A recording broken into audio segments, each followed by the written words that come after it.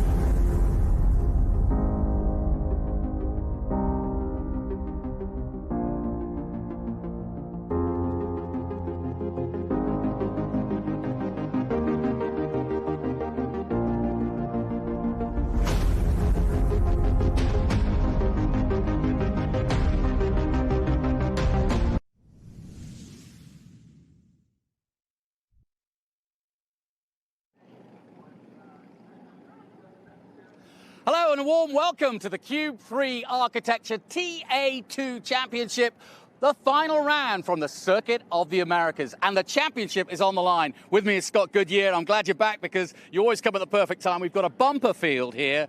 Rafa Matos is really just one hand away from taking the title, but Merrill still has a mathematical chance. And we only have to go back a few years when Merrill won it against Rafa Matos to know we don't count anything out. You know, I talked to Rafa this morning, and he knows he's just sort of got to get here and take the green flag, but that weighs on your mind because you're listening to everything with the engine and to make sure nothing happens, no flat tires. You got to get out there and take the green flag. Yes, he's won the championship, but no, he's not won the championship yet. It's one of those deals. Yeah, it's going to be really interesting.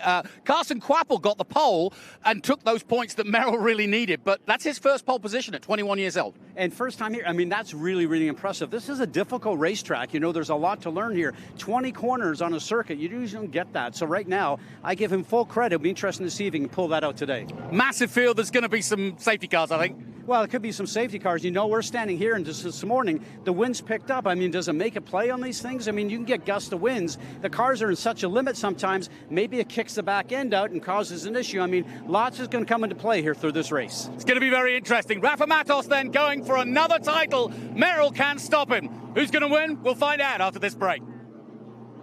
You've got a business to run, big and heavy products to ship, and customers who need them now.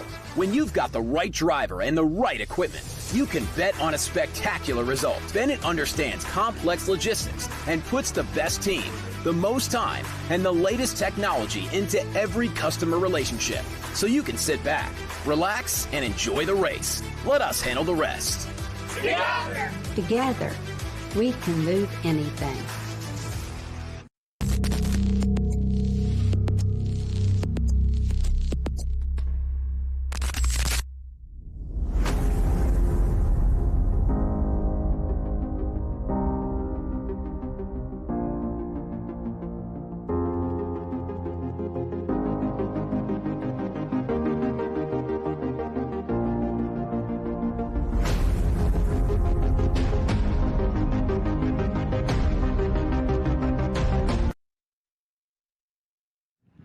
Ladies and gentlemen, welcome back to the COTA SpeedTour. I'm here at the grid for the Cube 3 Architecture TA2 Series. We've got Nick Middleton here with Cube 3. He's made it to every event. Then my friend Bob Accardo here, one of the faster drivers in our Western Championship. And Bob, you've brought your friend Jackson here. Tell us about Jackson. So Jackson is a guest. Him and his family are a guest from the Make-A-Wish Foundation and in the Austin area. And so I've had a dream to, try and create some memories for this little boy. He's been through a lot. Him and his family. He's extremely resilient and extremely brave. And I feel honored to be able to host him and his folks and create some memories that they will remember for forever and ever, hopefully. Nice. I love it. Love Make-A-Wish Foundation. Andrea's here from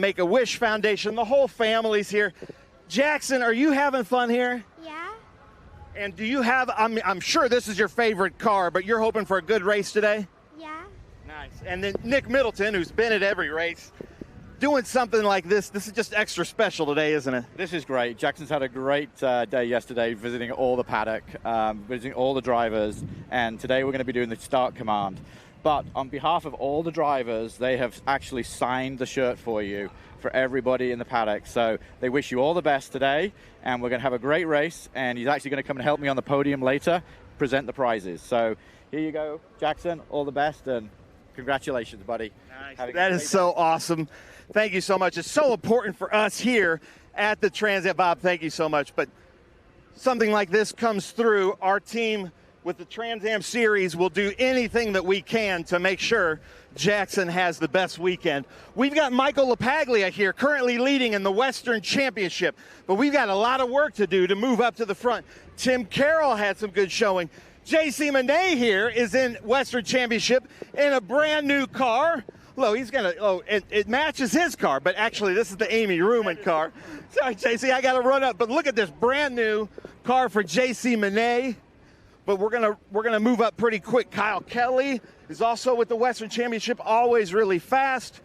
Adam Andretti, I talked to him last night. He's a little bit disappointed with the finishing he had in the qualifying.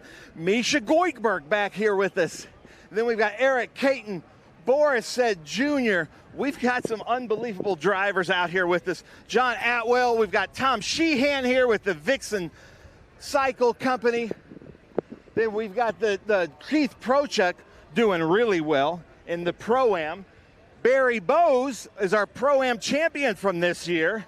But then we're going to talk about this real quick. In honor of Hutch. This is Pete here. Hutch is Pete's dad, who just passed away a few months ago. So Hutch is on Rafa Matos' car, and Rafa could clinch the championship. We've seen him all kinds of pole awards. He's the most winning driver ever in TA2. You've got Pete behind you, Hutch on your car. Lots of pressure here, Rafa. Yeah, it's an important weekend for us. We're honoring Pete's father, Hutch. So it's an important race for us. Not only we were able to clinch the championship here, but you know, a long season, a lot of work involved. It's a group effort. Came down to COTA. Hopefully we'll do our thing here and clinch the championship and celebrate it tonight. Nice. Pete, I'm going to talk to you after he takes the green flag. Then I've got to talk about this. In the Western Championship, Tim Barber, who's second in points, qualified way up front with Dig Motorsports out west. Then we've got Brent Cruz joining us. You can go by, it's okay. Brent Cruz is back with us. Thomas Annunziata, Nathan Hearn, who always does super well with us. But then the one guy that's mathematically available, and I can't leave this out. Last time I left you out, and we saw how that went. But you're still in this thing. So, and I saw your dad here. So this should be a really good race. And are you here to win the race, to run for a championship? What's your motivation? It's just another race day, man. I've always show up to win, so that's what we're going to do. I don't even know the math, but I know it's going to be pretty darn hard to win a championship without winning the race. So that's what I'm going to do.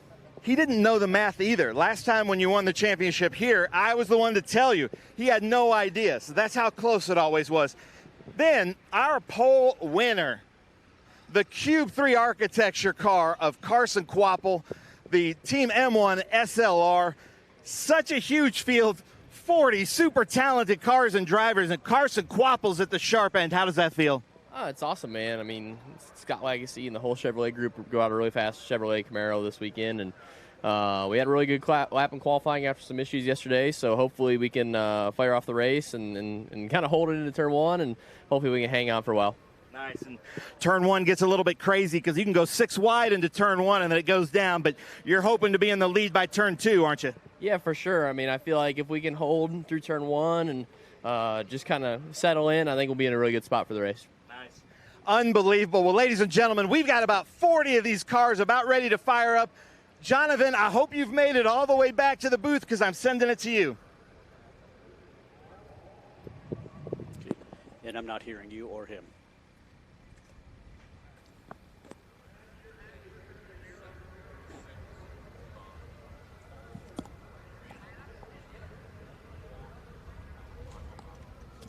And we welcome our viewers on MAV TV as we welcome you to a cloudy Austin as we get ready for the Trans Am Series. The final round of the 2024 season. This is our traditional venue for the end of season. We'll have our banquet tonight and we'll celebrate everything. And as you can see, clouds in the distance. Alongside me, Scott Goodyear. And Scott, doesn't look as though it's going to rain, but you never know. We saw it last night. It was on and off again, wasn't it? You know, it doesn't take much. There's a drought here in Texas, and we had this with our F4 and FR cars here this yesterday because we had one race that looks like it was going to head to rain, but because there's been a drought here, if it ever rains and you get a little bit of moisture on this racetrack, I mean, all that grease and everything comes out. This will be one slippery racetrack. Don't think that's going to happen today, but drivers are very much aware of that for certain. It's going to be interesting. We've seen some great races here, and it does throw up good racing. This is a good track for overtaking. I know you're a race director in the single-seaters, and you've seen some good racing already. Here's our grid then, and it was Carson Quapple, the young 21-year-old, who took the pole, his first ever in Trans Am, and that is a real disappointment for Merrill because he needed every point he could get. Great to have Nathan Hearn and Annunziata on row 2. Cruz, our former champion, is back. Alongside him is Hurley. Then it's Drew and Matos. Matos, of course, just needs to really get out there and get going and stay out of trouble. Lostowski and Tristan McKee, another one of the young hopefuls coming up. We just seem to be breeding them here. And there's another one. Ben Mayer, Austin Green. Slater is back. Sam Corrie alongside him. Then on row 8, it's Barber and Bowes. And Tim Barber, the first of the West Championship. Kith Procek and Tommy Sheehan on row 9. John Atwell and Boris Said Jr. Just behind them. Then it's Caton Goikberg, Andretti, Kyle Kelly, Minette and Carroll, and that is the grid for this. Let's head down now for the grid interviews. Ben Sissel, down to you. Well, thank you very much. I'm here with my friend Nick Middleton, who's at every race. Great sponsor, the Cube 3 Architecture founder, CEO. But Nick, we've got something special. I know this is really special to you. Take the mic. Tell us a little bit about this, and you're going to give the start commands. Well, thank you very much. This is a great opportunity for the last race of the season. We've got a lot on the line today. We've got a lot of championships going to be playing, but I'm here with Jackson, and Jackson and I are basically going to start the what are we going to say? Start your engines? Drivers, start your engines. There we go. That's on your command. So a nice little gesture there from Nick Middleton, the head of Cube 3 Architecture, our title sponsor, and that's been great to have those guys on board. We could just see out of Lostowski's view the Concord American flagpole car of Rafa Matos, and opposite him is Keith Procek. But it's this man who's creating all the news, a man who has done a lot of late model racing and Xfinity and truck racing, you name it.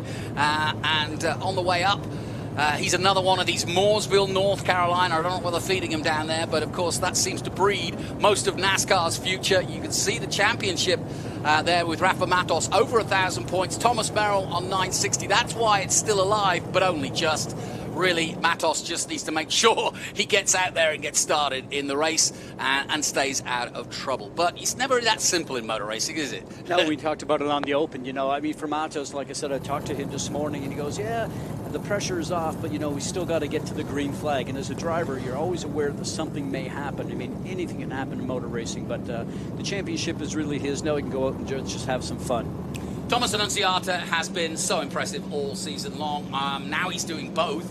He's doing TA and TA2, so he's getting plenty of track time. But he is another great successful story. If Zilich and Brent Cruz were last year's success story, there's no question that Annunziata is this year's, as along with Ben Mayer and a few other youngsters like Tristan McKee coming through. Jake Drew, another one, and Carson Quapple, obviously. There he is on pole position as he heads out Big Red for the first time. Scott, obviously there's been some resurfacing here at Circuit of the Americas. You've had, 5 races here in single-seaters. Any complaints about the track surface or bumps? I haven't heard it. The paving that they did since last year certainly helped, especially our cars, because they're very close to the ground. You know, you end up putting the floor on the ground, scrubbing the car on the ground, which slows the cars down a little bit. The other thing too, Johnny, though, is if the car hits too low, and it can actually make the car lose control, or you lose control of the car because it's taking the wheels off of it. And I say that experienced drivers don't have that problem, but I've got all these young rookies coming in. We had 5 guys this weekend that were new out of karting into our junior F4 car. So what ends up happening is that they're learning all this stuff for the first time. And so that's what I watch, and I really guide them in the driver's meeting to make sure that these guys don't have that problem, but the bumpiness certainly causes the car to move around underneath you. And if we get some big wind gusts here, I mean, as you know, as a driver, you've got to be aware of, watch the flags. You see how big the flags are here? I mean, we talk about Indianapolis, the speedway. We go down the turns, we look at the windsock, and we know what we're going to do as far as the turn is concerned here. The windsock's very small. The Texas flag here is absolutely huge. And the American flag is one of the big. It would cover the entire grid if it fell that hard down. It would up in turn 1. So you look at that, but my point is that if that flag is straight out, it's telling you how windy it is. It will affect your car, especially the S's. Well, inherently here, and I've been coming here since the first ever race in 2012, the wind comes effectively east to west, so down the front straight, and therefore a crosswind down the very important long back straight coming into 12. So that's where you really feel it, is going up that 133 feet. Then you get blasted by the wind, and it's easy to miss your braking point because the wind is kind of playing on you. And then you're talking about going down the front stretch. So the guy leading, actually, he's breaking the wind. The guy behind him gets a better run because he's going to get a better draft. Good point. Yeah, and another thing we need to mention, if people tuned in and watched Formula 1 here a few weeks ago, and of course it was all about track limits, but previous winners, there you see it. Merrill has won here, Matos has won twice here, Mark Miller obviously not here, but everybody else that has won here in the last few years is here, including Annunziata. I've forgotten about the fact that Annunziata has won here. Now, there you see the flag for the first time. And what would that tell you if you were Adrian Lostowski? Yeah, knowing that it's very large, so it's going to give you a tailwind going down the hill into 2 here. It will affect the handling of the car, but then that crosswind that you mentioned going through the 2, 3, 4, because that's the S's there. There's still a few little rolling hills in the S's and what have you, but you see here they've done a great job with the pavement here. F1, you know, if you're going to an F1 racetrack, you know it's going to be billiard table smooth. Yeah, no question. Well, as I just mentioned, the track limits, if you turned into Formula 1, there was a lot of track limit problems there, 19 and 20 and so on. Well, these guys aren't dealing with that, but they are in this section. And this is exactly what you're talking about. You cannot go too far off track, or at least track limits here in the S's, but they are quite lenient at 19 and 20. Well, as we go through there, you'll see the orange curve. We just passed one there on the left-hand side. You look right over there in the candy stripe, and you'll see these small little orange curves. One's coming up here. This is a small one. We just passed it there on the left-hand side, and there's one on the left there. So what I'm saying is that our cars, for the single-seaters, I don't have to worry about track limits in the apex because they're not going to turn around and hit it. In this race circuit, as we're looking at right now, some of the best races are passing anywhere. See on the start, it gets a little hectic sometimes. Draw from off had a spin there in 2022. Through the S's, this is a super fast sector. Really important to place the car in the right spot. In the race, if you do it wrong, you can get a penalty, so you have to make sure you stay within the track limits. Going into turn 11, another great passing opportunity. You can see Merrill going down the inside of Nathan Hearn here in 2023. One of the many hard hairpin turns, hard on the brakes. You can get a great passing done. Turn 12, another great passing zone. End of the long back straight, you're going like 165 miles an hour. You can see Hearn pass Merrill right back the corner after. Through this tight stadium section, and then you're going into the long carousel. You're in the turn for like probably 5 seconds, so it's really important to have a good car setup. You can have the rear sliding through here, and you can burn up your tires too much. 2 other left-hand corners, and that rounds out a lap at Circuit of the Americas. One of the hallmarks here of this Circuit of the Americas. So a lap of the circuit, and as you can see, weaving from side to side behind the Ginetta. The lights are off on the Ginetta. Look at this massive field, Scott. Have you ever seen such a sight? Well, you know what I think about this? If you're at the front, you got some great racing going on, but a lot of times if you're maybe not up in the top 10, it starts to filter out a little bit. There's going to be racing all the way through the field. That's the fun thing about it, especially for the last race of the year. Even if you're in 15th or 30th, you're going to have a great race. Well, there's no question that there is going to be a lot of battles, and of course it's the last race of the season, and Scott, as a racing driver, it doesn't matter where you finished in the year, this is the place that you want to at least go to the winter going, that was a good finish. Well, it's a fact here that this racetrack is one of the most famous in the world, obviously, especially because F1 comes here. But it's so raceable, Johnny, because there's so much pavement here, even through the tight stuff that we see right now. I saw this in our single-seater cars. As we go underneath the bridge right there, you can see people all across the bridge getting ready to watch this race happen. This is a raceable track, and every inch you can go and have an opportunity to pass. All right, then, here we go. We are 2 by 2 heading down towards 19, the penultimate corner here at the Circuit of the Americas. They will round the corner at 20, and then the control of the race will be with Carson Quapple. And I tell you what, a big moment for him. This is his first ever pole start in Trans Am. Now, that's a mighty bit of responsibility given the hungry field behind him. In they come then, beautifully seen from the drone at turn 20. And once they get straightened up, the green flag will be further down the track. It's right at the far end of the circuit, so a little further down. That's why we're 2 by 2. We're on board with Lostowski, but this is a key corner and a key turn. The first turn here is away we go for racing in the Q3 Architecture TA2 Series. Good start from Quapple, and he's done a good job. Round the outside goes Merrill. He's going to go wide a little bit, but oh, he's got into trouble. Luckily, Merrill escapes, but another car goes further off track. I'm not sure who that was, but it's margy-bargy, as they say, right at the very get-go of this. But it is Carson Quapple leading from Thomas Merrill, and Annunziata in third, Brent Cruz in fourth. Yeah, I'm laughing at this because if this was our cars with all the single-seater stuff and the open wheels, with as much bumping that went on in turn 1, we'd be picking up a lot of parts right now. Yeah, you would. Yeah, this is very much NASCAR style. I love this stuff. It's excellent, and they know how to navigate it too. They've got great skills. Now, there was a lot of dust down here yesterday, and it's going to form again here, and that makes it very slippy over 9 and into 10, and now they've come through 10 down towards the first real overtaking opportunity at 11. Got to get this right, though. If you're not going to make an overtake, you've got to be gingerly into 11 and then get it straightened for the long run down through to 12, because this is where the power and the muscle of the muscle cars does the business.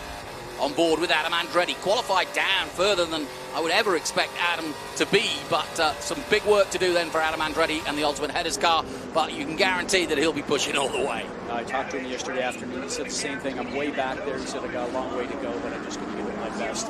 Oh, there we go, right there. We talked about having the fenders in the cars. You can go, pardon me, excuse me, I'm coming through. A little bit of argy-bargy, as you talk about. They can lean on each other here and get away with it. Well, it's amazing. I said that Matos needs to stay out of trouble, and that's not what he's doing right now, because he is literally bumping door panels with the number 20, and that's not going to help his quest to just finish the race. And that's all he really needs to do, and the championship is his. Thomas Merrill, though, needs to go on and get as many points as possible. That was Javier Leos who was against him. On board with Lostowski through 18. He's behind Austin Green in the three-dimensional services car. And yeah, that's what I'm talking about with track limits. Well, they don't have track limits on the exit here, just track limits on the apex area. So you see a lot of these guys go outside what we call the candy stripe, that red and white that you never saw the Formula One cars or our cars go over. And these guys, there's no track limit rules for them, so they can use as much track as they want. Yeah, it's all very well, though. But if you go too far, when you come back, there is a bunch of grass and dirt to be greeted with. Right. And so, you know, it's all very well saying, oh, well, I've got plenty of room. Yeah, but you can get yourself in trouble real quick. Well, you also maybe caution yourself maybe a little bit of time if you use too much. The other side, too, is that you can't come in and affect the other cars on the racetrack. So you got to make sure that you're back entering and flowing in with the traffic there. You just can't come over and take somebody out. So Nathan Hearn picks up the lead from Merrill. Annunziata is third. Cruz, Drew, Mayer. So where has Quapple gone? Quapple's just disappeared. So Hearn now leads, the Australian from Lismore, New South Wales. Leading the way. He's never won a Trans Am race. And this would be a huge story. Brent Cruz in the distance there. Behind Cruz is Jake Drew. Jake Drew's having a great season too. Then it's Anderson and Apple in the battle for the West Coast further down there in 26, 27. We'll keep an eye on this huge field.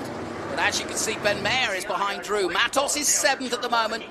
Josh Hurley is 8th. McKee 9th. And Evan Slater rounds out the top 10. We were looking at Austin Green. He's in 11th. Lostowski behind him. We were on board. Barber leading the way for the West Coast. And it's Quapple down in 14th position. Now, he must have spun or something, because he's gone from first to nowhere. But he's still out there. Might be a mechanical issue as well. There he is. No, he's scything his way back. On board with Lostowski in 11th place. There's Quapple. No, I can't see any damage. I think he must have just spun on his own. just gone wide on his own. Well, it takes a couple of laps, obviously, for the tire temps to come up. It could have been touched, as you said. Anything can happen. The thing that I always remember, I only ever did a couple of Trans Am races. Remember, this is just raw American cars with a lot of horsepower, no traction control, no aid, so it's really up to the driver. And you got to make sure you keep the tires on the back of these cars, obviously. But you got a lot of work through a lot of the sweeping S's here, Johnny, and that it really can wear out the tires if you're really working with the throttle and taking the rear tires off the cars. So these guys have to be a little cautious with that, but I love the raw horsepower. Yeah, no question about it. And this race now starting to settle down. Nathan Hearn knows that Thomas Merrill is the man behind him. And Annunziata is the one I'm going to keep an eye on. He's going for the young guns, and he's got a great lead in that at the moment. And so he will want to finish off his year on a high. He's also racing in the next race in TA, so we'll be looking forward to that. But as you can see, the top 5 now starting to spread their wings a little bit through the S's. Now they've got to be careful through here. This is where there are limits, and that's, I think, okay from what Merrill just did, just scraping the side there, but they can't get off the second white line. If they go over that, that is going to be an infringement, but there's really no point in being out there, and you'd be in trouble if you were out there. Lovely shot from high above. Down to 11 then. Annunziata trying to stay with Merrill, but Merrill doing a good job of just gapping him. Here it comes. Oh, Jake True makes his move on Brent Cruz, and that was a lovely move on the former champion. But whenever you run side by side like that, when you have to have really confrontation getting the turns, look at them, we're starting to run over here and trying to push the guy off now. That's not very very polite, as they say, but I will tell you that it's interesting that these guys are going to have to start working together. They're going to lose touch with the first group there. Side by side, trying to outbrake the other one. You can see a little bit of bumps. This is where the surface has not been repaved. So a little bit of bumps under braking certainly affects the car. You can see the car right now sort of moving itself. Well, we've got some great future stars. These two, Brent Cruz and Jake True, got a huge future ahead of them. And we're going to be watching them in their future for sure. Connor Zilic has already flown the coop. Likewise, Connor Mosak. And we're keeping an eye on all of our graduates because it's been, in the last few years, just a fantastic breeding ground for young drivers. And Nick Tucker has got plans for Nitro Motorsports to do more in the West Coast. He's already signed 2 youngsters for next year, and I think we'll see more and more of that going on, where they go to the West Coast and then eventually they end up here in the National Championship, and that's just what we want. So it's Hearn, Merrill, Annunziata, Cruz, Drew, Bayer, Hurley and Matos. Plenty of racing, though, still to come from this one. Hearn wants this so bad. He's been traversing between Australia. He comes from Liverpool, just south of Brisbane, about 200 kilometres south of Brisbane. He's a multiple Trans Am champion in his own country. I saw him do the Trans Tasman Championship where there was 6 races between the Kiwis and the Aussies. He won 5 of them. Oh, and a spin for the 27. That's Barry Bowes. And, of course, Barry Bowes has had an immaculate season all year, and that's the first mistake I've seen him made from 15th place. He's got some stuff dragging on the car there, Johnny. It looked like on the right-hand side something was actually on the ground when he went to pull away, creating a lot of sparks there. So I'll have to see if that's something that's going to affect him. And he may possibly come into pit lane to have that repaired. Yeah, Barry Bowes was 15th. He'll have lost a lot of places in that little excursion. No change at the front. And if anything, more players coming into the game. Drew is still battling hard, but it's Ben Mayer now in 6th place, and the youngster, the 15-year-old, just ahead of Hurley in 7th place. Or if somebody goes slightly wide with the dust. There's a lot of building going on. They're building a theme park here, and so the building, there's a lot of dirt in piles, and so we're seeing more dust than we normally would here offline. Well, especially right now because of the wind that we talked about earlier. Yeah. Not only are they doing the theme park with the roller coaster, but over here by 11 where we're seeing some of that dust, they're actually putting in what they call Turn 11 condos. So a lot of building going on, huge buildings going in for gentleman type condos and racers. So yeah, I noticed that when we got here the other day. Yeah, you can see the dust for yourself now. Well, that's caused a little bit there. These guys driving through the dirt, so that's not helping the situation. Oh, and Slater gets pushed wide. That's, well, I'll ask the race director. That can't have been that. Well, you know, in any form of racing, that was a bit of a contact, wasn't it? Well, it is a little bit. I think the rules are a little bit more liberal here when you've got fenders than they are in our cars. So then, Hearn, Merrill, and Annunziata, your top 3. Then Cruz in 4th place. We welcome our viewers back on MAV TV as it's getting fast and furious here. Adrian Lostowski, a beautiful move at turn 20, the final corner, but it's not over yet because they are able to go wide here. He keeps his foot in beautifully, does Evan Slater, and that has given the car behind, and I think that's Quapple, the chance to get in on the act. And Lostowski trying to make the way past Slater again.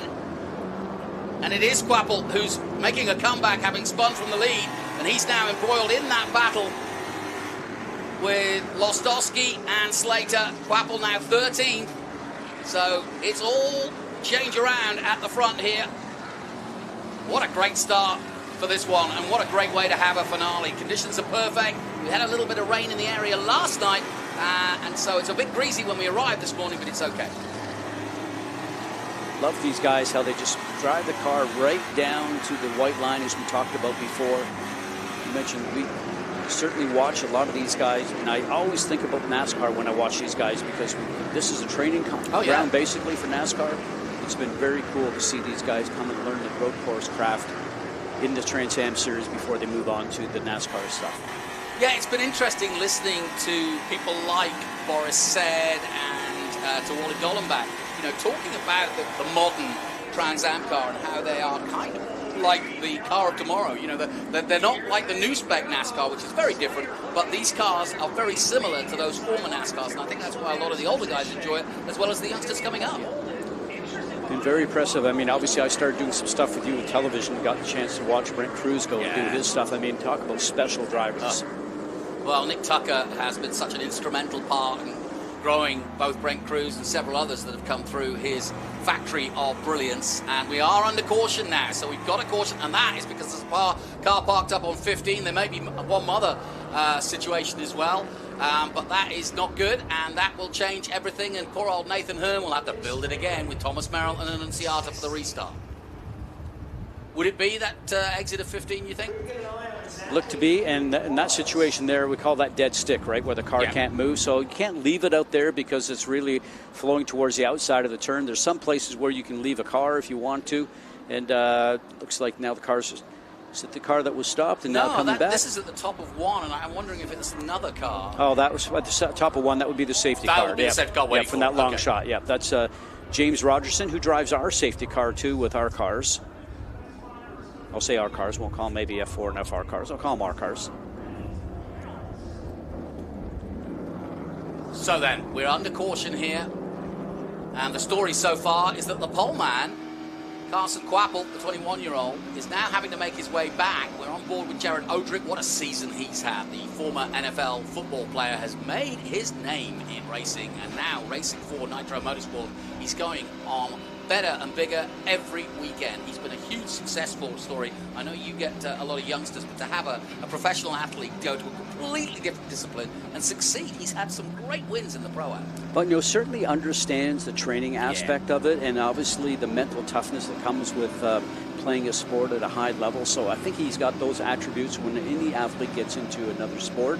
It's whether or not you have the ability and the talent to be able to do that new sport that you're stepping into. I mean, we saw Michael Jordan try different things, and it's that sort of thing that you have to think about. I mean, you're used to being under the gun or having pressure, and especially with the high-level sports. Yeah, there's no question that he's got that discipline. He said to me in Sebring, he said, you know, when he's playing football, he's so aware of his body and how to move his body and control his body. And he hasn't found that sort of same feeling yet with the car. And I said, but yeah, when you do, it'll be instinctive. Yep. And I said, and that's where you'll have the advantage over guys that take longer, because they're not used to being in sync either with themselves or with the machine. And I always say, especially to our young drivers that come into our series, you know, they come out of go-karts into our series. It doesn't matter if you come into a tin-top car like a stock car or these type of cars or any type of car you're in.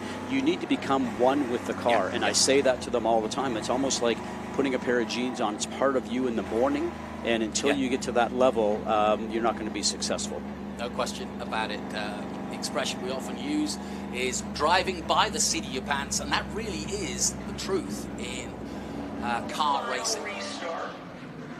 It's so much more difficult here because the cars are so much heavier. A lot of these guys are coming out of the junior formulas, like these cars would have done dirt and everything of that nature. It doesn't really matter when you're transferring into new cars. You have to make that adaptation into the type of car that is. And like I said, I've only driven these cars a little bit and the IROC cars. I mean, such massive weight. You have to be gentle on the brakes and take care of the tires. Well, let's head down and find out what happened to Carson Quapple. Ben is on the scene. Yeah, thanks a lot, Jonathan and Scott. I'm here with Kyle Bookman with Carson Quapple. Started pole, and we're not sure what happened to him. He fell way back. Yeah, I'm not sure what happened coming out of turn one. I don't know. For some reason, he went wide. I think he got a little help from behind, but he's good enough. We'll come back through. Nice. So you have the confidence, and you know you've got the driver talent that car's going to come back through and be back at the sharp end. Oh, absolutely. He says the car's still good. There's no damage to it, so he'll come back through. Nice. Well, there you go. That's Carson Quapple there, started pole. Back to you, gentlemen. Thanks, Ben. And there is Quapple, and as you can see, he has to overtake to get back to the sharp end, but he is a very talented young man. Another Mooresville graduate. Look at this on the bridge. Great way. Everybody loves the bridge, and both bridges, one at turn 3 and one here at turn 15, 16.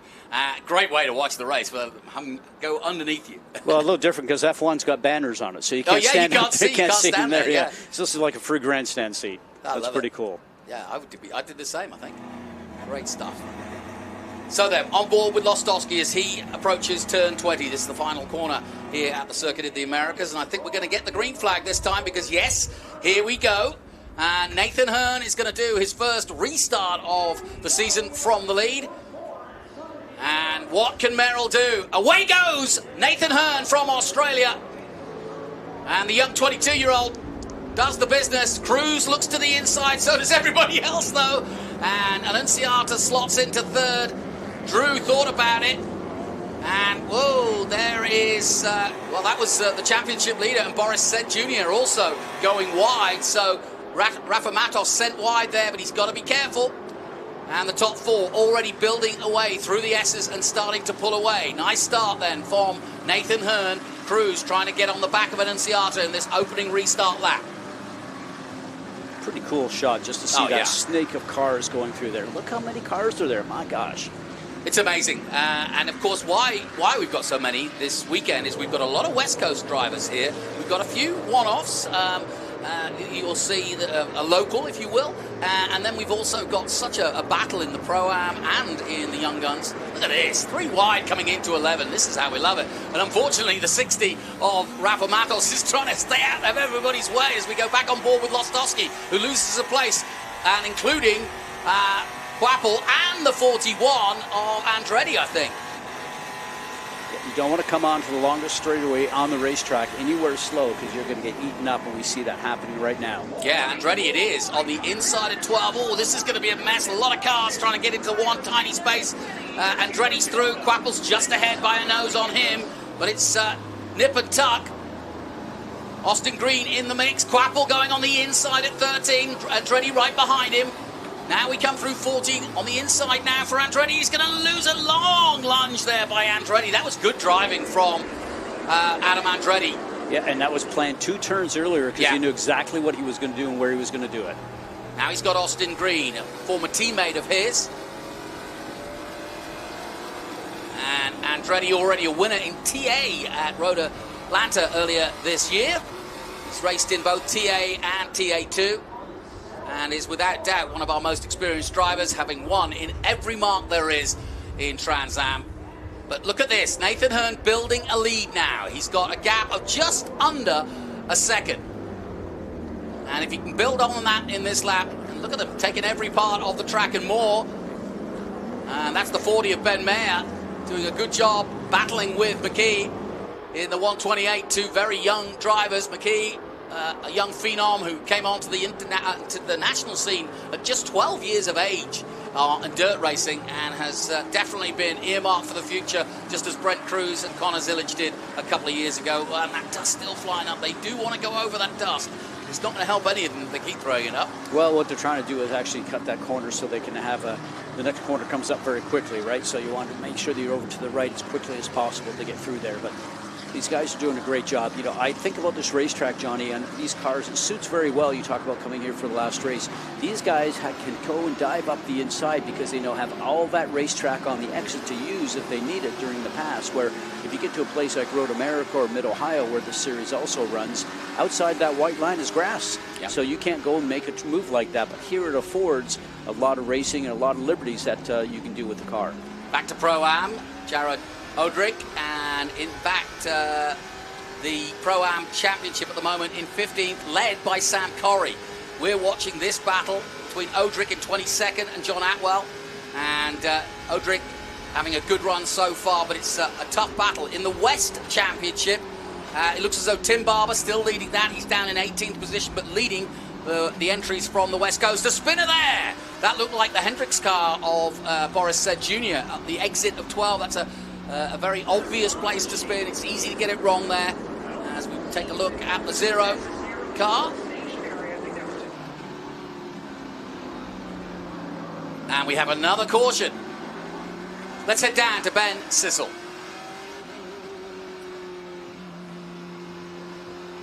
Who's coming in? Barry Bowes. Hey, so thank you so much, guys. Sorry about that, I'm checking, but Barry Bowes, our Pro-Am champion, is going to be coming in. You can see the Team SLR. The team is working to change the front left tire is what I'm hearing. I was talking to Alan Mincy. Now, Alan Mincy there at the front is a tire changer champion with, I believe, the Kevin Harvick team. So they pulled him off of another team to come here to assist in this tire change. So we'll see. I'll point out Alan Mincy as Barry comes in. So Alan Mincy is there. He's the one, boots on the ground on his knees right there, looking to change Barry's tires. It doesn't look super bad. And now, like I heard you guys talking about the modern NASCAR, there's center lock wheels, but this is still the old lug nuts going on the wheels. But we can see that. And Jonathan, I'm going to send it back to you and Scott for your expertise happening here. Great stuff, Ben. And as you can see, tyres going on. Barry Bowes' car, the ASIO Data Company based here in Austin. He's moved, though, to Tennessee, but he is an Austin boy, and he's had such a successful season. He moved to this team, and he's never looked back since this season. And he's really suddenly vaunted up the lap board, as it were, because of the professional team he's working with, and because he's got that team. It was a one-man team before that. We saw a little bit of action with Andretti. Adam Andretti up to 14th position, and Barry Bowes will have lost that 13th position. So this bodes well for Andretti and Quapple coming through. Quapple now 12th, Austin Green 11th, and Evan Slater rounding out the top 10. He is in 10th position at the moment, and Rafa Matos is in 9th. Barry Bowes is out then. Well, the pressure's off it, yeah, isn't it? Because he just goes out there and he needs to just to enjoy what he's doing. And as you mentioned this morning, it's very enjoyable to be able to come to a racetrack knowing that your championship is all set and done. What he does a lot in the off season is he works with a lot of drivers, does a lot of coaching, a lot of drivers in go-karts also. As you know, we do the same sort of program working with young karters, because young karters come in, it doesn't matter if it's single-seater racing or tin-top racing like this, they all come out of karts, and that's where he spends his winter time, and he ends up going to what they call the Florida Winter Tour with some of his drivers. And I was down there with my son umpteen years ago, one big race in January, February, and March, and including the Rock Cup USA karting program. So he's giving back to young drivers coming into the sport back on the karting level where they all started from. So give him great credit for doing that. I bet you wish there was more Winter Series when you were coming up. Oh yeah, no, I mean we went to a place called Barnesville, Georgia. It was a winter nationals, but I mean karting is so prevalent right now. We just made a deal with Rock Cup USA, and we're involved with them, so they're racing at the Rio Hotel in the parking lot in Vegas this weekend. But all the young karters, they have aspirations. Doesn't matter if it's single-seater, IndyCar, Formula One, NASCAR, everybody starts in karts. Yeah, exactly. And as you say, having a relationship with the Radford School and with Rock, that really does get you a chance to see these juniors in action and also advise them where they should go next. Yeah, we work a lot with parents, even if they don't come into our series. It means you want to guide the parents out there, because, you know, we all understand the stuff that we're involved in, and parents are coming along and maybe they've got a young son or daughter that want to get involved in racing, and there's not really a book 101 on how to do this. So we certainly want to go and make them understand, and making sure that they're buying the right equipment. Obviously, whether it's a bell helmet and OMP suits, I mean, all the top gear out there, they want to make sure that they're understanding how to put their young son or daughter out there at being safe. We're under caution here at the Circuit of the Americas. This, the big last grand finale of the season, and it is the Australian Nathan Hearn would make a bit of history if he was able to win this. He's yet to win a Trans Am race. He came here and got 4th place about 3 years ago, and he's never looked back since. And he made a great name for himself coming back for a full season in 23, excuse me, and he's back again, but not for the full season this time. And so he's been sort of kind of commuting almost between racing in Australia, and then when he's over here, he'll do a bit of dirt racing, and so he's done some late model racing, and he's just had a lot of fun. He's connected with the Howe team, and this weekend, or Howe Chassis, and this weekend he's racing with the Fast Auto team. So he's building a good friendship and relationships with all of the teams here in the United States, and that's going to bode well. And I know that there's a lot of following in Australia for him, and Trans Am are growing quite quickly in Australia and New Zealand. So it's great to have Nathan flying the flag in many ways and showing just how good some of the talent is down under. When you think about down under, you talk about that, I think about touring cars. Yeah. All the time as you're talking about. It's just the racing series, even when I was growing up, everybody knew about the touring cars, and there's got to be a lot of ways to be able to transfer between the two. I mean, very similar cars in a sense, but that's where obviously down under, even Penske found Scott McLaughlin because, and now he's over winning races in the IndyCar series. So I think you just don't look in your country, within North America, per se. I mean, there's so many talented drivers around the world that we're getting a chance to see all those guys come this way. Well, the one that springs to mind for me is Shane Van Gisbergen Trackhouse. What a story that is turning out to be, because he's doing everything right. A little bit of smoke coming out of the 128 there, but I don't think it was something that's going to stop him. But yeah, Shane Van Gisbergen using all his supercar skills and multiple championships. Yeah, that does look a bit odd. Yeah, no, you see how the car's squirming there? Yeah. As we call it, snaking along. So report is right now it's got a flat tire, so he'll just have to get himself in there and get that changed. Good thing for him, it's under caution right now, so he's going to lose track position, but when he comes back out, he'll be able to get to the back of the queue. Well, that's one of the youngsters I've been talking about. That's Tristan McKee from Kannapolis, North Carolina in the SLR. So Scott Lagasse prepared M1 car Camaro, and I think he's just going to try and limp back. There he is, off. He's out of the way. And tire just came apart. Yeah. Ah, what a shame. Yeah, well, look, there's the rim. Yeah, well, the nice thing is he's actually underneath the caution period, so he's not trying to rush it in, because a lot of times the tires come apart like that and end up taking out the fender of the car. So is he doing damage to the rim here or not? Oh, yeah. And then as a driver, that's happening. It's going to be very loud inside the car. And but you know what? That rim will come off and it'll be now used for a hose holder in your house. Yeah, there you go. A hose holder. I bet you've got many of those. I love it. Well, Tristan McKee, definitely one for the future, but not today. Franklin Road prepared car is coming in, and we'll try to change wheels here as we're still under caution, our second one. Clouds are gathering, but I don't think we're going to get any rain in this one. And it is Nathan Hearn leading Merrill, Cruz, Annunziata. And it looks as though the pace car will soon be off. And we'll go racing again. Should be green this time as they come out of 19. There's the pace car going in, so that tells everybody we are going racing again. So the race is now controlled by Nathan Hearn. He did a good restart last time. The only one that really tried to challenge was Brent Cruz. And Annunziata now in 4th place. I can imagine he would make a break, and so Jake True. And away he goes, and that's good work again by Hearn. He's got those bullet starts. Merrill's gone with him. And as I expected, Annunziata making a move on fellow youngster Brent Cruz, just 19 years of age. Annunziata, and he up to 3rd ahead of our champion, Brent Cruz. Andretti right in the thick of it. Got Quapple in front of him, the pole man. But this has been a good recovery from Andretti.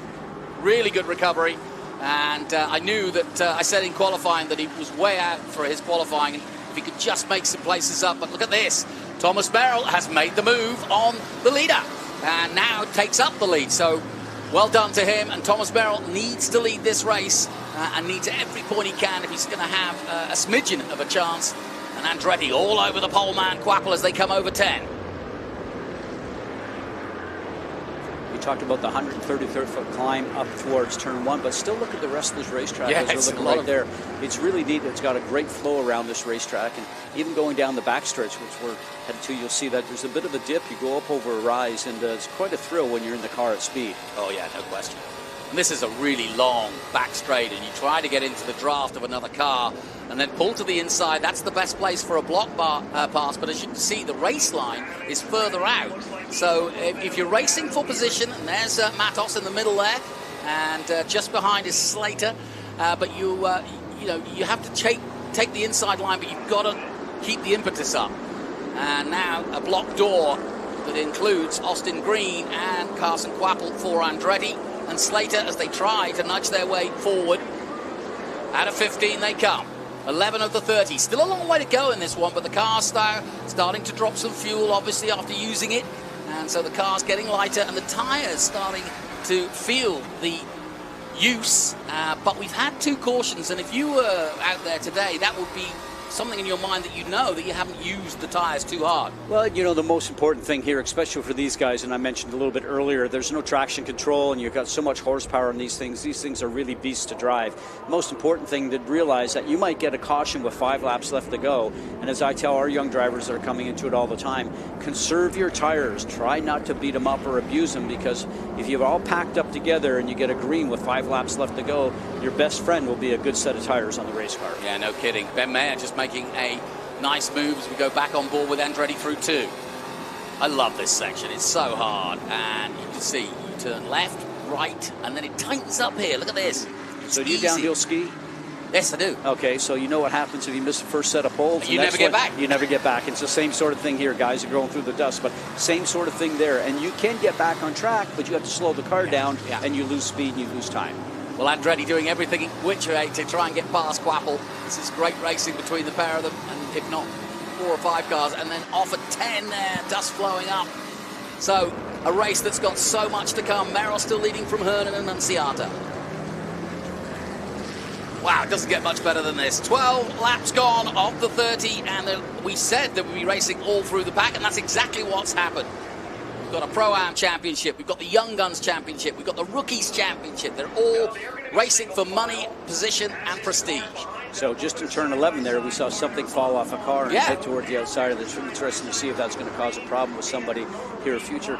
But just over 160 miles an hour coming down this backstretch into 12 here. Side-by-side action. We talked about all the excess track that's on the outside of the really proper racetrack here, allowing these guys to go ahead and make moves that maybe would be a chance to do if you're a race circuit that has the grass usually typically on the outside. So makes for a lot of passing ability. Be interested to see how many passes go in this one complete lap. Now there was a piece that we saw before, so I think that's why I think we're going to get a caution, and we do. We've got a caution, and our eagle-eyed Ron has got that. Our cameraman down at 11, and he is going right to that pit. What does that look like to you? I'm not really too sure. It's definitely off the line, so it looks like part of a tailpipe or something of that nature. But and it looked like, we had a car we talked about before. It looked like to me it was dragging the exhaust on it.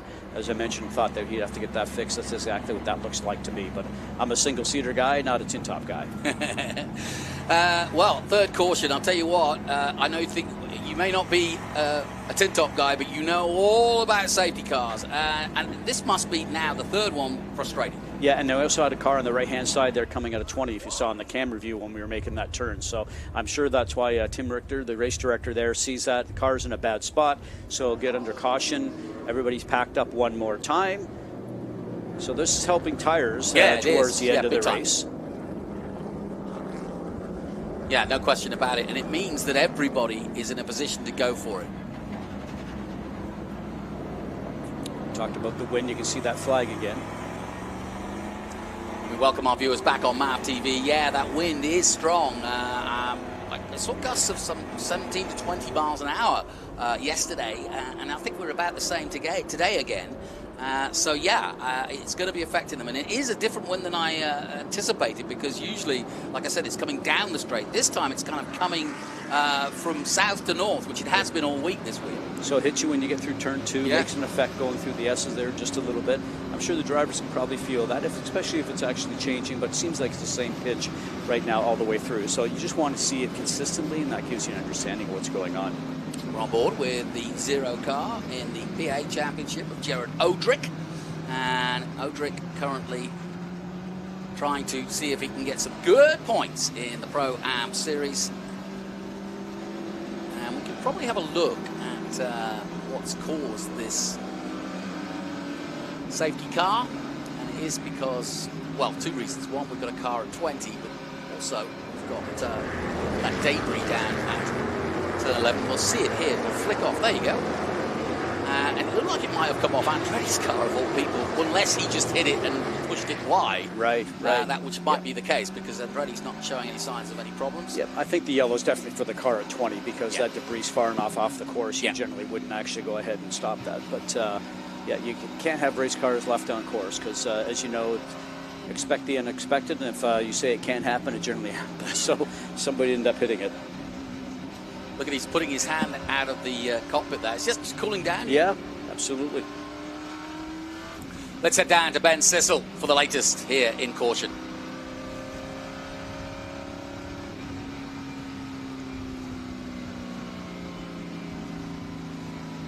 Then just getting into the situation, finding out what's going on.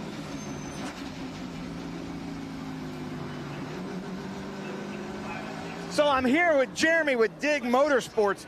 He's with Tim Barber, who came into this second in the points in the Western Championship. I've been following the Western Championship all season. It's been super close between like the top 5, but he's doing really well. And then the leader fell way back, Michael LaPaglia. So anything can happen here, Jeremy. It's all, yeah. I mean, if it stays like it is now, I think we got it. But it's still a long race to go. And I know you've been working really hard to build Dig Motorsports. You've got other cars available to rent on the West Coast, and we know that you're fast, and then you've got a coach like Tim Barber there. Why not do that?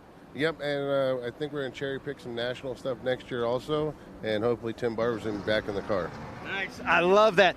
Well, Jonathan and Scott, if you don't mind, it looks like we're going to stay yellow for a little bit, so we'll follow me up here, try to talk to Doug Winston. Doug Winston has had some bad luck here at Circuit of the Americas the last couple years. You can hear the cars coming by, but we're going to try to get some comments.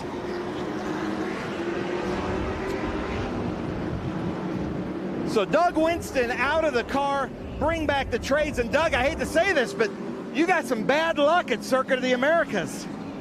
You're not kidding, but you know what? Look, that's the way it goes. That's racing. We lost an oil pump belt and lost the motor. But this is the last race for this car. We got a new car coming next year. And 2025 we're looking to.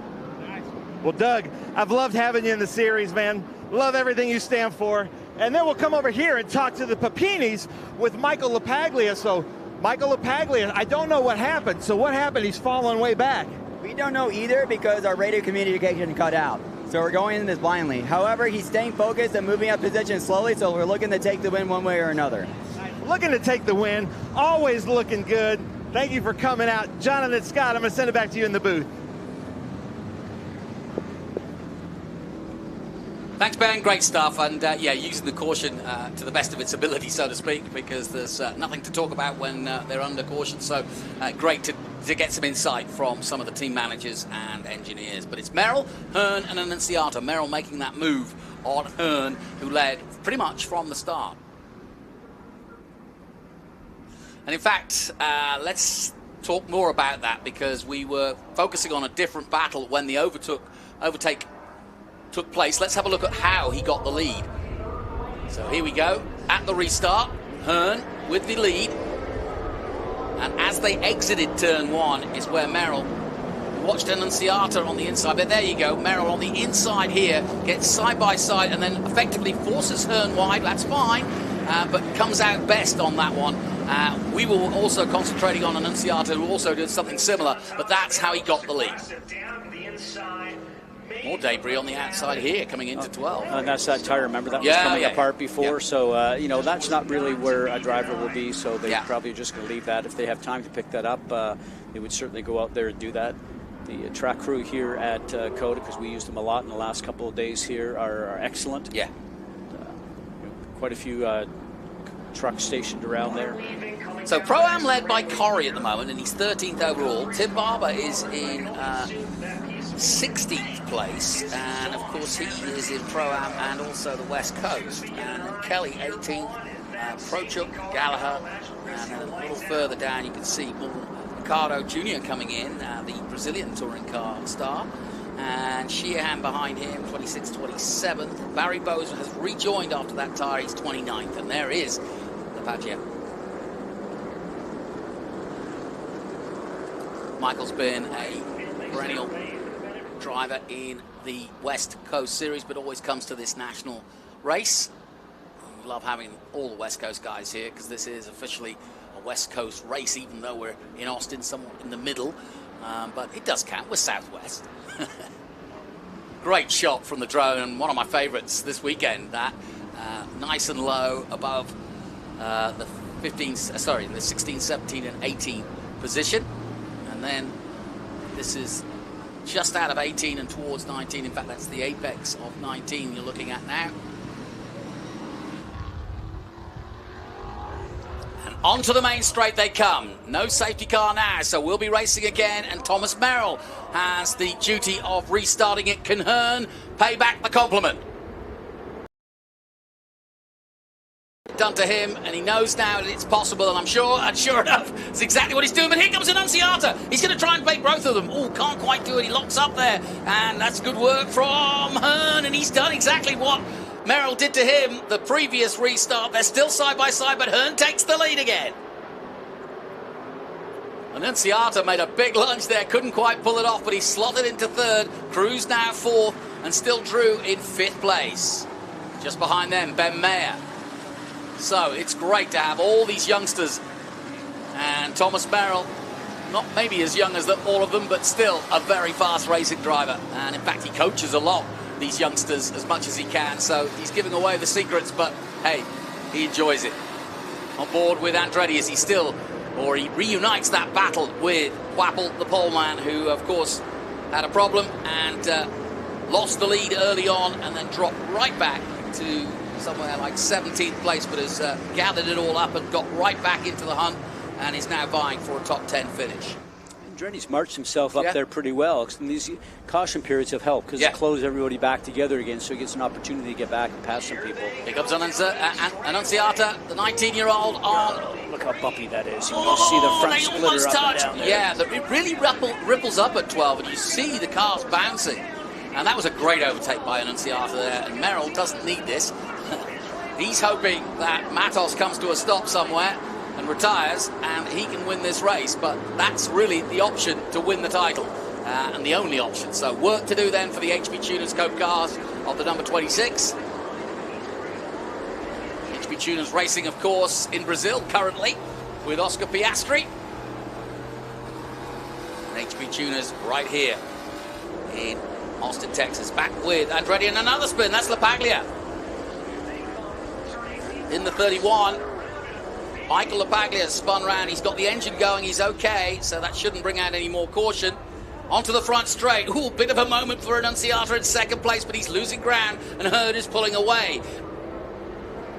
Merrill will want to get back up to second place as soon as he can. There's still a long way to go in this race. He comes to the outside now. Now he switches back to the inside. Classic overtake maneuver. Can't quite pull it off. Annunziata's fast and steady there. Another incident, 39 this time. Yeah, down in 12. We got some parts on the racetrack there.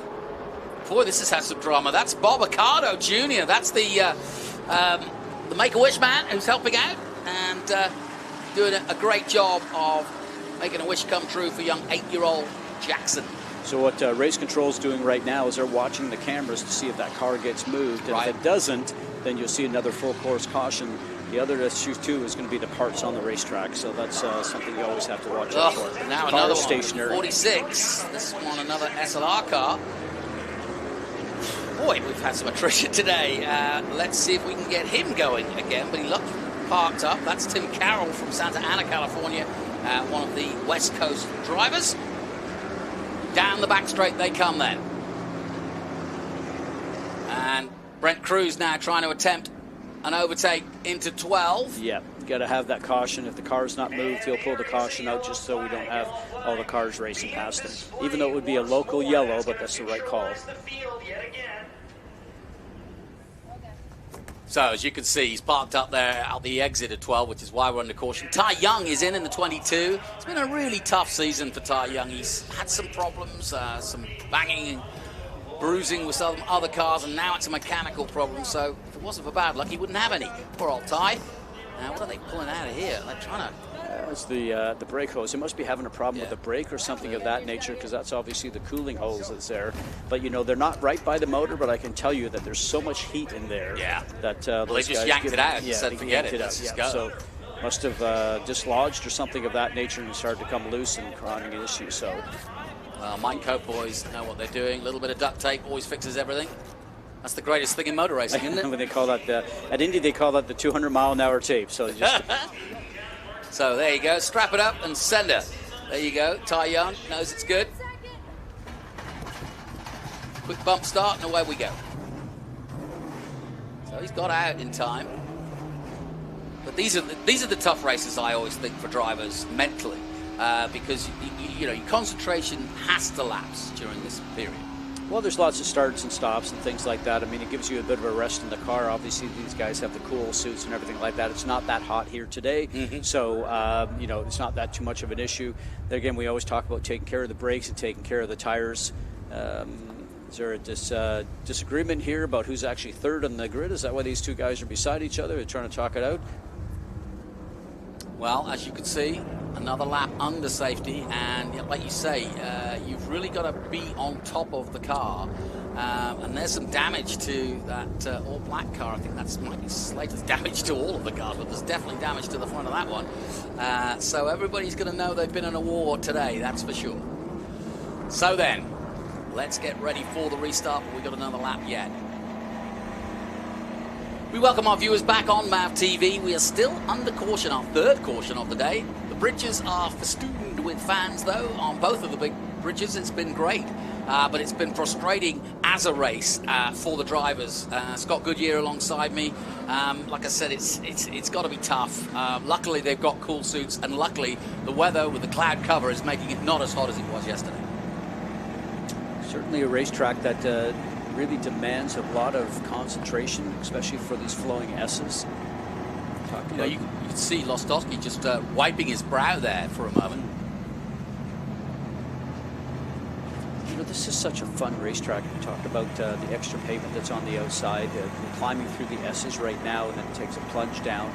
You know, we talked about turn 1 all the time, and that's what everybody sees when they see pictures about COTA. But the rest of it's just as much fun to drive. This is my favorite part, coming over 10. I think that's a great corner. And it's blind. I mean, you come up over there, it's blind, so you have to be right on point to come up over that. You know, they do a lot of car programs here. When we got here earlier in the week, the Ferrari Club of Austin was here, and a lot of Ferraris going across there. And, you know, there's got to be a thrill for people just to get on a racetrack, especially an F1 track. But at this particular track, the way it's designed, you know, even for me, and I've been a lot of tracks around the world, just when I first came here a few years ago, tremendous racetrack, just a lot of fun. Yeah, it's interesting. It's down on paper as a Herman Tilke design, which is for Formula One, and he has designed pretty much most of the state-of-the-art Formula One circuits around the world. And now his son has carried on the business. But the other person that had a huge input into it was Kevin Schwantz, the local former MotoGP champion from '93, lives locally here in Austin and was good friends with Tavo Hellman. And when they started sort of instigating that, they drew this actual map out on a napkin one night over a beer and said, you know, if I had a chance, and I've talked to Kevin a lot about this, you know, he loves turn 10, he designed it that way to be blind, he wanted it to be steeper. And so, yeah, there's a lot of different touches that have gone here, and of course we always talk about the stadium section being, you know, marked after the Hockenheim ring, which Kevin rode many a time. Then there's the S's, which are based on Silverstone's Maggots and Beckett's complex. And then finally that triple right-hander at 15. God, they're still extracting that car. But the triple right-hander underneath the tower is based on Turkey, but backwards. Let's head down now to Ben for the latest. Well, thank you. I'm here with Mark Durgan. We call him Doc, Rafa Matos crew chief with Nitro Motorsports. And you know, other than maybe his door being open, it looks like everything's going your way. Well, I wouldn't say going our way, Ben. We're tight. We're usually not tight. We don't have the speed we usually have, and we're lacking a little bit. But it's not about winning the battle; it's about winning the war. Yeah. That's where we are. And you feel like you've done that now? I do. I feel like we've done what we need to do to win championship and be 2024 Trans Am champions. Nice, yeah. Provisionally right now, pending anything that might happen or with tech inspections, Rafa Matos looks like he's done everything he can do with my man Pete's dad's name on the car. So Pete, that's got to feel good. Yeah, it's really great that the team honored my dad. He got me into racing. Love the sport because of my father, and you know, and this team is like a family to me. So it's really an honor, and I can't thank Mark and I can't thank Nick Tucker enough about this Nitro Motorsports, and hopefully we take home the championship today and honor it with style. Well, they're about to go green. Oh, actually, they're not. Sorry about that. Nope, sorry. I just scared you. But that just shows the competitiveness of Nitro. Even though they've won a championship provisionally, they want to win the race. You can see both of them nodding yes. I'm going to go back to you guys. Yeah, great interview, and you basically, I mean, we said it at the beginning, you know, Rafa Matos in that number 60 has got the championship, bar the shouting, there he is, but, you know, he wants to finish the race. The last thing he wants to do is pull out with a problem or get into fisticuffs with another car and come off worse. Merrill will just keep going, you know, hope out of hope, you never know. But pretty much as he took the green, Matos had it. And so now it's a case of really just wanting to finish on a high. And you heard from his team there, they don't want to just take the championship home, they want to win. You want to win every race you go to for certain. Here's an issue. Ty Young, if it wasn't for bad luck, well, remember, he was the one in with the brake problems. Yeah. So the truck out there trying to kind of protect him, if you will, and that's a good safety move. Make sure that the car and the human is covered, then get out, check on the human, and then see if we can get him dragged away. There is an outlet, if you will, or an off-ramp in the middle of the back straight there, and so they'll try to get him into that as soon as possible to avoid, obviously, slowing things down and proceeding. And here it comes, that truck to give him a tow out of it. Well, that's interesting because they're bringing the flatbed in there right now, so it tells you maybe that the car will not roll. Otherwise, you'd hook up and just pull him and roll him. But yeah, we'll do and see if it's not going to be a flat tow, then I guess it has to be up on top of the truck. Let's head down once again to Ben Sisson. Well, thank you very much. I'm with the legend Ron Otto here, who's over Thomas Annunziata, currently running second. But not only running second, he's also running to win the Young Guns Championship. And then he's going to be in a TA car later today. So, Ron, what's he saying on the radio? Man, he's really quiet right now, just real focused. Nick's doing more talking than he is, talking him up, trying to keep him up on the wheel, which that's never a problem with Thomas. But these restarts are pretty exciting, so we'll see how it goes. Nice, and that is totally true. These restarts are very exciting, especially up there at Big Red, as Jonathan calls it. So let's get it back to you guys in the booth. Well, that's its official name, I may add. Big Red McCombs. Red McCombs, a very famous gentleman and businessman here in the region, and was one of the original investors. And so we haven't got many name corners for this track yet. They've named Turn 11 Bobby Pin after Bobby Epstein. And so we've got Big Red and Bobby Pin, but other corners have yet to be named. But I think a few people like my McConaughey complex and all right. Yeah, there you go. The complex. I didn't catch that. So that's my one. But I'm sure there'll be more to be made. And as this history unfolds at this fantastic circuit, I feel so privileged to have been here right from the get-go. The first ever Formula One race in 2012. I'll never forget it. I was sat in this very seat and Alonso came round in a Ferrari and I had a little tear in my eye because I never thought it would happen. Very cool. I mean, home tracks, when you're living around racetracks and you grow up with them, and able to work around was very cool. My home track, obviously, being Mosport in Canada, Canadian Tire Motorsport Park, ex-F1 track, but you know, a lot of corners like Moss's Turn, Andretti straightaway. I mean, it's very typical for Canadian or Europe to have names or turns and straights on their circuits. Well, I'd love to see Mario, who was the first person to turn a wheel here in his beautiful Lotus 77, and yeah, if we're going to name some straights, I think Andretti would be up there as one of the ambassadors over the years. Likewise, a two-wheel hero like Rossi could also get a mention, or Marquez, who of course has ruled the roost here in two wheels over the years. So this is a long well, I think it was that second car, right? Then they had the first one cleared, and then we got the second one here. But, you know, it's funny, you just, and I know we're doing four wheels right now, but you mentioned two wheels, and I grew up, we were a motorcycle and snowmobile dealer in our family business, and Kawasaki dealer, so I've been on bikes all my life. But I've been away and hadn't seen them for very often. Remember they came to the Indianapolis Motor Speedway, the Grand Prix bikes a few years ago? And I'd not been around stuff for decades. I went there, and they were running when I got there, and they were during a practice session. I walked up the front stretch, and man, oh man, the speed that they went, like, those guys are my heroes. Yeah, I think that's true for everybody.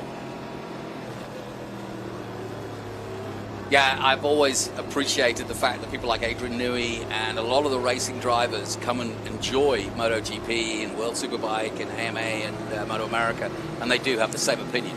It's one thing to do it in four wheels. It's a completely other thing to do it when you're basically your body is the reason that you get through the corners. Yeah, I mean, under braking, the back wheel comes up a little bit. They put the power down, the back end slides out a little bit. Front end wheel comes up, and they look over their shoulder to see where their guy is behind them. They should have crashed 3 times already. It's nuts. And the lean angles, 66-degree lean angles. They're getting they've got titanium on their shoulders now. Yeah, their shoulders are in the ground. It's great. It's a real spectacle here. And didn't they come out with airbags now in their suits or something like that? I saw. I mean, pretty credible. Yeah. When we talk about airbags and safety things, obviously we have the safer barrier at Indianapolis and on oval tracks all the way around the country. But you know, and all the safety aids that have come into racing over the years, especially in single seaters with the Hans device, and now being used in these types of cars. I mean, it's a world lot safer than it was when I first entered in the sport 18 years ago. Well, we're under caution still as we go on board with Jared Odrick. And there's no question that this has been a really topsy-turvy race. But the plus side of that is with 19 minutes to go on the clock, or 12 laps, depending on which ends first. And, of course, the race kind of extends with these long laps like this under caution. But that everybody in the field will have tyres to go to the end because they really haven't been pushing them like they would in a normal 100-mile race with no stops. So this is going to get interesting because everybody's got the equipment to run all the way to the end fast. And the flow, I mean, as a driver, you certainly feel the difference in the flow. You get up, you get going, the tires get back up to temperature after a caution period, and then all of a sudden you stop again. So it's weird how that ebb and flow happens, but it's a driver's job to make sure that you are on cue and ready to go when it comes back to green, because that's what you're being paid to do. And we welcome our viewers back on MAV TV. We're still in the caution. We had the initial caution, and then another car, Ty Young, stopped on the back straight, and they'd have to extract him from the long back straight. So that's why we're still under caution. And as you can see, this is a long caution. But the good thing is the safety car lights, it looks as though, are out. But the good thing is they've got the tyre now to take them all the way to the end. We think there's just under 12 laps, 11 laps coming up if we go to a restart here. So we're going to have a sprint race of just over 10 laps. What I love here is on the start and coming up to one. Now watch it when we go through that next time. We got the camera and you see them come up the hill. You see one car, you see two cars, you see three cars, and then they're even driving over the blend line and pit lane to come in there and dive down the inside. Which is a no-no and a lot of other. I know in your season you can't do that. Now Nathan Hearn's got a decision to make here. He was beaten up by Merrill at the restart 2 restarts ago. He then did the same back last time out. Now he's got Annunziata, the young 19-year-old, right behind him. You know he's going to make a move. Merrill's looking for the lead and the win, and with 10 to go, here comes Annunziata as expected. Hearn tries to defend, but he can't defend from both. Wide goes Merrill, Annunziata goes wide, and Hearn's been the wisest of all. That was really interesting. Hearn just chose the middle track to try to defend against both of them, and he won out. You know, it's amazing what happens there, because you just go in that corner, Johnny, and you're trying to go as deep as you possibly can, and then you think, oh my gosh, I didn't go deep enough because people are passing you, and then they're running over the corner. So, you know, you can only do what your car gives you that you can do. Yeah, that was great. And, yeah, Thomas has got it all to do. 10 laps to go then. And it's been a frenetic race, but it's been a very aggressive race at the front. No real change between the top 5. We've had a lot of guys coming up. Quapple's now coming through the grid to try to get up there. He's 11th, and Andretti is 12th. Austin Green's dropped to 10th. You can see him there in the all-yellow car. But look, everybody jostling for an overtake into 11. There's Austin Green. There's Andretti. There's Quapple. So Andretti's got past Quapple. And that's a good overtake for him. Now he goes in pursuit of Austin Green, and he's got the inside line. This is interesting from Andretti. He's now on the dirty part of the circuit, but if he can get alongside Austin Green, he'll make a block pass into 12, and that's exactly what he's doing. He'll break as late as he dares. Austin Green doesn't like it. 3 of them touch, including the champion to be. Oh, you don't need to be in this battle, Rafa Matos. This is the last thing he needs. And Quapple gets through, and Austin Green is shuffled to the back. Andretti pulls that off. I thought he was going to be way too tight being on the inside there, but would you call it earlier? Argy-bargy? He just got everybody touching. Oh, Rafa almost got turned around there. I mean, this is tough news. I mean, I know that Rafa, he just, after 22, and if you don't remember that far back, this exact scenario played out between Merrill and Rafa Matos. Matos got into a Barney and got a damaged car, kept going, but in the end, on the countback, Merrill won the championship, and he's got to have that in his mind, regardless of what they tell him about, oh, you've got this, you just need to get going and start the race. He won't be thinking that at all. Look at this, 3 wide. Brent Cruz, our former champion, in the middle. And alongside him, damage to Merrill's car at the back left. Yeah, you saw the wheels touching there in the front of both those cars, sparks coming out. Wow, what a frenetic start. And Annunziata and the leader, Nathan Hearn, are pulling away from this chasing group. Now Jake Drew all over the back of Merrill. I think everybody's overdriving it, pushing the cars, because they don't have to use these cars now for months. So it's not like they have to go somewhere next week or next month. So that's a good point. You just go ahead and just drive the wheels off. Well, and also I think because the fact that they've got the tyres underneath them, they want to race hard. Good grip, and then obviously these cautions are bringing everybody together again. Well, you could see the gap for yourself from high above. Oh, the 16 of Jim Gallagher gets a spin, but rights it and carries on. But down to 11 then. Annunziata tries to brake as late as he possibly. You saw he squirreled under braking there. But they've done a good job of cracking it at the front between the top 2 to pull away just enough where Cruz and those chasing Merrill can't quite catch them at the moment. We've got a cracking battle. Let's take a look. Coming down into 12. Let's look at this. This was that moment, and boy, got through past 3 cars in that one turn. Amazing. And right in the middle of all of it was poor old Rafa Matos, the Brazilian. And here is a look from Andretti. Yeah, some more argy-bargy there in front of him. And that is what allowed him to get the drive on Austin Green, because Austin Green had to slow up a little bit, and that allowed Andretti to catch up. What racing! 9 to go here as they go through the Triple Apex 16, 17, and 18. Yeah, have you ever been up in that tower? Oh, yeah. Was it 450 odd feet or something like that? It's amazing. It's a really amazing view, and it's got a glass floor, which makes it very and I heard that, and I'm not a fan of heights. So somebody asked me the other day if I was up there, and I said, you know what? I'd rather drive into turn 1 at Indy at 240 like I did all my life instead of actually stand up there. That's for sure. Yeah, I find that racing drivers outside of a race car are not scaredy cats, but they just don't like things where they're not in control. Here we go, Annunziata for the lead. It's going to be side by side, and Hearn tries to come back at him, but he just finds that there's a green car there, and that was good work by Annunziata, but there was nothing really that Hearn could do, and I think payback could be on the next lap. But if these two keep taking strips off each other, Merrill and Cruz will catch them, and there's still plenty of time with 8 to go for these two great champions of Trans Am chasing down these youngsters. No question, it's been a breakout year for Thomas Annunziata. He's been superb, the man from New Jersey. Love watching them through the S's with the cars just sliding. These guys are sliding just perfectly from one turn to another. Yeah, it's like a ballet, isn't it? They just sort of hit their marks and slide from side to side. Really impressive. Here we go. Cruz is going to jive down the inside. You know, that extra pavement that we talk about allows guys the liberties to go ahead and make the moves that they wouldn't get along with in other turns. But now he's got a good runoff last turn here. Yeah, that was a good move, in fact. On the right-hand side. Sent him wide. Some contact. Yeah. Brent Cruz then got a little bit of a gap. And now just 11 minutes to go in this one. And it's nip and tuck for the final race of the year. Jake Drew now trying to make a move on the 26 of Thomas Merrill.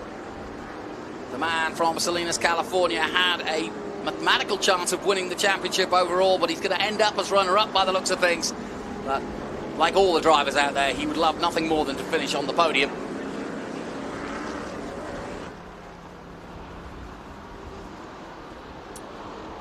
Nathan Hearn leading the way with Annunziata. He's actually been a really busy boy. I mentioned his exploits here in the States. He's also raced at Spa in Super Trofeo, which is a very, very strong championship, all Lamborghini, of course. So Nathan Hearn at just 22 is making sure that he's getting out there.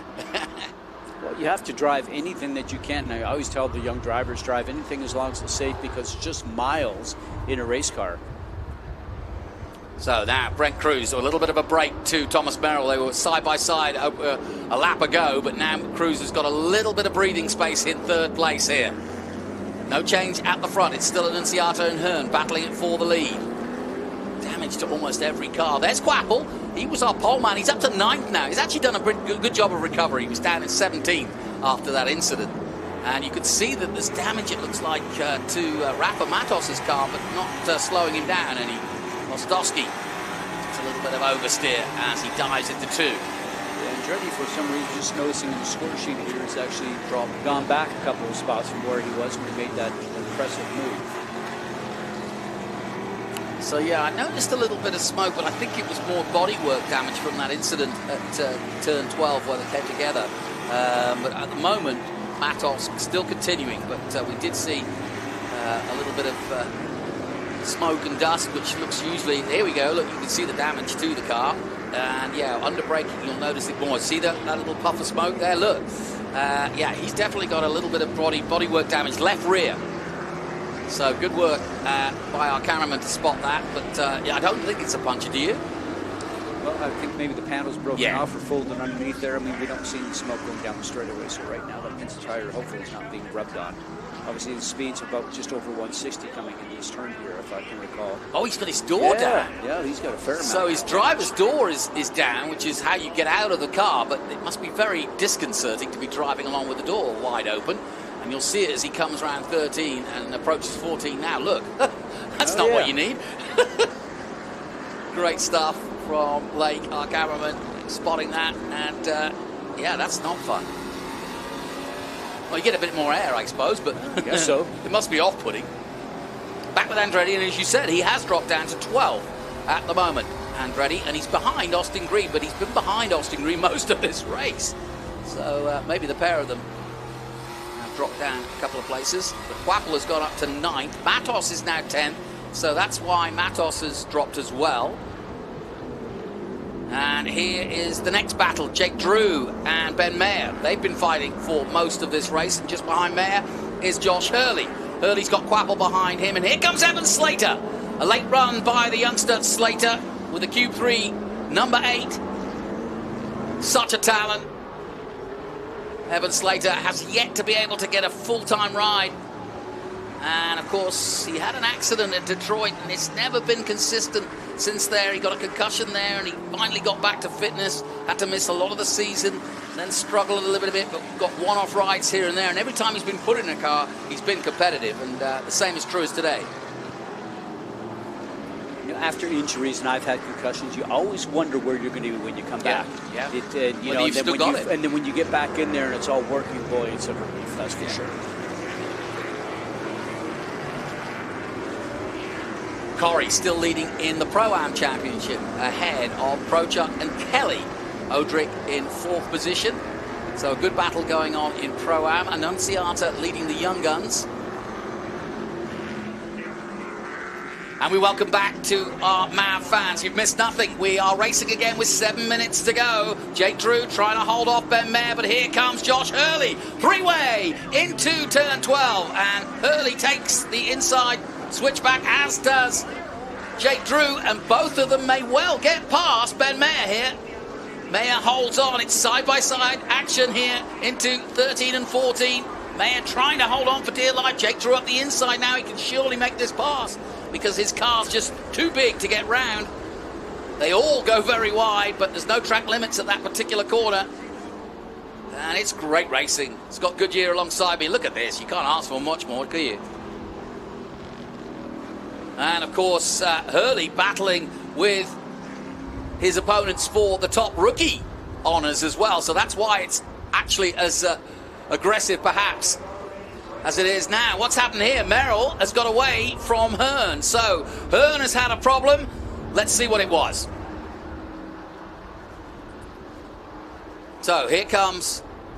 so Hearn gets turned around, and I think he was coming up on one of the back markers rather than... Yeah, I think that wasn't for position. He was just trying to slice his way through.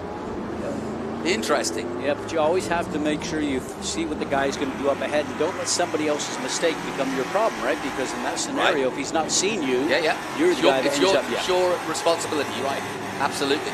Well, we saw Rafa Matos sideways there for a moment. He's struggling, but he's not giving up by any means. He wants to finish this race as a champion. It'll be his third title for Rafa Matos, the Brazilian. He's been such a great player. Yeah. Look at these S's. I love this stuff. I mean, just working the car. This is the fun stuff about racetracks, Johnny. Just getting through these S's like those guys are. So, Annunziata, if he can take the win, he will also take the young guns, and that is a great season for the youngster from Colts Neck, New Jersey. Matos still 10th, so even though with that damage, you can see him in the background there with that broken radiator or broken front of the car, and obviously damage to the rear left as well, coming into braking now just behind Quapple. And we've got another spinner. That's the 64 going off. And I think, yeah, that is the Matt Gray car of Brian Companies. Yep, recognize it. The son of his father who races as well, and there's a nice view of them going wide at 15, and you can see how much track and more they're taking.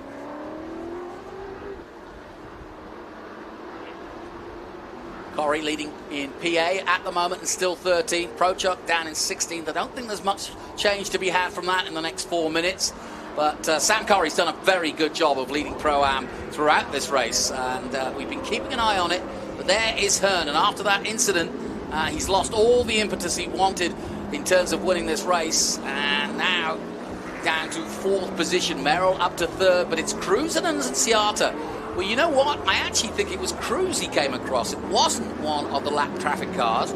So Cruz was coming through, and Hearn tried to stay with him, and there was some touch there, and that's what happened to Hearn. He dropped back, and Cruz moves up to 2nd place. Now, this is going to be a good battle. Annunziata and Cruz for the win.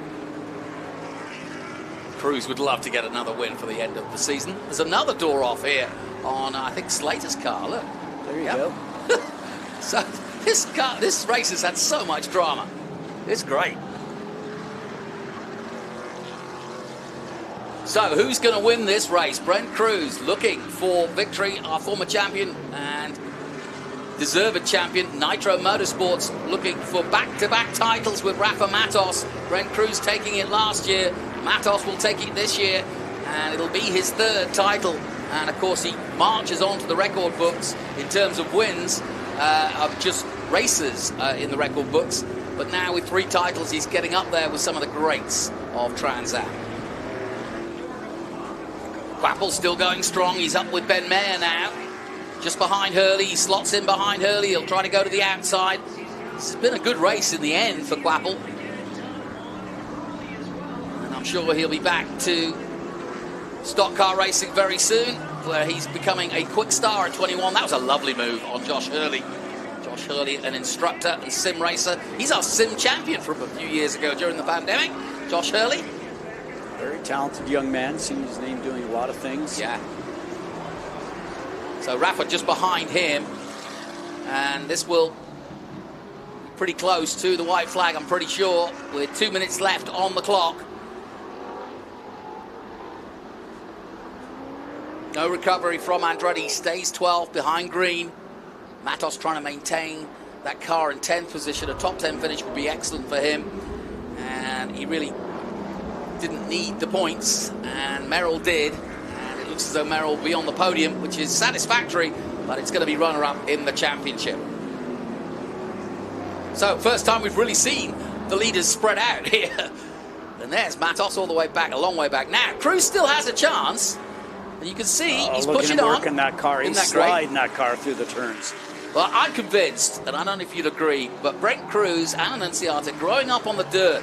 So it's interesting, you know, Annunziata has got 3 kart championships to his name. Brent Cruz is a former world kart champion. And both of them have got dirt experience, and that's why they're able to confidently slide the car like that. So he looked like he gained about 4 or 5 tenths that last lap. Look how much he's gaining under braking right now. There you go. Try to slot up behind him, try to get it sucked in. Yeah, he's going to look for the draft right now if he can get just a little bit close enough. And what do they do in this world? They just put a fender on him, or we'll wait to see if that happens. Yeah, we'll see.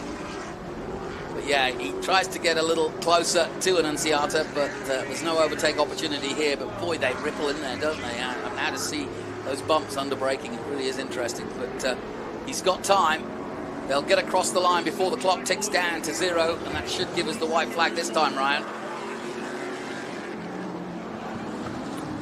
This young man, Thomas Annunziata, is going places. We know what Brent Cruz, he's already signed with Toyota a couple of years ago, and he goes to the gym in North Carolina, in Charlotte, and trains actually in the same gym as a lot of the NASCAR stars from Toyota, and so he's mixing with the elite of the sport, and it won't be long before we see the likes of Thomas. Well, we already have. I saw Annunziata in Xfinity this year, and we had one race in Xfinity where the top 4 of the top 5, and what flag are we getting? We're not getting a flag this time. Interesting. Yeah, the start and finish line in Trans Am is the line that's closest to turn 1. They don't use a standard finish line as they do in F1, which is directly at a 20, and we did in our series too. So we'll wait to see if the checker flag is out next time through. They're doing a hell of a job in fastest laps too. Brent Cruz doing a 2:11.2 that last time to take the fastest lap of the race so far, a 2:11.5 from Brent Cruz and from Annunziata. So just 3 tenths between them.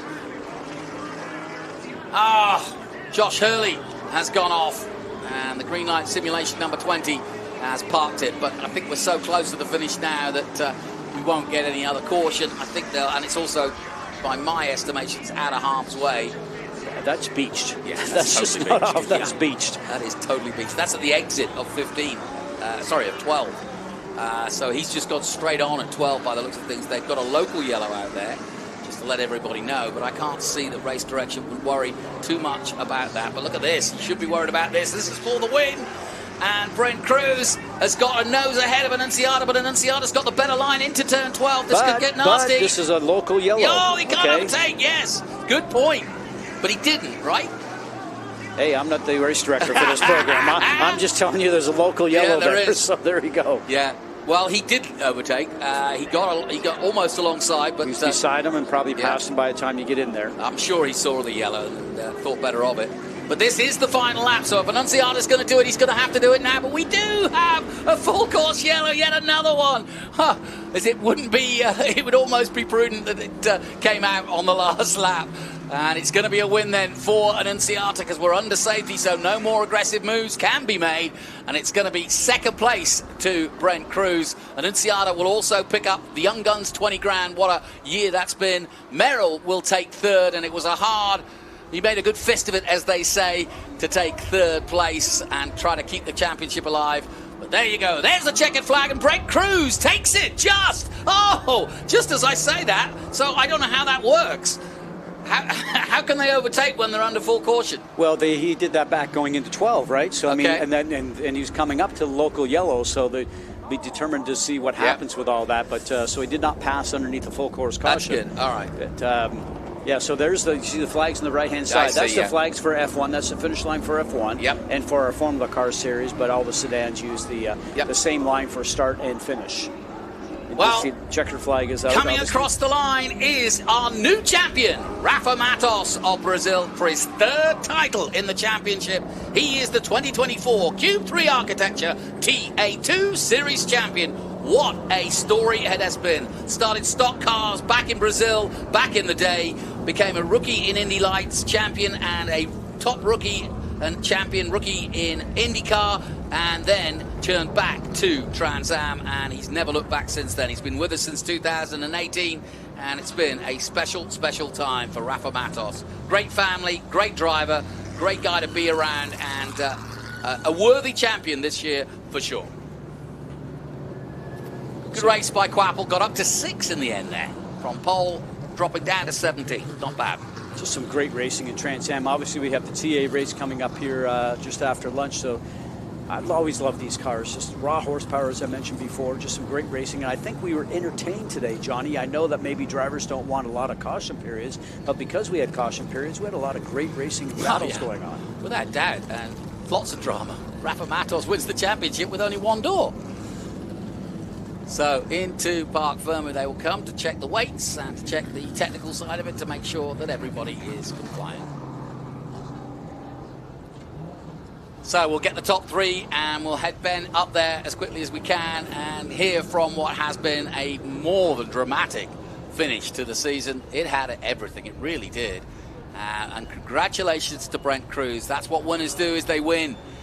Brent Cruz has hardly done much of the season, and he was up against a very strong Annunciata and Merrill. Merrill trying to win the championship, Annunciata fighting as hard for every win he can get, and he'll be back in action again, so it's going to be a long day for poor old Thomas, because he's got to get back now into his TA car and go out again and do another 100 miles. As you mentioned a little bit earlier, though, it's not the 95 degrees they've had here Yes. in Texas. So, I mean, for him, it will not be near as good. But I say that, you know, these guys are, everybody's, doesn't matter what type of motor racing you're in today. I mean, everybody's in such great shape. If you're not training, then you're not sitting in a race car. You got to certainly do that. But he won't have any problem doing that this afternoon. Yeah, no question. It's amazing how fit you have to be with the heat, with the physicalness of these cars and the G-force acting upon you. And more importantly, perhaps, the mental agility to do 100 miles with all the stop-start that they have there, you know, takes some mental capacity too. And we're looking at the Trans Am paddock here. You can see all the buildings that they're still taking apart from all the F1. It's like a village. This facility. Well, this one, this area here is the hospitality section for, or a big hospitality section for the Circuit of the Americas. So some of the cars heading back to Parc Fermé, others are parked in different garages, and of course all the SVRA, we've got some 300 plus cars, and I think there's some in parking lot A actually behind the karting, because that's how many cars we have here. But the paddock is packed, and here come the winners into Parc Fermé, and in a minute we'll hear from our top 3.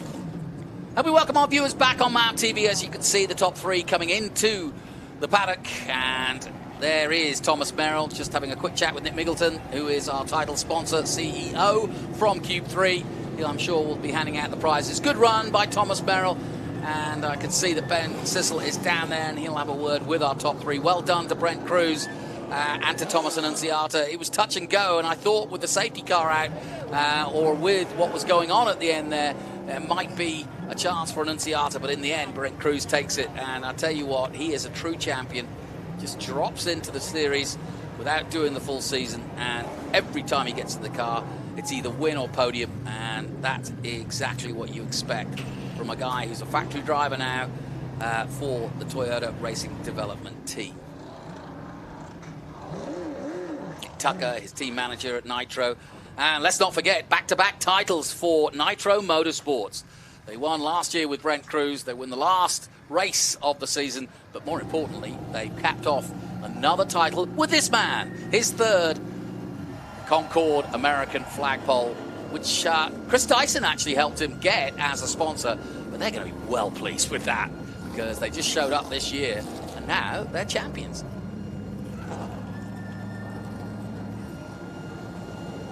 That thing's got marks all the way around it, doesn't it? It's a bit battered and bruised. Let's head down to Ben Sissel, who's ready to talk to our new champion, Rafa Matos. Well, thank you, Jonathan. I'll let him get out, but Matthew, if you don't mind, we got to get some shots of this because they were pointing out all of this that happened. This door was down the whole race, and he had a way more eventful race than he probably wanted to. But you can see him giving a hug to Nick Middleton. You can see his crew so excited. Take that helmet off, man, because I have to say, oh, look, wait, hold on. Look at this. Congratulations, buddy. Well done. Well done. Thanks. Good run. Thomas Merrill, that we believe Joe Clare is giving him a big kiss. His buddy Brent Cruz, a teammate, comes over for the hug. So this is just too cool, ladies and gentlemen. And I have to say this is a provisional championship win 3 times for our most winning TA2 driver, Rafa Matos, Concord American Flagpole Company. Rafa, that's got to feel good. It's never easy, right? What a crazy race. I've never had so much contact in a Trans Am race, all the 7 years I've been running here, but I was trying to keep my nose clean, but had the early contact, and I think I caught some damage in the beginning of the race, but you know, we did what we needed to do, cross that green flag, take the green flag and make sure we win the championship. I'm extremely proud of the Nitro Motorsports team, Concord American Flagpole, you know, coming on board with us and making sure we have what it needs, what it takes to compete at the highest level in the United States. So extremely happy. I'm speechless right now. It means a lot to me and to my family, to the entire team, and you know, to win 3 championships in one of the most competitive series in the United States is a pretty big deal for me, and 2 in a row for Nitro Motorsports. I think they won the race with Thomas. You know, extremely proud of everyone. It's really a dream come true, and you know, hopefully we'll get to do it again next year. Nice. Well, here, take this water. But Rafa, walk me through this, because you had to take the green flag. All this extracurricular activity, is that just going to buff out? You know, I was pretty proud of myself that, you know, we've done the whole season without the scratch in the car, but unfortunately that's not the case in the last race. I guess everybody had their elbows out today, and you know, I was trying to protect myself as best as I could, but you know, it is what it is. You know, to be competitive in one of those TA2 races, you have to be very aggressive, and I think today was a day that every single driver in the top 10 was fighting very hard for their own space. But you know, how about that, champ? Incredible moment. This is the man that made it happen, Nick Tucker. You know, the first time I called this guy, and I pretty much had nothing to offer, and he said, "Welcome to the team." And you know, since then it's been a great time, a lot of learning with this great group of guys. My crew chief, Mark Durgin, putting a lot of work, a lot of effort. You know, I can't remember all the names here right now, but extremely proud of the entire team. That's got to feel good. 2 in a row, Nick. Yeah, for sure. You know, back up our championship last year with Brent, and then what a dominating season, the championship with Rafa, and Rafa getting 5 wins, and you know, we won 9 races this year in the All-Star race. What an incredible year. Just hats goes out to my group of guys, our coaches, you know, our part suppliers, Andrews, PME, Cope Racing Chassis, Toyota Racing Development, and you know, what a deal. Nice. Thank you. Congratulations. Jonathan, back up to you in the booth. We're going to celebrate. And celebrate they will in Brazilian style, samba style. Why not? He's a great guy, and you can see the camaraderie between Nitro Motorsports. Great to see Brent Cruz and Thomas Merrill appreciating what Rafa has achieved. 3 times a champion of Trans Am. Doesn't get any better. Well, what a race that was. You need a 15-minute highlights roll. We'll give you one anyway, but it won't be 15 minutes, but you could do. There was so much going on in that. We got underway with Quapple at the sharp end and leading the way. Jake Drew making a move. Trouble for Barry Bowes. Trouble for Austin Green as well as he went off track. Jared Odrick was in the thick of it. Under safety then for the first time. And then at the restart, Thomas Merrill bashed his way through on Hearn to take the lead. Under safety again and another restart. Annunziata making his way through. A spin for LaPaglia and the 39. It just seemed like green flags and yellow flags were all abundant. Andretti, though, making his way through bit by bit and starting 23rd. It almost helped him to have all those safety cars. The door came off on That man and Hearn got spun round while trying to hold the lead. Then it was Cruz versus Annunziata. And in the end, it was Cruz who won for Nitro, but more importantly, Rafa takes the championship. Wow, what a day. And we got to get underway. And no question that that had everything. Now, our cool box, cool move of the weekend, and no surprise, it goes to young Jackson, just 8 years of age. Make-A-Wish Foundation and in the Austin area, and so I've had a dream to, try and create some memories for this little boy. He's been through a lot. Him and his family. He's extremely resilient and extremely brave, and I feel honored to be able to host him and his folks and create some memories that they will remember for forever and ever, hopefully. On behalf of all the drivers, they have actually signed the shirt for you, for everybody in the paddock. So they wish you all the best today, and we're going to have a great race, and he's actually going to come and help me on the podium later, present the prizes. So here you go, Jackson, all the best, and congratulations, buddy. Nice, that is so awesome. That is so cool. Drivers, start your engine. And he did the start command. What a day for the little fella. And yeah. So well done to him. He is our cool move of the weekend. Well done to Bob Ocado for offering that up and making that young boy's dreams come true. That is what Make-A-Wish is all about. Let's head down to Ben Sissel on the podium. All right, COTA SpeedTour, let's get loud. The Cube 3 Architecture TA2 Series. How much fun is this? Who wants a hat? Come on, you got to get loud for a hat. Boo! There we go. Oh, Nitro. They can win championships, but they can't catch. All right, here we go. Western Championship TA2 Cube 3 Architecture TA2 Series in third place, but provisionally winning his first TA2 championship. Let's hear it, Michael LaPaglia. You got to run around, man, and we got to do this quick, so everybody be ready. In second place, ladies and gentlemen, second place, brand new car. He's got to be so happy about this. How about JC Monet? Dude, I'm proud of you, man. Nice job. And then in first place, this guy just 2 weeks ago finished a race without power steering. I can't believe he still has shoulders. Let's hear it. Kyle Kelly, where's Kyle? Here he comes. Make room. So, oh, and Nick Middleton, who's your special guest here?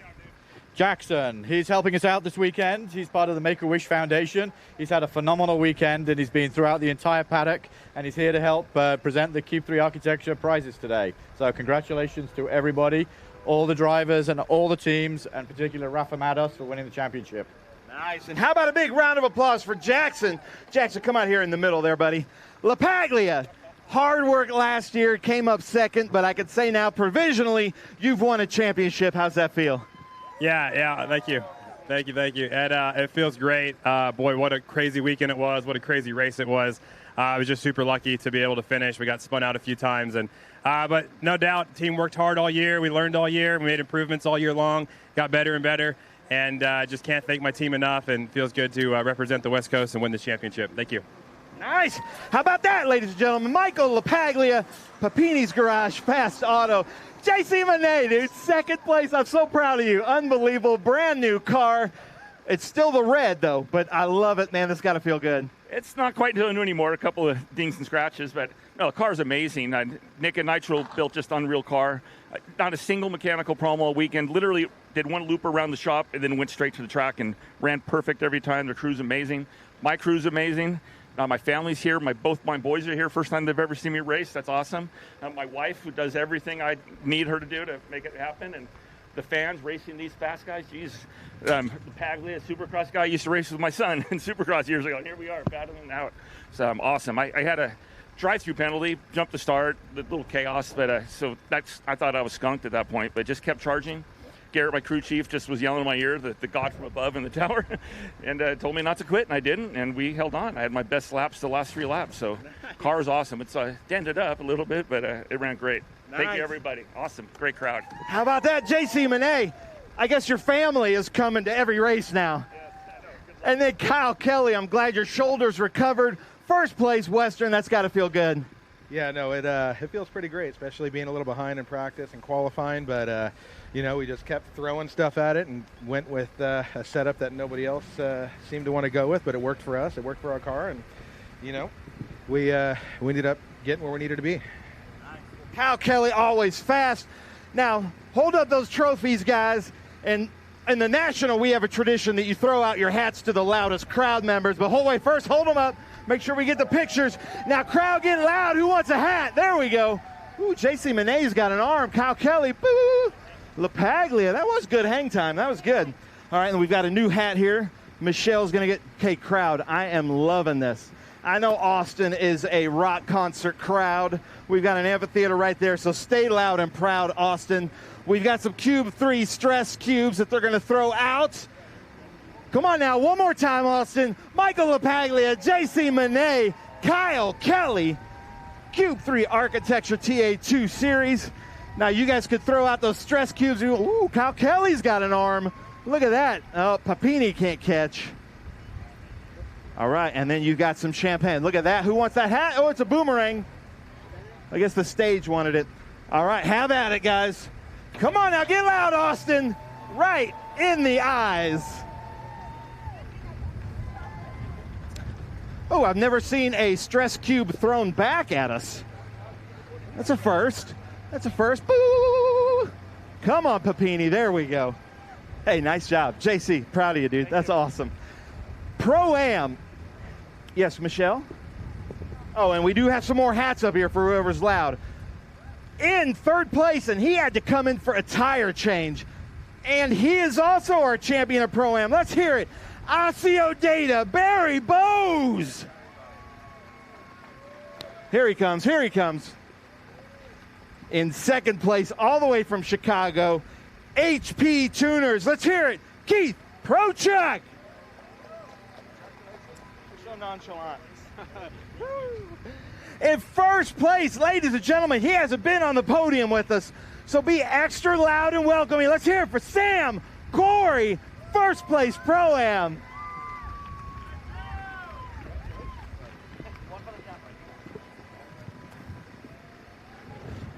Well, Barry Bowes, a championship in the Pro-Am. You've been working so hard. The Team M1 SLR been working hard. That's got to feel good. Feels absolutely fantastic. We came into the weekend knowing that we had the championships clinched, and my guys told me, let's give it everything we could. We set the car a little more aggressively than we have all year. I took a couple of chances and pushed us for everything I had. Nice. I love it. Anybody you want to thank? Absolutely. MAV TV for everything they do. Trans Am, love the series. It's a fantastic racing series.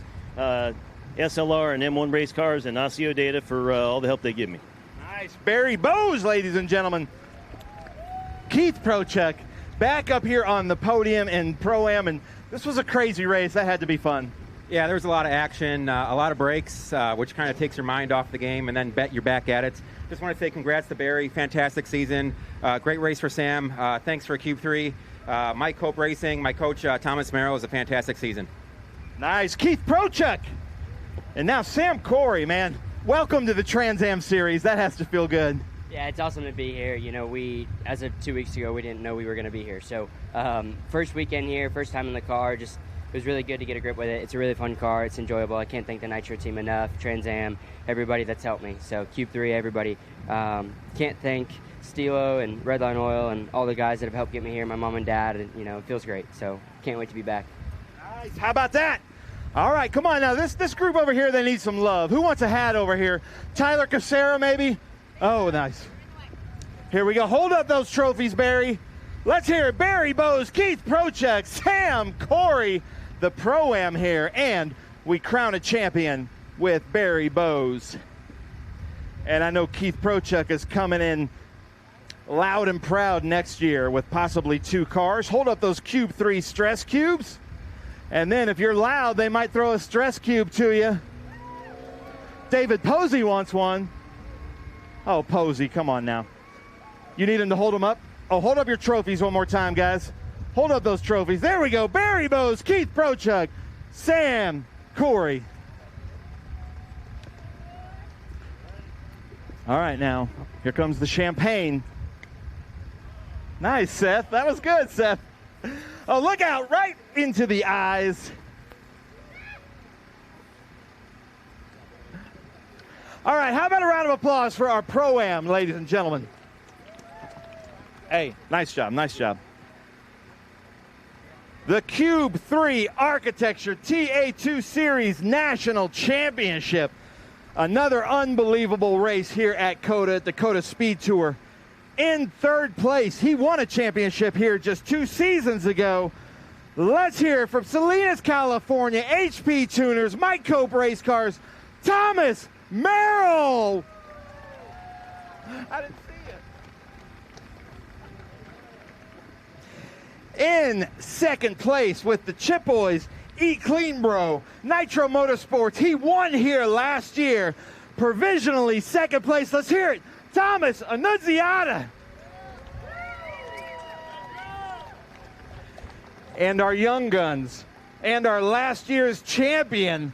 This dude is going to be huge in NASCAR in just a few years, maybe even next season. Let's hear it. Brett Cruz.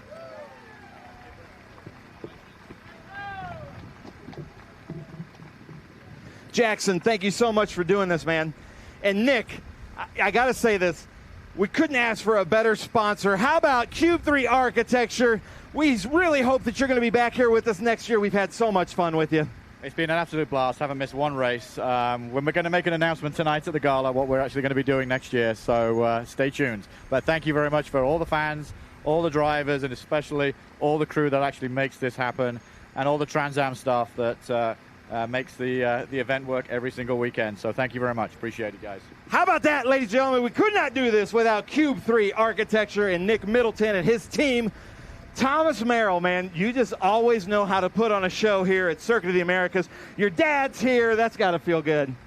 Well, my lovely wife is here, too, and I always feel faster when they show up, so that's pretty cool. But I'll be honest, I'm just happy to make it to the end of that race. That was pretty chaotic, but a lot of fun racing with these two kids. We had a great HP Tuners race car at the start of that race, and halfway through we kind of struggled with some rear grip. So thankful to be up here on the box. Thanks, everyone, for coming out. Love racing at Trans Am. Looking forward to next year. Nice. Thomas Merrill, ladies and gentlemen. Unbelievable season with Merrill shooting for the championship. Annunziata, I thought you had another win here. And again, this is provisional, all of these results. But nice job out there. How was your race? We had a fast car. I just wasn't aggressive enough. So I ended up losing a position to Brent. But I got aggressive. I got my elbows out, and I knew what I had to do, and I got to the front. And unfortunately, at the end there, the last 10 laps, our car started to fall off, and Brent drove a great race to come catch me. I thought we had a good battle on the last lap. Unfortunately, there was a yellow that kind of killed it because I think I had a little bit more in the tank for him. But congratulations to Brent, a good friend of mine. I'm happy to be here. It's an honor to be racing here for the last 2 years. I'm not sure if I'm going to be back. I'd love to be back, but unless I get a little bit of help, I probably won't be here next year. So blessed to be here, blessed to race with Nitro Motorsports and all of them. I grew up with them as well, so it's like family. Can't thank Ronnie, Mike, Nick, Tucker enough, and my sponsors, Chip Boys, Bayshore Mortgage Funding, and Chris Well Ford. How about that, ladies and gentlemen? Thomas Annunziata. Nobody leaves Trans Am. You're always reeled back in. You're going to be back next year. And then Brent Cruz, man, Franklin Road Apparel, Nitro Motorsports. You've been on the top step with me many times last year, but you kind of took a break from us midway through the year, so it's great to see you. Yeah, I just want to thank the good Lord above for letting me be here and keeping me safe. I want to give a huge congratulations to the whole Nitro Motorsports crew, everybody at the 60 crew, Rafa for his championship. That's super cool. And going back to back, Nick has made such a great race team these past couple years, and it's pretty cool to see it evolve from a one-car team to 7 cars this weekend, and being able to go 1-2 with me and Thomas is pretty sweet. I just want to thank everybody at Franklin Road Apparel, Nick Tucker, Joe Claridge, my dad, Shannon, who's here with us now, everybody that touches this thing. They did a great job all weekend. Being able to charge through the field like that so late is pretty cool, and just happy to be here, happy to get another win, and hopefully see y'all next year. Nice, nice. Brent Cruz, ladies and gentlemen. And Nitro, stick around. We'll do a family photo. But let's hear it. Thomas Merrill, Thomas Annunziata, Brent Cruz here. Cube 3 Architecture TA2 Series. You guys want to throw your hats out? Let's see what kind of arms you've got. Come on now. Who wants a hat? Boo!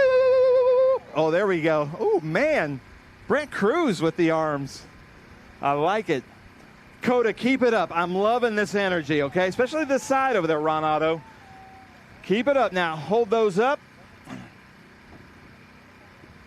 Hold up the Cube 3 stress cubes and the trophies. Chris, are we good? All right, COTA. Who wants a stress cube? Get loud. Come on now. Thomas Merrill, Thomas Annunziata, Brent Cruz. Come on now. We good with trophies, Chris? All right. Now we're, oh, Brent's throwing another one. Look at that. Look at that arm. All the way out to the fire. That's a home run, Brent Cruz. All right, well, Merrill, you're the only one with champagne here, buddy. Go right for the eyes, Merrill. How about that? All right, come on now. Thomas Merrill, Thomas Annunziata, Brent Cruz. Hey, Brent, great to have you back. Thomas, nice job. Tanya, good? Nice job, guys. All right, hold on now. Brent, don't go too far. Our cool box, cool move of the race goes to Bob Accardo Jr. Where's Bob Accardo Jr.? Come on now. This is for bringing Jackson here and the Make-A-Wish Foundation. Where's Jackson? Is Jackson here? Bob, thank you so much for doing that, because cool move doesn't just happen on the track. It's out here. So, Bob, thank you for bringing them. And I know that this Make-A-Wish Foundation means a lot to you. It does. We've had a great, great weekend with Jackson and his family, and it's been an honor to host them and the Make-A-Wish Foundation. So we're hoping we can do some more of this next season. Nice. Well, hold that up. Look at Chris here, our photographer, and Seth. How about that? Bob Accardo Jr., the Make-A-Wish Foundation, ladies and gentlemen, hopefully giving Jackson the weekend of his life. Jackson, I love you, man. You're my hero, Jackson. Keep fighting. The Omologado fast lap to the Omologado watch goes to Brent Cruz. Come on now. There he is, back up here. Brent Cruz, get up on the top step. Take a picture there. How about that for Brent Cruz, the fastest lap? Hey, I like the checkerboard pants and vest out there, guys. LaPaglia, nice job. Yeah. All right, and then, ladies and gentlemen, our Cube 3 Architecture TA2 champion. Let's hear it, Rafa Matos. Nitro Motorsports, Concord American Flagpole Company. He is the provisional champion. Anything can happen. But, Rafa, that's got to feel good. Julia, you can come up here. Yeah, thank you, Ben. What an incredible season. I'm really proud of the team.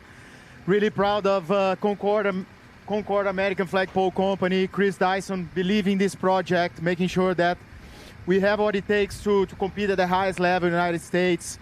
Super proud of Nick Tucker, Johanna Tucker, you know, having me in the team and making sure that we have what it takes to compete at the highest level. My crew chief, Mark Durgin, hey, when they told me that my crew chief's nickname was Doctor, I said, okay, we're good.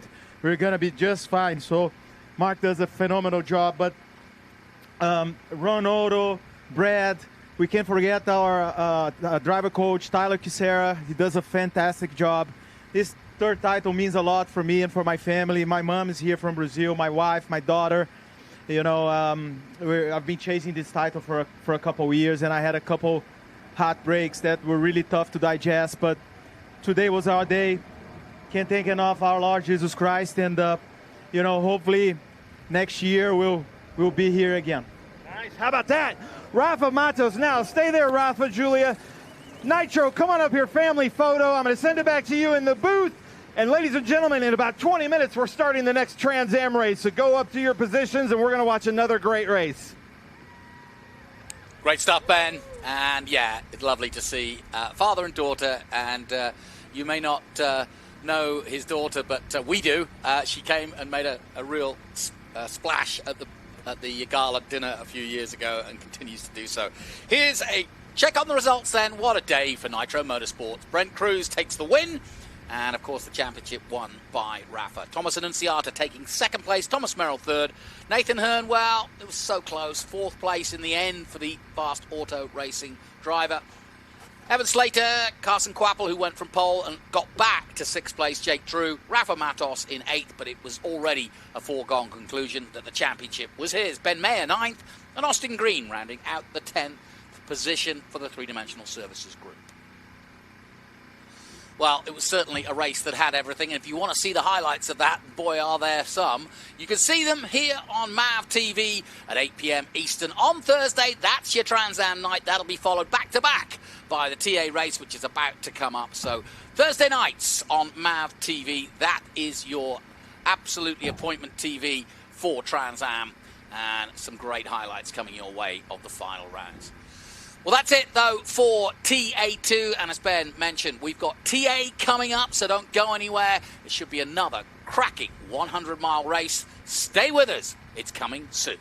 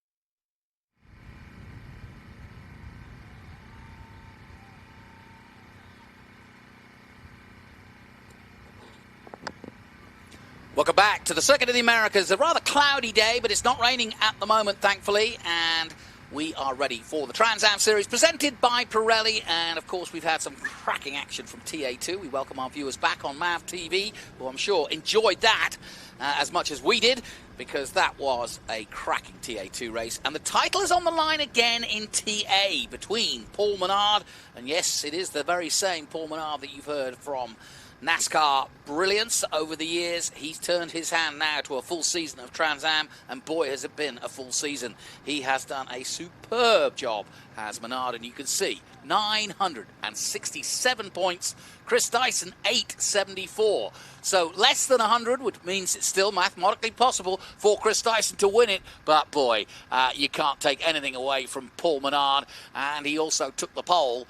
And there you see Dreesy in third position. But a good season for Tommy Dreesy, working with Ken Thwaites and doing the driving. And Ken doing the managing, and it's been a good combination and probably one of the best seasons that Tommy's had in a few years. So congratulations to he and the team. And as you can see, we are 6 minutes out from the countdown to green for our TA. It also involves our GT categories, and that, of course, is XGT, SGT, and GT. And so looking forward to seeing the action there. The SGT Championship already won by Kaylee Bryson in VIR last time out. So she is just going for a fun ride out and some more points and hopefully another SGT win as she takes on Lee Saunders and the rest of the crew. Wonderful shots from the drone of the tower. And if you ever get a chance, get up there. It's a great place to watch. Even if you just go up there for 10 minutes, take some photos. Can get a bit blustery and a bit windy up there, and if you're scared of heights, it's not the easiest place because that is a glass floor that you see underneath there, and that floor looks right down on the track itself. Rather scary. And yes, as you can see, the amphitheatre, the Germana Theatre, amphitheatre, below it, so we've got some great concerts there each and every week. Previous winners, Gar Robertson, he's in this race this weekend, and he won this race last year. He's a local guy and a former Trans Am champion. Chris Dyson won it in 22. Matthew Brabham, he's here this weekend. He's racing in SVRA. He also has won here at the Circuit of the Americas. So it's going to be an interesting... Away from the title fight between Menard and Dyson is the honour of winning the last race of the year, which is why Gar Robertson has popped out just for a one-off race. He's usually racing in IMSA, so he's a well-accomplished driver anyway. There's Paul Menard, and you can see 6 wins, 4 pole positions, 9 podiums. That's how good a season he's had. And the man who is sponsored by, of course, the family name that is Menards, the stores, mostly in the Midwest and Northeast, and Master Force tools sold on the shelves of Menards, so you can pretty much get anything there.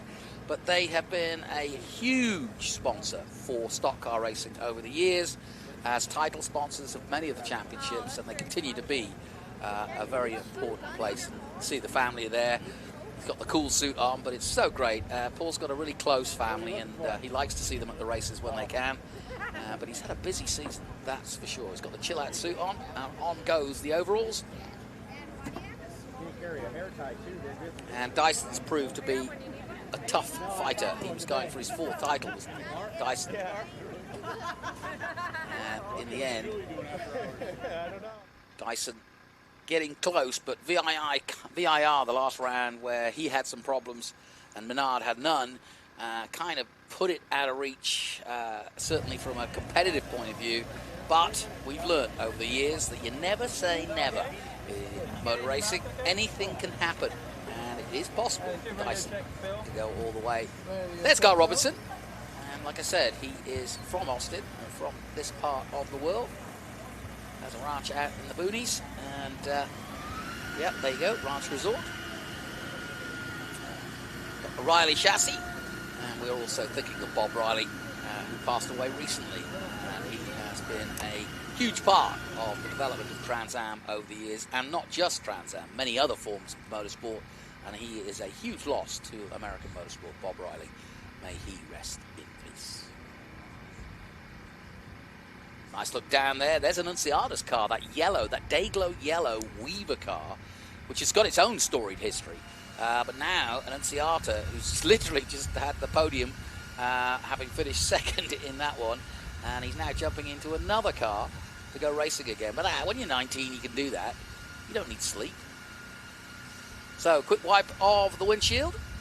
Let's take a look at the grid for this one. We're about to go out, but it looks like this.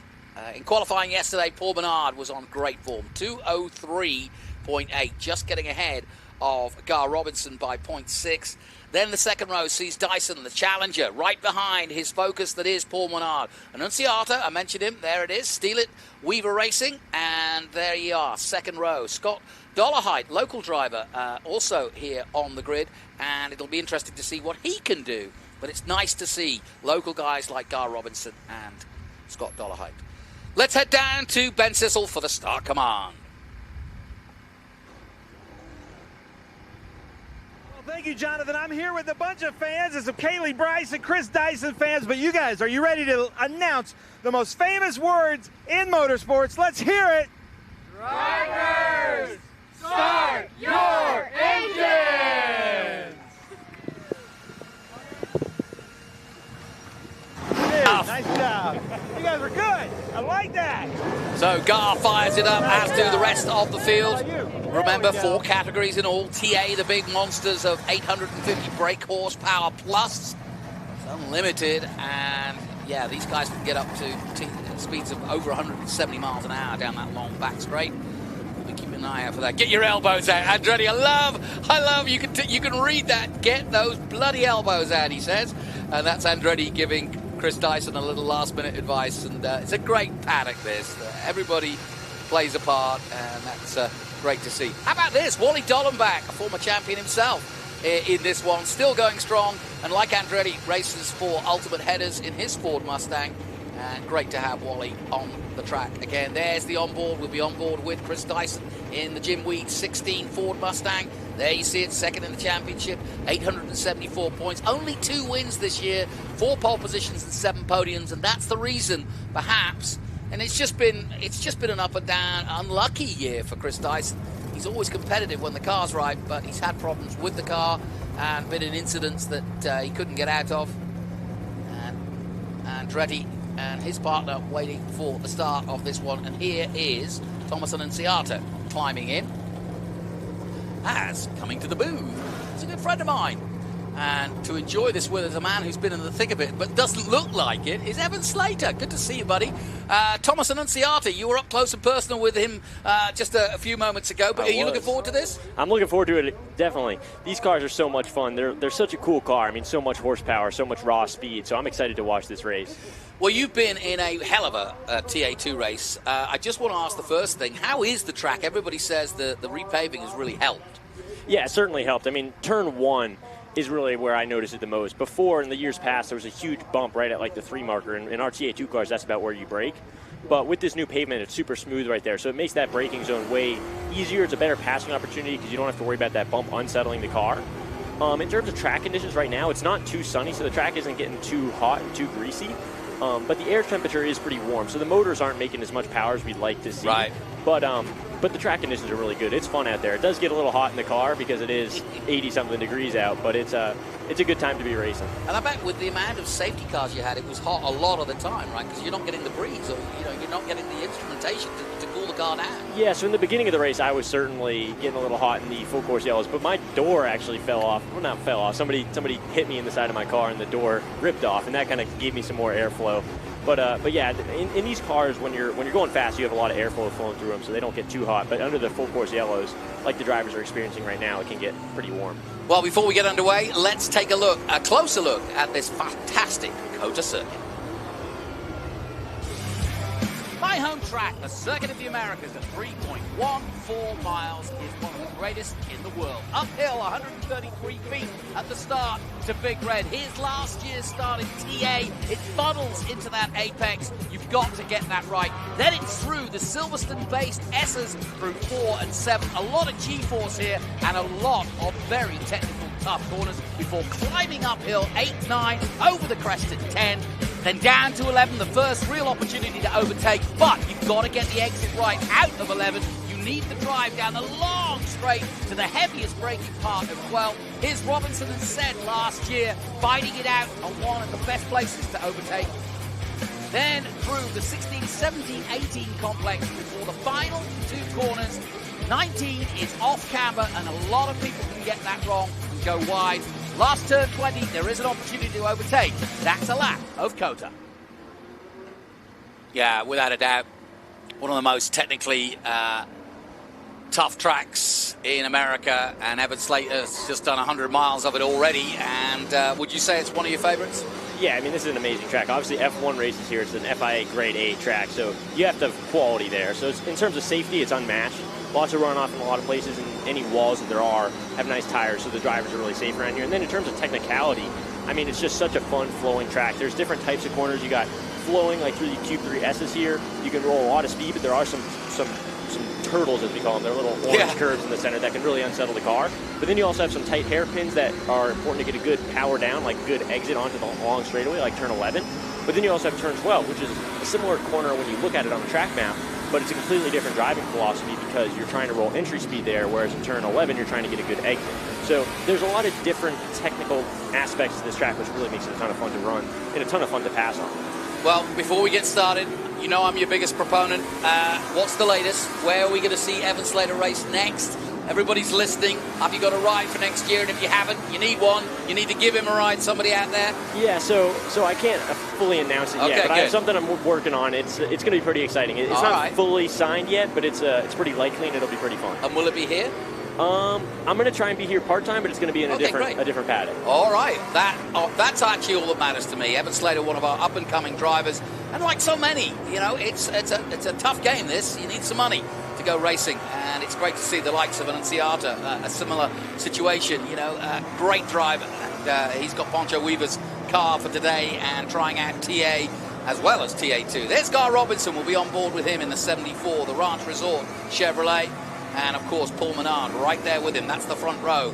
And it's going to be interesting because Gar Robinson actually has no care in the world for Menard and would love nothing more than to beat Menard. He, of course, comes from sports car racing, Menard from NASCAR. So a good little combo here. Yeah, it's super exciting because they're both super experienced in their separate realms, but they are totally different, NASCAR versus IMSA, right? So super interesting to see these guys in the same type of car battling it out on the track. And then you've got the three-time champion in Dyson, and then you've got Annunziata right there. And so we've got some really good stories here, and we'll go back further through the grid of the GT cars as well as the race unfolds, and we'll tell you some good stories there as well. We're coming through 15 now here on the drone. What a shot that is. It doesn't get any better than that. Look at that. That's such a fun corner to drive. There's a good passing opportunity there on the inside. Austin Green was giving me a hard time throwing it on the inside of there a few times. It's a great corner because you can make such a late move, and you kind of have to, the ideal racing line is to run the car out a little bit wider through there. No, he's not going under the bridge. He is going under the bridge. Wow, that drone pilot's a great driver. There you go. He is a great pilot, and that is fantastic. What a shot that is to go under the crowd there and join them as they go through the McConaughey complex. And we're going to not miss anything here, Evan Slater, as we're going to be on board with Gar Robinson. And the safety car should be pulling off, and that means now that Menard will take control of this race. We'll also see it from Chris Dyson's view, so we won't miss any of it. What can Annunziata do? He's fresh from his TA2 race, so he's raring to go, I'm sure. Menard, though, starts to accelerate, and we are going green. Josh Hurley's also going to join us, but we'll get underway. And here we go. Away they go then. And a good start from Menard. He's going to try to defend that position. And it was nip and tuck there. But Gar Robinson may have to cede this place too. Oh, whoa, and a spinner. And that was Wally Dollenbach getting spun around in the Ultimate Headers car. Dyson on the outside of Menard is already trying to make a move as they go into three, but he can't do it here. It's just too tight. What a start, though. Guys, tell us what you saw there. Spin there for Wally Dollenbach. Yeah, I mean, that was a great clean start besides that one little incident. That's super easy to do realistically because the track widens out, but then it narrows to a super tight corner. So it's really easy to go like multiple three wide, it was in this case, and then just get clipped by the guy on the inside. Well, I'm delighted to welcome Josh Hurley, who was just also in the fray in TA2. Got stuck in the gravel at one point, but good to have him here in the booth. But thank you for coming in, and let's get down to the action. 100 miles to go. Yeah, long race. Expect some yellow because these corners really pack up the field. Even Evan and I had a little bit of contact out there. Racing. It's really some tough racing out there. You can really get in trouble because these big entries invite you to turn in early. Like you see a little bit there, so they're going to get a run on him coming out. Yeah, we were talking about track limits, and they're really not giving you a hard time on track limits except through the S's. Emmy Ruman, there she is in the 23. Dreesy behind her, and in fact, both the Dreesy cars. Looks like we're going three wide down the back straight. It looks like it, doesn't it? Oh, this is great. And in the middle of that shot is Lee Saunders. Kaylee Bryson just at the back of this group. There's Michael Paglier. So a good start. Look, Wally Dollenbach is already making some places up, having recovered from that spin. At turn one. Lights on the Viper of Saunders, and around the outside goes Wally Gollenbach. Oh, not many people can do that.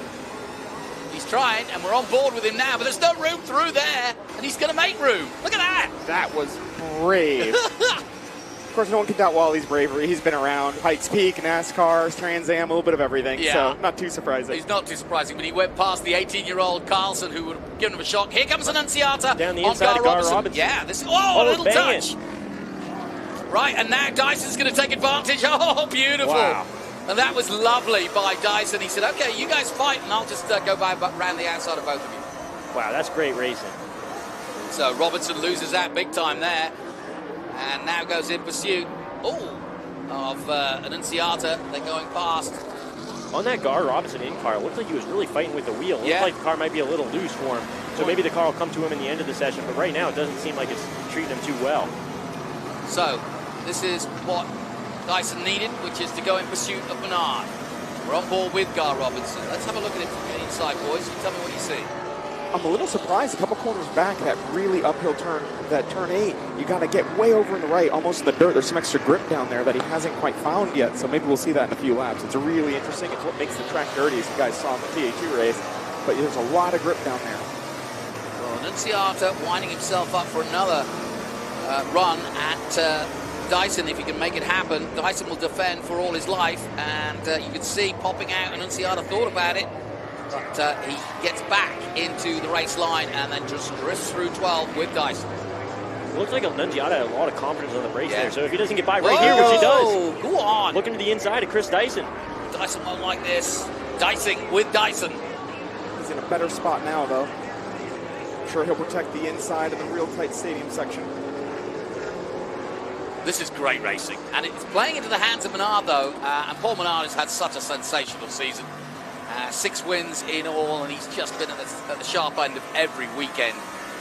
Promised to do a full season, having dipped his toe in the previous year, and he loved it so much, he said, I got to be part of this. Great onboard shots here out of 19 of Gar Robinson. Can he make a move up the inside of Annunziata? Well, he takes a tight line. Ooh, almost touch. But really good to see Gar up here. He hasn't run one of these things in a while. These things are very different than everything else he drives, so it's quite an adjustment. He's right there in the thick of it, so he's doing a great job. Yeah, we were just saying it's interesting to see a proponent of NASCAR in, obviously, Paul Menard, but also 2 sports car guys and IMSA guys like Gar Robinson, and of course Dyson's had his IMSA times and sports car racing times, so yeah, there's a lot to be fought for. At the start of the day, Paul Menard had a 93-point lead over this man, Chris Dyson. Gar Robinson makes a spin. Oh, you heard the wheels just giving up underneath him, and that was on his own, wasn't it, boys? Well, he was trying to get around Annunziata, and he got out into the dirty stuff. Turn 6 on the outside. Not only collect a lot of dirt, but there's extra marbles there because it's a double apex, and when you load the car that second time, it really sheds pieces and pushes stuff out there. He was probably trying to set up for 7 and just got a little greedy with it. Yeah, well, that's racing, folks. Even the best. Gar Robinson are a former champion of Trans Am, and like you say, a regular in IMSA every week, and so making a one-off run here in the Riley 74. But yeah, that's a real shame because he was right in the hunt then early on. He's lost several places. Yeah, really unfortunate for Gar, but luckily he was able to keep it out of that inside wall, so he's able to keep going. Might have some square tires, flat spots on the tires, but he'll be able to keep running. Let me see what you see on the replay, guys. So it all looks neat and tidy through the S's, but it's coming up at this corner right here, he starts to have some issues. So he's a little bit wide, as Josh pointed out, just gets in the marbles, and then in the dirt, and the rear just steps out from him. That was pure dirt, and they've been throwing up dirt. You guys were throwing up the dirt here, so it's your fault, actually, this crash. But no, on the inside, you guys were cutting that corner, weren't you? And throwing up dirt, and it's now come to take somebody out. But, you know, we all know that. We've all been watching it, so yeah, certainly. Gotta be careful. And it's not also, sometimes it's not us going into the dirt, just being close enough to the dirt. Yeah. These cars have so much air wash. They're big cars, so they throw up a lot of air. So some of that air will just suck the dirt off the racetrack and throw it on. I'm going to admit it. I was using the dirt. Yeah, he was going to the dirt. So we've got a good battle here. Chris Dyson, right where he needs to be, at least for now anyway, in the early stages of this one. But Menard's going to romp home, I'm fairly sure, unless there's a mechanical issue for him. It's been a sensational season for the former NASCAR star. Yeah, Menard's in his mirrors, and he's sometimes maybe seeing these guys going side by side down the front straightaway and the back straight, and he's just happy. He's happy to see that because whenever you're side by side racing hard with somebody, it's slowing them down. So he's just happy. He's got clean air, so he's getting all the downforce on the front of the car, and he's just ripping away. Up the hill they go then. Still a long way to go. No safeties yet. The last race we saw, TA2 was riddled with them, but over 10 and over the crest, and you can see Annunziata still very much in touch in that day glow yellow and blue of the Weaver prepared number 2. And I think Annunziata should be quick down the straightaway. I like that I see the splitter lower to the ground. You can see Dyson might be giving up some straight speed and some drag to get some mechanical grip to come off these low speed corners. But Annunziata should be fast on the straightaway with that setup. Here's Paul Menard then, our leader. You can see the gap he's created. It's now 4 seconds on Dyson, so the one thing he doesn't want is to have a safety car at any point, because he wants to build on that lead and make it almost impossible for Dyson to catch. So then, as we stand after 4 laps, it's Menard, Dyson, Annunziata and Rogers, your top 4. Smooth-looking Paul Menard. He's really enjoyed this season, and I know you guys know him and have watched him race. Ooh, that was a good little move. And Dyson under pressure from Annunziata, so it's still nip and tuck between these two. Yeah, you can tell Annunziata really wants to get by. I think he feels like he has a little more pace in that car. Right. And if he can just get by, get some clean air on the nose, he'll be able to run away with it. It's interesting how they're letting you go wide at 19 and 20. Do you have a plan about how far wide you can go? Because you don't want to get on the grass, do you? In 19, in front of me going, I thought too wide, and I was actually making up some space there. There is a fine line. It does let you open your hands, but it gets really, really bumpy if you get really far out there, and eventually the distance isn't quite worth it. There is a happy middle ground, but the middle ground is pretty far out. Yeah. So, yeah, it's certainly interesting, right? Because like he was talking about, there's a balance to it. But I was behind you for a little bit, and I was running, I think, wider than you were, and I was gaining on the entry. You were gaining on the exit. So it's also like a fine balance, because the wider you go on the exit, the more you can gain on the entry, right? So you have to think about the risk versus, not the risk versus reward, but you can think about where you want to gain the time, right? So there's different ways to take in, different ways to gain time or lose time. So it just depends on how your car's driving, how you want to drive, too. Just a quick update. Rogers leading in XGT ahead of Sutherland. Then in SGT, it's Josh Carlson, the youngster, leading in his Ford Mustang in 15th overall, with Kaylee Bryson just behind him. Saunders has dropped back. He's now down in 20th position. He must have had some sort of problem because he was in the thick of it. He's just gone up ahead of Hampton, who is second in GT. Coffey leading that. There's Robinson. Carl Robinson making his comeback, and he's coming up on one of the Dreesy cars. It is Tommy Dreesy. And that is nicely done by Gar Robinson. He is trying desperately to get back on level terms as quickly as he can. And we welcome our viewers back on MAV TV. It's still Menard leading the way from Dyson and Annunziata. XGT led by Rogers, Sutherland second. Then in SGT, it's Carlson leading from Bryson, and in GT, Chris Coffey, as it's been all season, leading the way, the man from Texas in the Maserati. As we look at our first look at Amy Ruman. And Dreesy is actually behind Ruman at the moment. He's the second of the there it is. That's Tommy Dreesy. And he's actually behind Ruman at the moment, who is in 7th place overall. And I don't know if you saw the piece, but you might be wondering why Ben has got his nails painted. Well, he made a bet with Amy Ruman that if she got on the podium, he would be able to paint his nails in celebration that he's done that. But as you can see, it's changed position, and Annunziata has got ahead of Dyson. And that's important, as you said, Evan, that you felt like he had more pace. Yeah, I mean, you can see it right here. Just through 2 turns, he's already gained such a big gap. So I think that car has a lot of speed in it, and I think he's trying to hunt down Menard. Well, it's got a great history, that car. Some of the greats have driven it, including Lawrence said Jr. I think Wally Dollenbach's driven that car. But some of the greats have had a go. And the clear air is worth so much here. Even in the TA2 class, let alone for the TA, which have more aero appendages. Clear air is worth a ton because there's so much medium speed corners here. Where does you it rely on it? How close do you need to be before it starts, becoming negative? So it depends on the class. The TA class is actually a little farther back. It's pretty negative. If you're actually within a half second or so, it can mess you up in the carousel. But there's things you can do. if you can get your inner headlight, so if it's a right-hand turn, you get your right headlight to the inside of the other car, that gets rid of about half of it. So it can help. Where you put your line can make it better. Doesn't make it go away, but you can make it, keep it from getting worse. Interesting stuff. So Dreesy now behind Ruman. Yeah, between them, or just ahead of them. There's Wally Dollenbach, so he's recovering well. Here's Dollenbach, he's in 12th at the moment. Dropping back after having a spin on the exit of 1. Just keeping an eye on whether there's any drops of rain, potentially. But those clouds are looking ominous, but yet to throw any rain down. Great to have Scott Dollarhide, local Austinite, here in 10th position. He's done a lot of racing in the past, and the family have a tradition of that. They had their own track here in Austin for quite a while.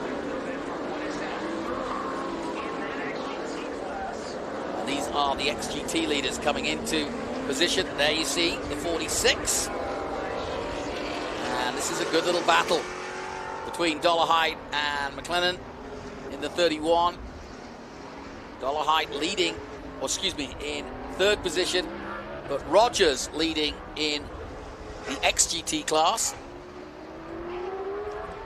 And Dollarhide's in a tough spot because he has some traffic in front of him that's slower than him, so he has to both attack and defend. I'm sure Evan can tell you because our race was full of it, especially where we were in it. Yeah. That doing both can really mess you up. Sometimes you make a pass, it doesn't come off, it holds you up, and that's how the guy behind him gets by you. So he's in a really tough spot, especially with the class lead. Well, you wouldn't miss that Lambo, beautifully painted, the number 31, and that's a lovely prepared car. That's beautiful. It's going strong at the moment. What I love about that battle is they're both GT3 spec cars, so they're very similar in performance. So it's great to see them. Obviously, one's an Audi, one's a Lambo, but they should be theoretically very similar. Which speeds. And the Audi and Lambo are as close as you can get. That it's is the same actually engine, true. the same chassis, just a little bit different aero and electronics, and we may see a move, not quite. Yeah, I know what you mean. Yeah, Michael McLennan it is who is driving that Lamborghini Hurricane Evo. We had a full Evo track race here a few weeks ago with Formula One. Welcome back to Map Viewers as Menard continues to lead from Annunziata. His battles all the way through, and look at this. Tommy Dreesy trying to get past on the 85 of Sutherland. And of course, it's somewhat of a different race than normal with more competitors than usual in TA for sure. And the likes also in XGT of Dollarhide making an impression. Second at the moment in XGT. Tommy Dreesy's looking down the inside. Yeah, oh, nicely done on Great Sutherland. move. Yeah, he got him in front just about before he hit the brake. So, I mean, super clean move. Really well done by Tommy Dreesy. Yeah. The Rockin' Moroccan, as he's known, Mr. Hollywood. He makes all the cardboard signs that you see outside the cinema for, pushing a movie or whatever. Really? So he's got a really big... Yeah, over the years he's had the paint scheme of the latest movie, whether it be Terminator or whatever, painted on the side of the car over the years. And so it's always a little bit of a show with Tommy. That's a cool fun fact. I didn't know that. Yeah. Great. And he's a collector as well. He's got some vintage Trans Am cars, which he races. But he's got a collection of cars in LA. And yeah, just a great character. Loves his selfies on the podium. I mean, looking on this Tommy Dreesy onboard video, it looks like that Dreesy Motorsports Camaro has a lot of pace. He was gaining right up on Amy Ruman there. Yeah, no question. Especially on the brakes. It looks like I think another lap or so we're going to see a move here. I'm going to say into the hairpin at the end of the back straightaway is my bet. Okay, yeah, that's always a great place. That's like the best passing zone. I was utilizing that a lot. I felt like we had a lot of good braking potential in our TA2 car, so I was trying to make the most out of that zone. Here's another look at that overtake on Sutherland. He made it look easy, didn't he, boys? Yeah, exactly. Just sets it up. Got a little bit of a toe. Comes from a little far back, but really good brake performance. Gets on the brake. Interesting how the hood pops up under braking. I wonder if the splitter is really making contact. And we welcome our viewers back on Map TV as you look at your own logo with an onboard of Dreesy and Lucas and Mission. Tommy Dreesy. And he's flying at the moment, is Tommy. And the usual overtake for 11. You know Tommy's going to go for it. He is going for it. Oh, well, you predicted it, Josh Hurley. Tell us what happened. He sent it in there deep on. Let's see if he can get a good exit, or is Amy going to come back? Amy's coming back. This is why I would have waited to the next hairpin, because that one, it's very easy to do the crossover. But they're still side by side. Well, I race down straight. It's great to see the performance of these cars. They have 850 horsepower, but they're so similar in horsepower, so it makes the racing great like we see right now. Chevrolet versus Who can go later on the brakes? Oh, go on, Amy. Amy Ruman on the inside. Great stuff. Great defense. She's channeling her new nail varnish that she put on Ben and herself.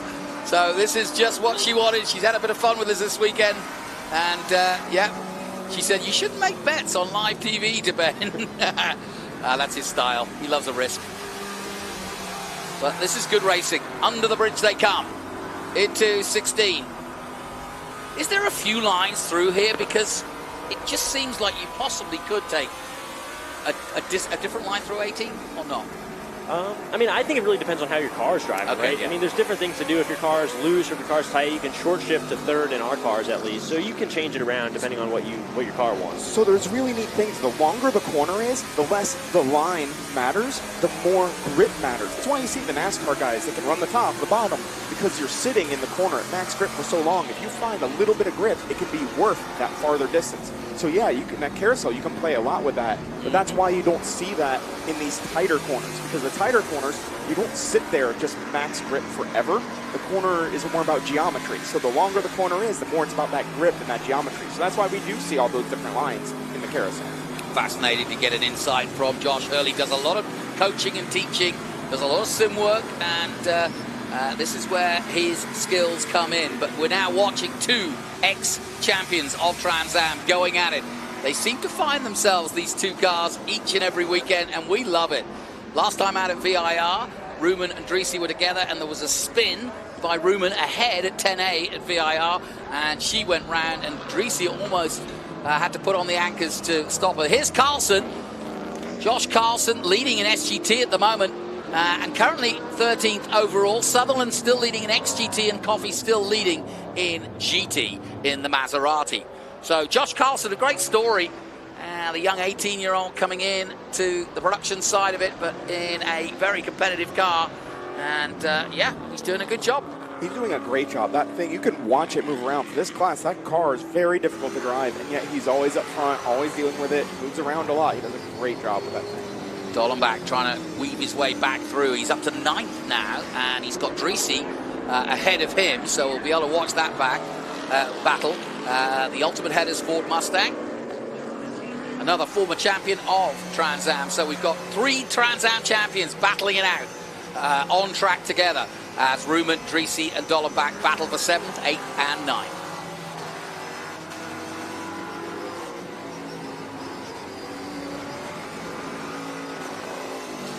Yeah, it's effortless from Dollenbach, isn't it? Exactly. Yeah, Dollenbach's just looking for an opportunity right here. Oh, he's thinking about it on the outside, but didn't quite make it work.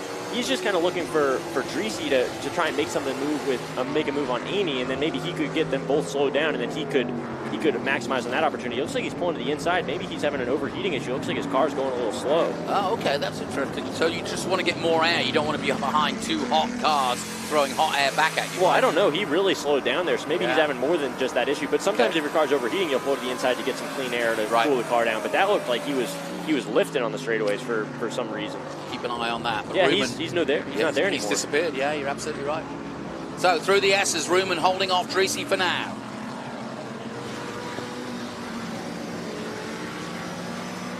Let's see if we can see anything on board here. Yeah, he's dropped right back behind the Lamborghini. Look, there you go. The Lamborghini's gone past him, and that's McClellan in the XGT class. So really, Wally, with his experience and the power of that car he's got, shouldn't be overtaken. So I think there is some sort of problem for Wally Dollenbach. He had his hand out the window too. He was pointing the Lambo by, so there's clearly an issue. Yeah.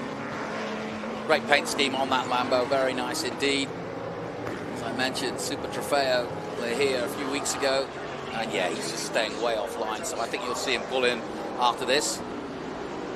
Meanwhile, the battle is joined between the Corvette and the Camaro. Out of 12.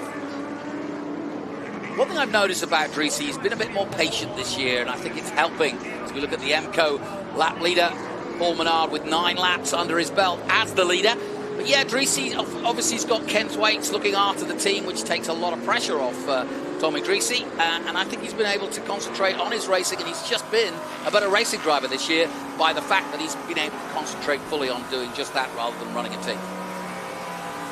Yeah, and it's nice to see him develop. You know, he's been this in a while, but you can always continually get better. Ooh, got really close there. Let's see if he makes a lunge in the 20. Yeah, it's possible. He's looking inside. She's trying to defend, and she's cut him off. And hey, this is great stuff. And Tommy could get turned around, and he got hit by the Audi behind him as well. Looks like the Audi pushed in their front bumper. and he's got damage. Yeah, it looks like his wheel's rubbing on the front bumper there. Maybe he's locked up the whole time. Oh, that's a shame. Scott Dollarhide coming in for a one-off local race. I say local race, but local race for him. And you can see there's either a puncture or a lock-up. Yeah. So that's a puncture. The tire's flat. And the tire's flat. Oh, Scott, feel for you. Let's see if he's able to limp it around, or maybe there's going to be a full course yellow. Hopefully he can find a safe place to pull the car off. Yeah, so Wally Gollenbach is coming in, no surprise. And there's some sort of problem. He doesn't know what it is. You can see him look at his hands. He doesn't know what it is. Let's have a look at the replay. And guys, as you see it, let's see how you call it, because obviously Amy was trying to defend her position. Amy was doing exactly what you need to do. She came out of here knowing it wasn't the best run that Tommy was looking, so she moves over a little bit to defend. Tommy puts it in there. It's a really tight line. She leaves him enough room and opens up her hands, and Tommy just kind of exits into her. It's not far enough along to just rub side by side. So when he hits with that front end of the car, it turns him a little bit, and it turned him, unfortunately, right into that Audi.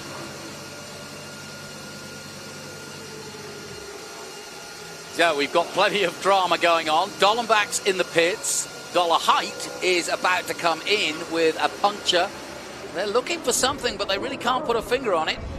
Let's have a look at what happened again from a different angle. Now, watch Dollarhide in the white car. That's where his puncture was caused. No fault of his own. But as you can see, he gets where he picks up the puncture, and that allows McLaren to come in. So it looks as though Dollarhide has pulled off. He's not coming into the main pits. He's actually going to go back to his position in the... Yeah, there he is, parked up. Scott Dollarhide, the 46. It's hard to tell where that is, but hopefully he's in a safe position where he can...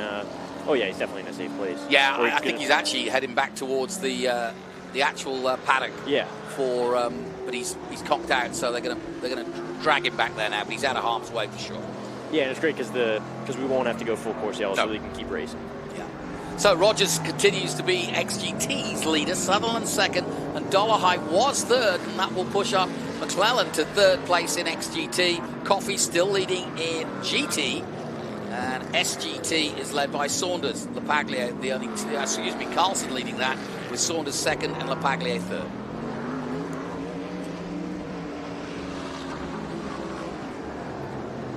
Now, Menard, as you can see, an 11-second lead. The one thing that I notice about Menard when he's in, when he's in the purple zone, as it were, when he's in that zone of being competitive, he just rolls lap after lap and extends that lead. And it's only safety cars that have really stopped him from dominating many, many, many more. 11 laps led now by the MCO Gears lap leaderboard. And I hope more NASCAR drivers who are of an age where they're still competitive but don't want to do a full season of NASCAR come here to Trans Am and get on board just as this man has done. We welcome our viewers back on MAV TV. It's been a beautiful day here at the Circuit of the Americas. A little overcast, but the racing has been absolutely top draw. I've got Evan Slater and Josh Hurley to enjoy it with me, and we've had plenty of drama as the leader coming up now on Kaylee Bryson. Bryson in 16th place at the moment. Here comes your second place man, Annunziata. That's the gap between himself and Chris Dyson. And still a long way to go yet. Going by GT class leader and local driver, Chris Coffey. That's right. Just from up the road in Dallas. Yeah, it's been a good season for Coffey. His best season, without a doubt. Has claimed 7 wins and claimed the GT title already.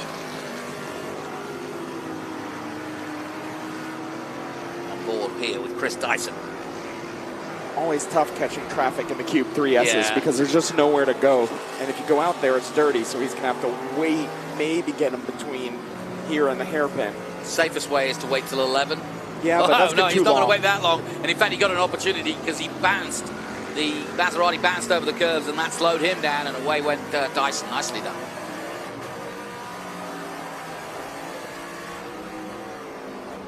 Yeah, Nunziata got by on the straightaway there, and Dyson got slowed down a little bit through the S's there, so that just helps Nunziata build that gap. He still didn't pull away quite as much as I think he wanted to. I think he was hoping to get in front and just rip away right up to Menard, but it seems like Menard's still pulling away, and he is slightly stretching the gap with Dyson, but not quite as much pace as he would be hoping for. Just looking at the graphics on the bottom. And West Coast champion Michael Apaglia in the pits in the 81. Something wrong with that car. Fast auto. Michael has been at COTA several times.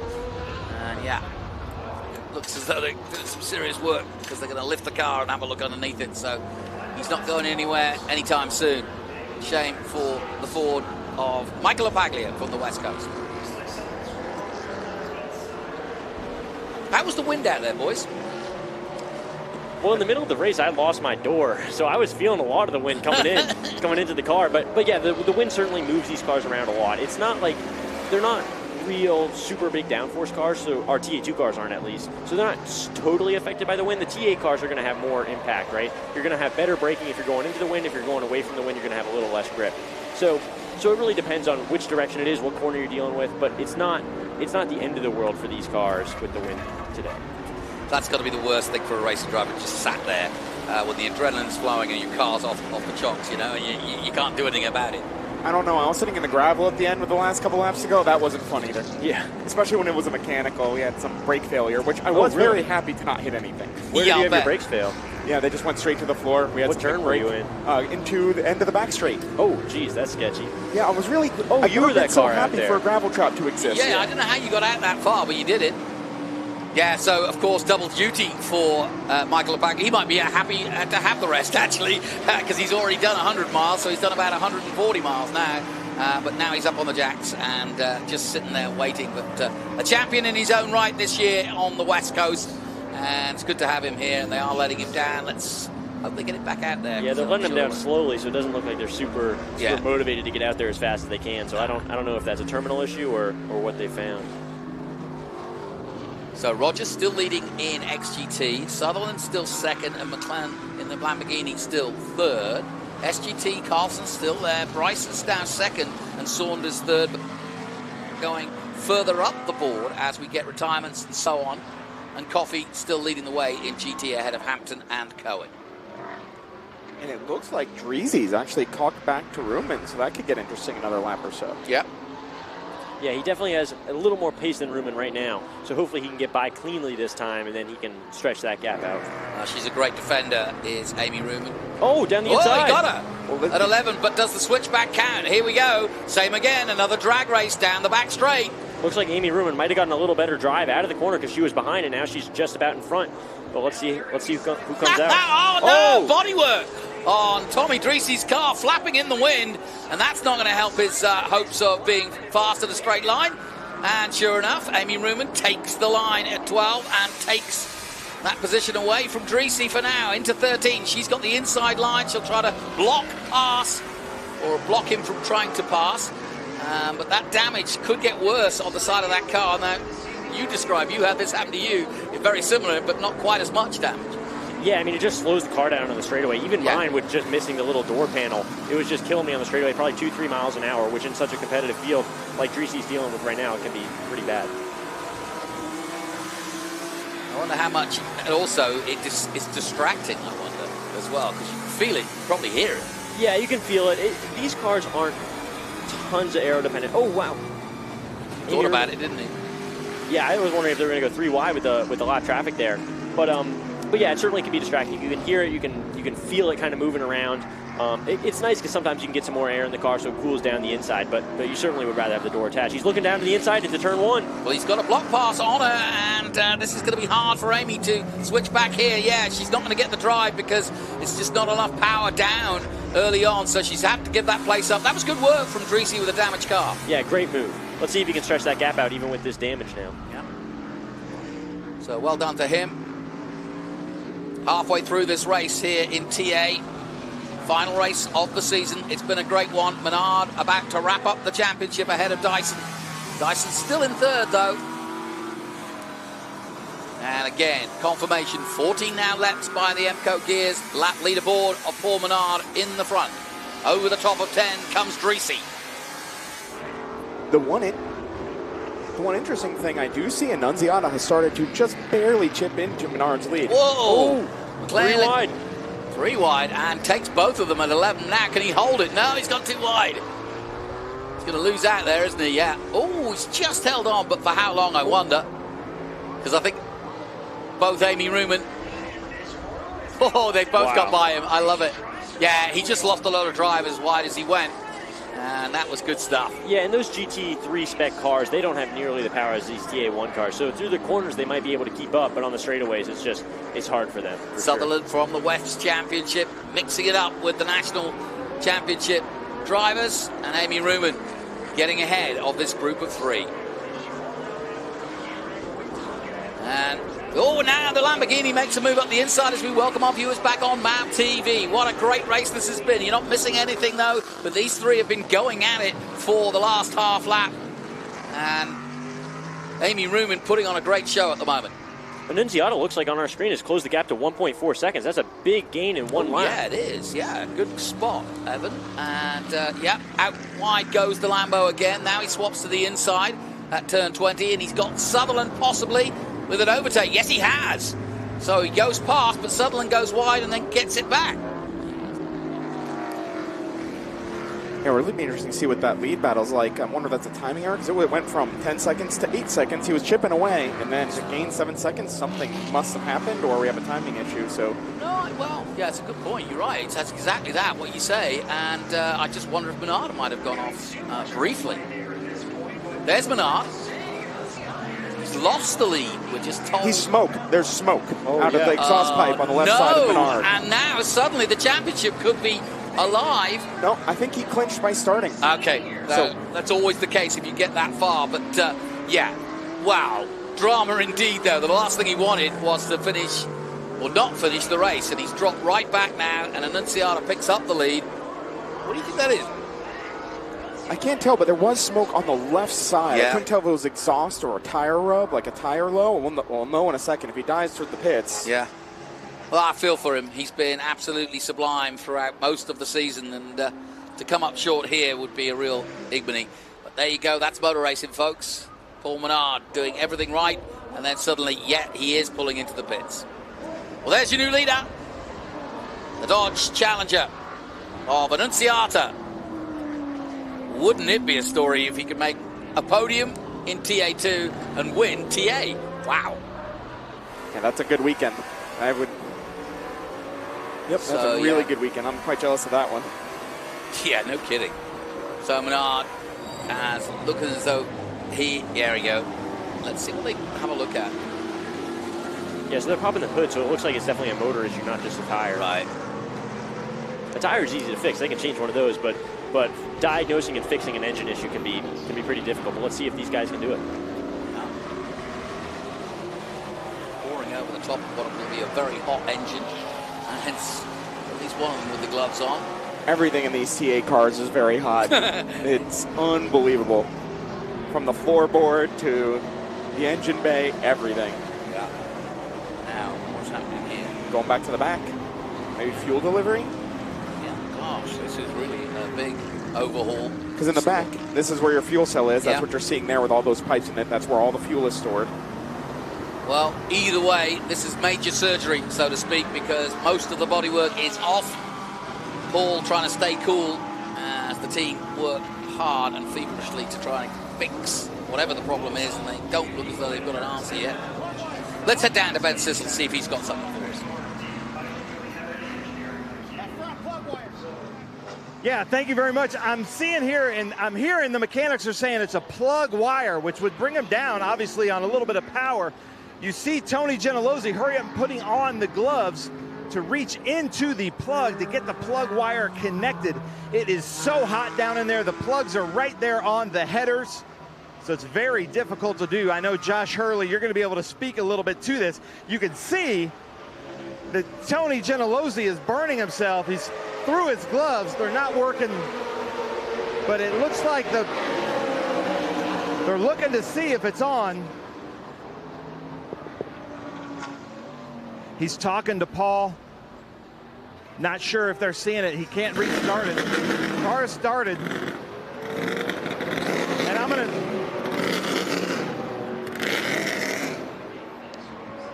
Once he goes, I'm going to try to talk to Tony.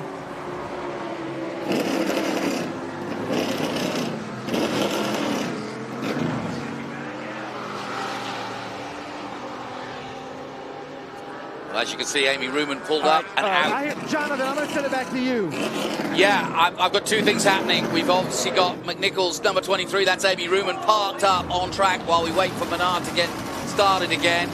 If he does get out of the pits, I'll throw back to you and see if you can get a word with Tony.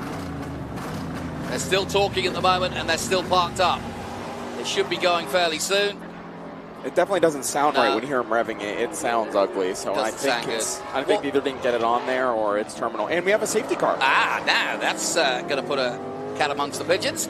As out comes the Ginetta, and that'll be because of Amy Ruman, who was parked up on the back straight there. So we're under caution now, and that certainly allows Dyson the chance to have a good fight with Annunziata for the lead.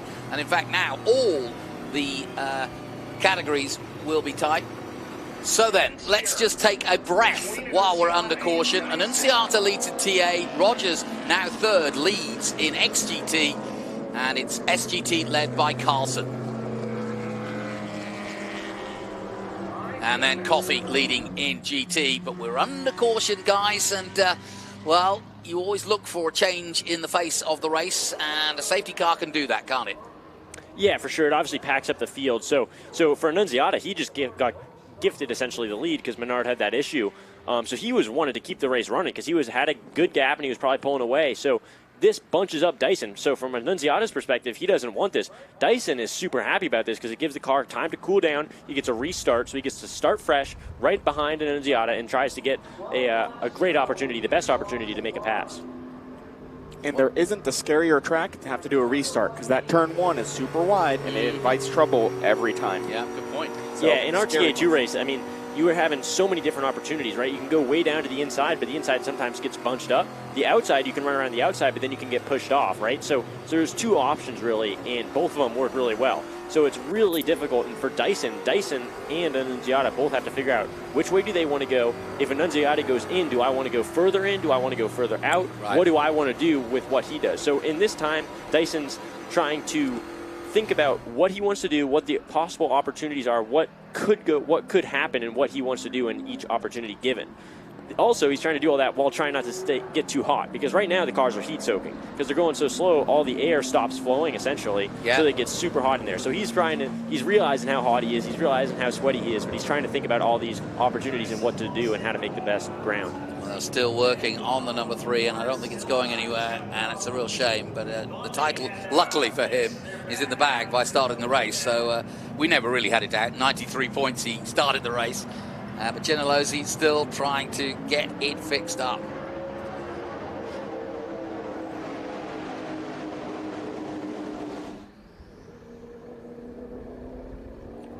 And we welcome you back to the Circuit of the Americas, where the leader, Paul Menard, and the championship winner for 2024 is stuck in the pits and won't finish this race, which leaves this battle between Annunziata and Dyson, as we're under safety, to get right there on the tailpipe of Annunziata. And guys, both of you do a little bit of coaching. What would you do if you were talking to Annunziata as his sort of mentor, as to Dyson? Not that he needs a mentor, but what would you say to Chris to give him, some feedback as to where to attack Annunziata from what you've watched? So for Chris, I'd expect the car to come out of the corner really well. So you really got to execute really strongly on this initial start. Try to get a good launch. Get alongside him. I don't care if it's inside or outside, but your car is softer than Annunziata, so it probably puts power down better. So if you can, either whether it's inside or outside, as long as you can get into that corner side by side with him, try to put the power down. You're going to need to clear him before he gets through those Cube 3S's, because that clear air is actually worth a lot in S's, especially in the TA car. Okay, cool. Evan? Yeah, I mean, you can see, just touching on what Josh was talking about, you can see those canards on the front of the car. The dirty air, I don't know if we've explained it, but when the cars are cutting through the air, they're throwing about a bunch of, wake, basically. So I think when a boat's going through the water, all the waves coming off of it, that's happening with the air, right? Yeah. So when a car's behind, they're hitting all those waves, and it starts getting, when you're in a boat, it starts getting choppy and bouncy. When you're in a car, the air doesn't flow well over the car, it doesn't flow over those canards well. You can see right under the headlights there. Yeah. So it stops flowing, so it makes it harder to turn. You have less front end grip, and it also affects the rear wing too. So being in front by that time is so crucial, right? Because that dirty air can really, really kill you and just take the car and make it drive like a completely different race car. Well, it's been a day of cautions. And we had, 5 in yours? We finished under caution. Yeah, I don't know exactly how many. It felt like we were due 3 laps, and we had the caution, then do a few, and that must have been frustrating. It was driving me nuts because my car was actually really fast, but it wasn't good in the knife fight. I needed people to string out to pass people. Right. We'd finally string out, and I'd start making progress again, and yellow. Yeah, I was really annoyed by the yellows because, quite frankly, I didn't do a great job in qualifying. I made a slight mistake, and I lost 9/10 in one corner. So we had a really fast race car, but we were starting 13th. So I thought we could really get up through up the field into a podium. But with the cautions coming out every single time I was trying to start getting a run and start working through the people, it was just kind of slowing down and hurting my progress. I wish we kept running more so I could have more laps to try and make opportunities, but the cautions just kind of cut down the time, so I was only able to go up a certain amount. I went from 13th to 5th, but I think if we were able to run more, we would have gotten higher. I feel like the Genetic could get a hurry up a little bit. It seems like these poor 500 brake horsepower Trans Am cars are struggling just to keep going behind the safety car at the moment. It's hard, but you have to do that to pack up the field, especially this diverse grid with all the mixed classes. They're just trying to pack everyone up because that's the thing for these TA cars. This is not like crawling. It's not even walking. Yeah. But for your GT cars, this is a jog. Well, let's head down to Ben Sissel in the pit lane.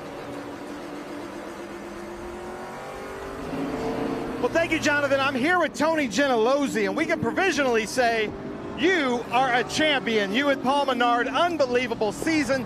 I know that you wanted to win today, though. What happened out there? Looks like we lost the fuel pump regulator, so it's just blowing high pressure into the engine. Nothing we can do. We're already back. So we don't want to finish it like this, but hey, we'll take it. But I want to show you something really special here, Matthew. If you come around here, one of my favorite people in the paddock. Can I speak to you on camera? This is Paul Menard's mom. She has been in about 6 races with us this year. She and your daughter, you guys have more fun at these races. I know this is how you didn't want it to end, but you're a champion in Trans Am. I don't believe in him. I believe in Paul. And I know you told me that you've been scoring him since he was a little kid, and you've been following his whole career. So he's won a champion at Trans Am. That's got to feel good. Oh, God, be the best ever. And have you had fun this season with Trans Am? Very much fun. Very. I love it here. I love all the Trans Am races. Well, I love that you bring your whole family. This is supposed to be fun, right? So I'm sorry about your luck today. Congratulations on the champion. But, gentlemen, back to you. Thanks, Ben. Yep. And as you can see, coming down the back straight now. The whole family thing. And the Ginetta trying, as you say, almost crawling now to try and get everybody jammed up together. But this must be very frustrating for poor old Annunziata, stuck there. Paul Menard did lead for 15 laps, but now Annunziata has got 4 under his belt in the lead.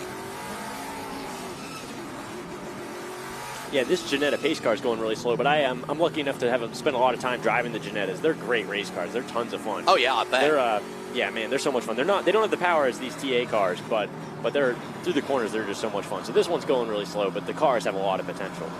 Yeah.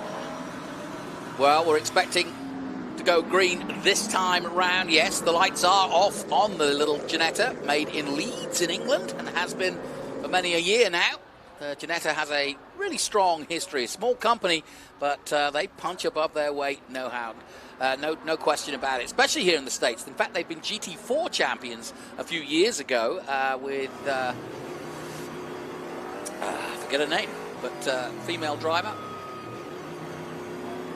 And, yeah, we are going green this time now. Chris Dyson, as we heard from you boys, has got to make this count if he wants to win this race.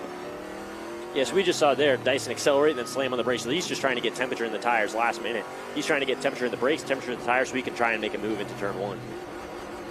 Well, Annunziata is a young buck at 19 and won't be giving in to his more senior Chris Dyson, multiple champion.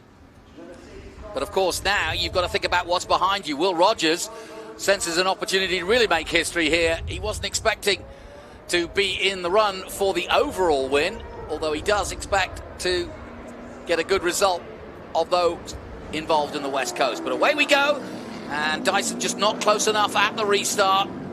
And the 12 of Will Rogers cuts across the bows of Don Yount. Dyson about as close as he's been, but as you said, once it gets to the S's, you really can't pass. Exactly, so now he has to wait a while to that backstretch, but I think that's where Annunziata's really good, is coming off of that hairpin. So Dyson's going to have to put a gun to his head and really push here to try to stay on to him.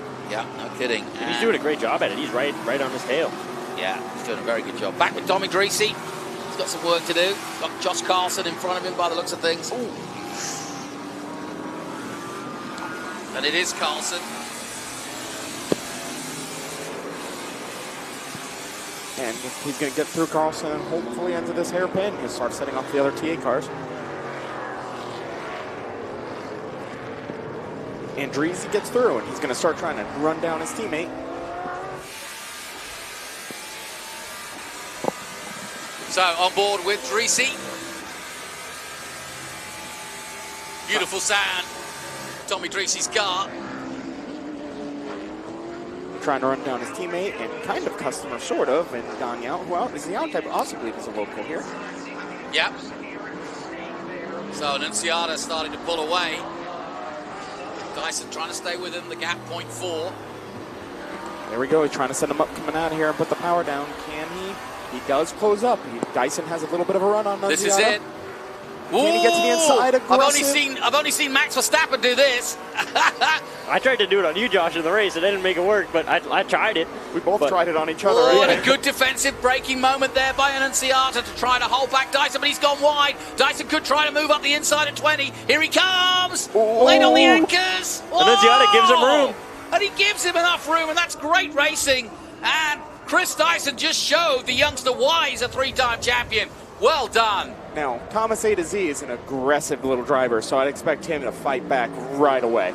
For sure, and you can see Dyson defending. He's not wanting to give it back. Yeah, great racing. This is what we wanted. We've had some really top draw action this weekend already, and there's more to come. And this isn't over. 22 of the 30 laps gone. And what we might also be seeing is sometimes when your tires cool off and come back, they re-fire different, so you never know how it's going to do. Here's a great replay. Yeah. Dyson making that move. Oh, and you see the time lost also by Annunziata hitting that dirt. I've mentioned that before. It's all very well going wide, but if you hit the dirt and dust... But he had no choice there. Dyson put him out. I think that's how you have to get it done sometimes. Well, this will be poetry for Dyson. He would love nothing more than to take his 3rd win of the year. And take that runner-up spot. Here come the 2 Dreese cars. And a nice overtake. Oh, or is it? Because Tommy looked as though he got ahead, but Don Yount comes back at him, and now it's a drag race. Yount ahead of Tommy Dreese. They're just playing with each other and trying to help each other by the looks of things. Tommy, stop trying to pass in that corner. Yeah, exactly. Have a go at this one, Tommy. He's down the inside. Yep. Oh, it was close. It looks like he made it walked up a little bit. Yeah, this is great. Up the inside now. Oh, Don Yount not having any of it. But a beautiful ad for Lucas. Look at this. Yeah, Two it's a Lucas great cars ad. battling side by side. Yeah, those are great looking Dreese Motorsports cars. Aren't they?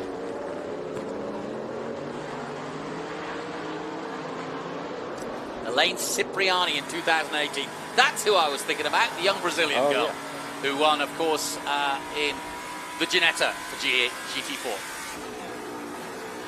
Let's see, can he get another run here on Yount? I know Tommy's looked into 20 a few times, a little too far back this time. But yeah, if I'm his spotter or his crew chief and I'm watching this on video, I'm telling Tommy, hey, let's try to get him at the end of the backstretch. I think we're strong there. Yeah, good point. It's good to see teammates going at it and putting on a show, and like you say, getting plenty of TV time for both Lucas and MAV TV. Don Yount doing the business. Young doesn't want to give up 4th place. This is a prestigious 4th place. And there's the team watching on, the Franklin Road team. But not only is it a 4th, it is a podium in class. So that's right, really of doesn't course. want to give it up. Yeah, absolutely. Yeah, lest we forget, that is a podium in class, that's for sure. So they are going to be going for it because Rogers in his XGT, and so actually this is a battle for the podium in TA. Creasy's had a bunch. In fact, he got one last time out at VIR, and he's been very consistent as Tommy Dreesy this season. 2nd and 4th there with Keith Grant, who took the 4th place. So Dreesy cars have been at the sharp end. And here's your lead battle again. Thomas is right there trying to make Dyson look in the mirror. We have the MCO lap leader of Chris Dyson this time. Chris Dyson led 2 laps, and obviously Menard 15 and Annunziata 5. And Annunziata once more on the board. Yeah, this would be Dreesy's 4th consecutive podium and 7th of the season if he can get 3rd place. So that's why he's battling as hard as he is. Now, come on, boys. Where's Annunziata going to make a move? Ooh, it's hard to tell. I mean, I like the turn 12 opportunity as much as the next guy. I mean, it's a great opportunity because in 11 you can get past there, and it's a good opportunity to get past. But then you can get no drive, and if you're going on the inside there, you're getting a worse exit, and you're gonna be so vulnerable into turn 12. So I like to wait in 11 and just focus on getting a good run, and then go for it in 12. Good call. You know, Coffey, who's leading GT, the local man, is in 11th overall, so that's going to be a great result if he can hold on to that. Meanwhile, in SGT, Carson holding off Bryson, who has already won the title in SGT. Here we go. Another lap then. And really need to have different setup philosophies too. You can see the Weaver car with Annunziata in it is splitter down versus splitter up. Very different setup philosophies and yet similar lap time. So really interesting to watch and see. I think Annunziata probably has an advantage through the S's a little bit, but he doesn't have clear air, so that negates some of it. Yeah. So he might need Dyson to make a mistake, which is pretty rare because Dyson's been around the block a few times driving sports cars, let alone Trans Am. Yeah. He's not prone to big mistakes, is he? No, and we're getting to that point of the race where 6 laps to go, where you have to focus on tire management these whole races. But now at the end, you're just focused on going as fast as you can. So these guys are pushing everything they have at this stage of the race. I was going to say, have we had enough safety where the tires should still be good to last all the way? Yeah, the tires should be good because they had a chance to cool down. So now they can just really use them to their full potential. You can see Dyson blocking down the inside, trying to hold off the move into 12. But Annunziata might be looking to the inside. He's just trying to break that toe. He knows that he needs to break that toe and try to draw away. He's not close enough. He gets close enough at the end, but has to follow him through on the line. Now goes wide, tries to get drive. Into 13 they come. Really close in the Bridgehall Stadium section. Yeah. May be able to 15 really have different options. May make Dyson defend, which gives you a good exit. Different line from Annunziata behind in 15.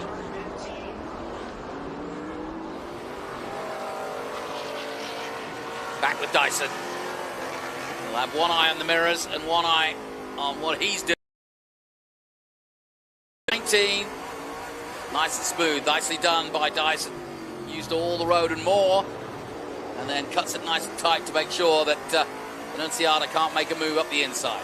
Yeah, that Dyson car from this onboard video looks really, really great driving. Like, it's not like he's sawing at the wheel. He's not fighting it. It looks like the car's just super settled in. So the car's happy with this pace. Annunziata going on the inside. Yeah, well, and that's a good move. If he can make that stick, no, he can't. You see, that's the thing. You know, it's all very well making a bold jump like that, but you know, you've got to get it back, haven't you? Yeah, he had a hard time because he just went a little wide on the exit. But if he could hold that brake pedal a little longer, get the car slowed down a little more in the center, he would have been able to get it rotated and shoot off. But he just went a little too wide, a little too aggressive on the move in, and it hurt him on the exit. Good thing is he hasn't lost too much time making that maneuver. Yeah, he's just back where he started. That's the beautiful thing about being able to battle on your own. They don't have a bunch of cars behind them, so you're free to make those moves, and you only lose a little bit. Now he can get back there. Now he also has Chris a little worried because he's proved he can get there. Another launch here, perhaps? No, he's going to go wide and then try and get as neat a turn in as he can, and that was nicely done. And that's a smart move by Annunziata because he'll tuck himself in, and now has another chance, surely, boys, into 12, if he can get a little suck now and get closer in. That's where... Go ahead, Nevin. It would be a bold move. He was pretty far back, so Yeah, it makes true. sense that he didn't attempt it there. And that's where the Dyson car is so good, is off those low-speed corners. That's where that nose-high attitude really helps. But Annunziata really putting the pressure here. This is excellent racing. We really are seeing some craftsmanship. Looking to the here. inside. Oh! The inside turns to the outside, so it makes it really hard to. It's hard to make it stick on the outside, but maybe he'll go for an over/under right here. Yeah. Can't make it stick. No, that was a good idea, but you can't. You've got to. If you're going to make the move there at 14, you've got to make it stick, because otherwise you'll be hung out to dry on the outside at 15. Back with Dyson. And remember, it's not all in one move. No. By doing this, you can start to pull somebody out of position a little bit at a time, make it defending spots. Well, Dyson is using all his maturity in his multiple championships to hold off this whippersnapper that is the 19-year-old Thomas Annunziata, a name you will be hearing, I'm sure, around the circuits of America and around the world for many years to come. Now, let's get back. This is Lee Saunders battling with Coffey. Now, both different series champions, or a former champion in Saunders' case. Coffey this year's champion, but SGT versus GT. Beautiful wrap on that thing, too. Gotta love the bright pink. Can't miss that Maserati. Well, it's a company, it's a company in Dallas, and they're doing a good job of advertising what they do, which is graphic covering, graphics. It's a great looking car, and I don't know if the microphones on these cameras pick it up, but that's one of the best sounding cars in the paddock. Yeah. It just screams. Yeah, I'm with you on that one. And I can say, I actually done a lot of development work on the Maserati GT4, turned them into GT4s, and they are awesome GT4s. Even though they're one of the older ones out there, they're such an easy car to drive. They're a lot of fun. Really long wheelbase, so it's really gentle and smooth. Really fun car. Plus, you get a Ferrari engine. Who doesn't want a Ferrari engine? Yeah, no kidding. So Saunders dropped off a little bit, but it's the chill out of Chris Coffey in that Maserati. Yeah, now you hear it. And again, that guy does such a good job, because he really is the crew, the driver, the engineer. Yeah, it's a one-man team, isn't it? He does a great job. Yeah.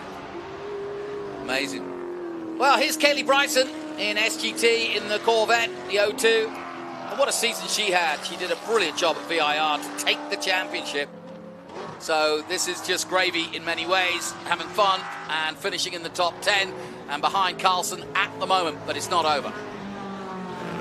And we welcome our viewers back on MAV TV with just 4 laps to go. We're looking at Kaylee Bryson's second in SGT at the moment. She is the new champion. And we're also keeping an eye on this battle between Coffey and GT, the local man Chris Coffey, and Lee Saunders, former SGT champion, behind him. Alongside me, Evan Slater and Josh Hurley, who've already done 100 miles this morning and enjoying a little bit of TA action as we come down to the business end. And it looks like Annunziata's falling off just a little bit as we look at Kaylee Bryson, but looking at timing, Annunziata's fall back a little bit, so Dyson's doing a killer job, and Kaylee's doing a killer job, clinched her championship, having a nice little drive here. It's always takes that pressure off when the championship's already done. You can really just enjoy the race. It's rare that you get that. Well, she's come from dirt track racing, and she's taken the TA and Trans Am paddock like a duck to water. She really has. And I had a quick chat with her yesterday, and she was just beaming from taking that championship, because I was asking her about VIR, and she said, yeah, it was just a special day, probably one of my best. Back with Tommy Dreesy then in the closing stages. Dreesy got by Yount. Yes, he did. So that means that he will be third overall and going for his 7th podium in TA, if he can hold on to this position. Yeah, he's dropped Yount by a few lengths now, as you can see. Roger's still doing a great job in third overall, but leading in XGT. Those things are really fun. Some of those XGT cars, the one Roger's in, it's pretty much a TA2 car with a bigger motor. That sounds fun to me. I'd like to have 45 of those out there. You know, and it's funny, the flapping bodywork hasn't affected Dreesy. He's got lucky there, really, hasn't he?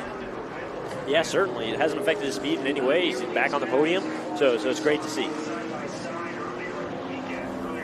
Well, I've been watching Tommy since about 2018, and I would hazard a guess that this is one of his best seasons in a long time. I know he's a former champion, but that was a few years ago, and he's just hit his rhythm again now in number 8, Lucas Carr. It's so great to see the success, because that was Showtime Motorsports, and then he bought it and turned it into Dristy Motorsports.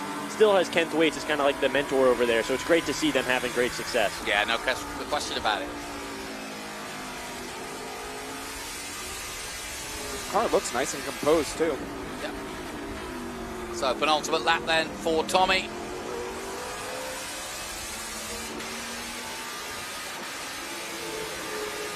I wonder if Annunziata has a problem. He's 13 seconds back now. Oh, wow. Something's up. Yeah, that's a good point. So that may mean Dreezy's in Rogers is catching him. So again, the MCO Gears lap leaders, and that takes Dyson to 7 laps led.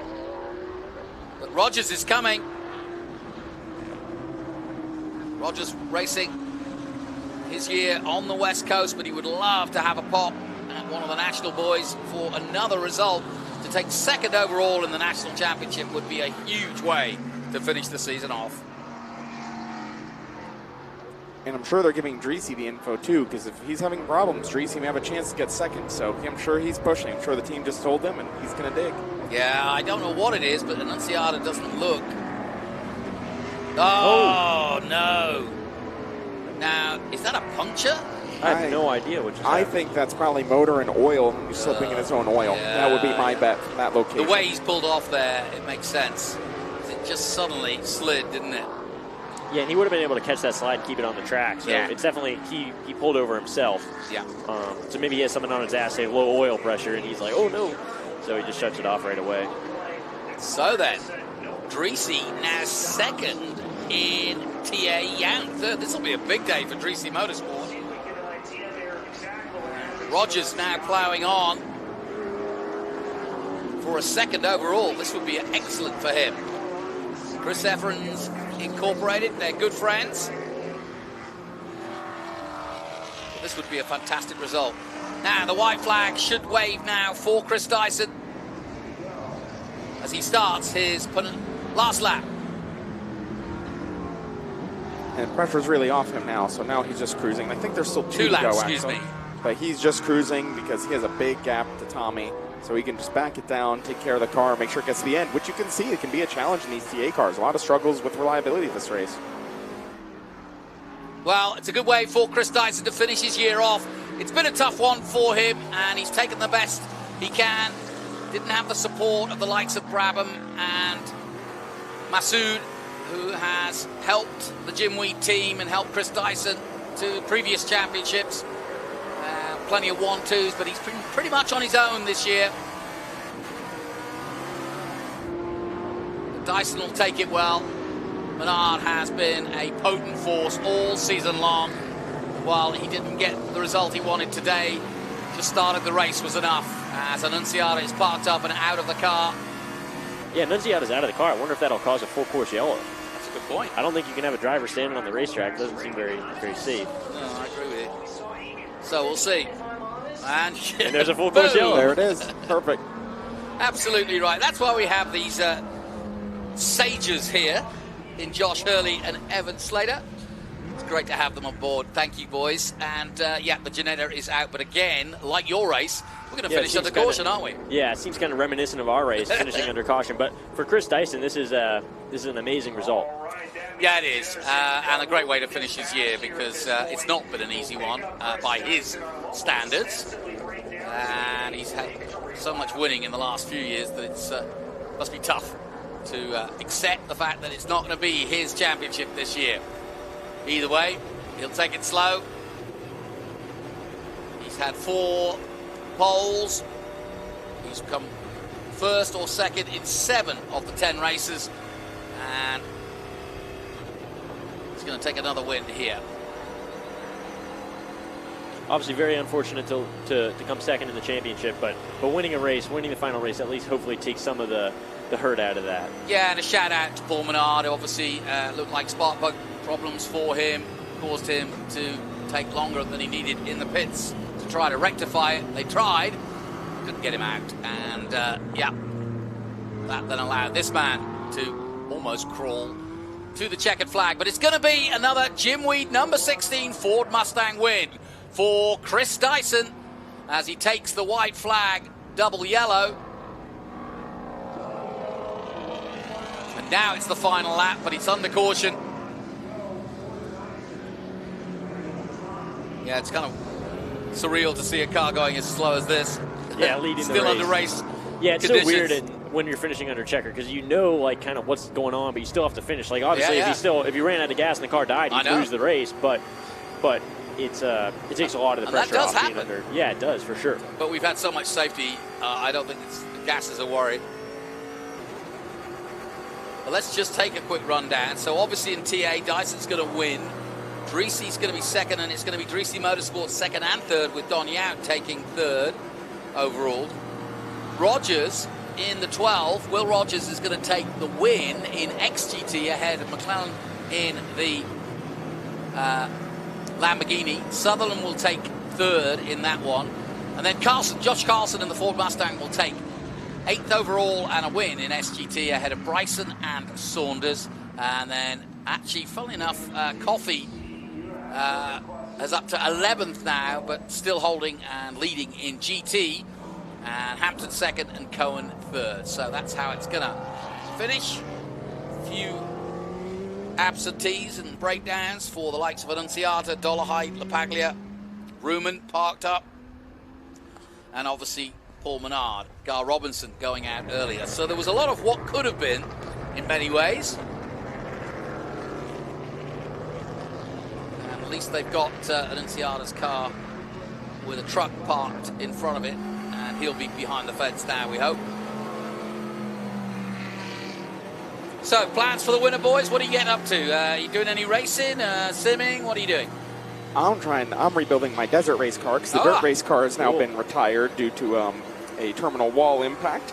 A terminal wall. But yeah, so I'm doing some UTV racing for fun, just as the side. You know, the sports cars is a living, but that's a lot of fun. Actually, I was going to say, if you ever want to try it, you're more than welcome to. It's a lot of fun. It's very different. I'd love to. And then trying to work really hard to see if we can be back in the Greenlight Simulation BC race car. And then, of course, working in Greenlight Simulation because it's my startup. We teach kids to drive in a simulator. Yeah, we take the racing sim tech, but we don't use our sim for racing or motorsports. We use our sim to teach kids to drive on the street before they ever drive on the street. What a great idea. So they learn to drive first without traffic, like on track, so they can just learn physically how to drive the car, and then we add them onto real roads in the sim, then we add traffic, and we can add all sorts of crazy stuff. By the end of it, we have them, they're driving down a rural road and a deer comes out. They deal with jaywalkers, they deal with red light runners, and all that stuff, which you can't practice safely in the real world. And just like racing, we also have data on it, so we can coach them with how they're doing off of the data. We have eye trackers that shows where they're looking. So it's really neat. It comes straight from motorsport. So it's nice to take some coaching and bring it to real world and help out some kids. What a great idea. And that's real world thinking, to almost flip it on its end and take sim racing, which has been a huge part of modern motor racing, and then turn it into what I would call a wider influence. Now, as we see, Chris Dyson on his way to victory in the strangest of circumstances under safety, but that's how he finished TA2 as well. But Chris Dyson will take it any way he can. And Dyson Motorsport, the Jim Weed number 16 Ford Mustang comes towards the checkered flag. And finally, now will take the checkered flag. Great stuff by Will Rogers in the Chris Evans Incorporated Chevrolet Camaro to take second. And well done to Tommy Dreesy in the Dreesy Motorsports Lucas Mission Chevrolet Camaro taking third. And then now I have to ask, what's your plans for next year, Evan? Hopefully I'll see you back out there. So next year, we touched on it earlier, I'm working on finalizing a contract for racing, a full-time thing next year. The winter I still have a few more races. Next week I'm going to race a BMW M4 at Sebring in an endurance race, and then I do a bunch of driver coaching, so I stay busy here and there. I'm going to travel out to California. I have an IMSA car I think I'm testing out in California, and then I'm going to try to go over to Asia and test some cool cars. So I'm going to try to stay busy. What are you testing in Asia? I'm going to try and test a GT3 car like this, actually exactly the same car as the Lamborghini we see right there. Are you going to potentially do the Super Trofeo out there? Not in Asia. That's not what we're going for in Okay. Asia. We're looking for... They have a full GT championship. Yeah, So, yeah. the goal with the test in Asia is to find an opportunity for the Asian Le Mans Series in GT3. Oh, right, But yeah. I'm also, while I'm out there, I'm going to test an LMP3 car to see if there's an opportunity Have you been there. in one yet? An LMP3 car or GT3 car? LMP3. No, I haven't. Oh, actually. we need to talk. Really? I've done a lot of development on LMP3 Okay, cool. cars. I drove an LMP2 car and I was blown away, but I haven't actually driven the 3, which is kind of backwards. But And the 3's harder, which is interesting. Yeah, but, for sure. What track in Asia are you going to? I don't know yet. I think we're talking about Yas Marina. 30. I think that's a great track. That's a lot of open, really good place to learn. So we'll let these boys talk for the rest of the day because they've got a lot to talk about with the winter coming up. We're going to sit and celebrate with Chris Dyson on a famous victory and congratulate Paul Menard as our new champion of TA 2024. So it's going to take a while, but we'll get him back to Parc Ferme and we'll get him back to Ben Sissel. And it'll be interesting to see what Chris Dyson says, and I hope that Paul Menard is down there as well because we want to celebrate with him his championship. But I'm sure we'll hear from the Rockin' Moroccan as well as Will Rogers from what was an excellent performance by him. Yeah, you guys have got a lot to talk about. That's good. Well, I'm excited for you, Evan. It's been a funny year, and it sounds like you've got your winter planned out. Yeah, thank you. Well, you're always welcome here in the booth, and you're always, both of you, and you're always welcome, obviously, in a Trans Am paddock, both of you. You know that you enjoy it. I was saying in your race, Josh, how I got to know you as our champion from the e-sport, from the sim racing we did during the pandemic. What a fun time that was. Exactly.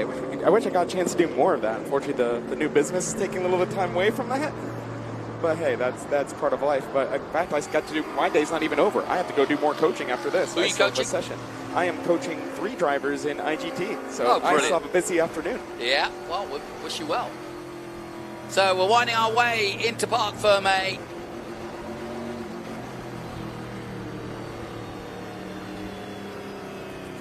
Yeah, it's been a tough year for Chris. Up and down, put it that way. But when you're racing a car, it's never too bad. But he would like to have had more success, given the success he's had over the years. Just want to give a quick thank you then to Josh Hurley and to Evan Slater for coming and joining me for this TA race. And as we head down the pit lane, that's where our booths are, just to the left there. And here's the main paddock.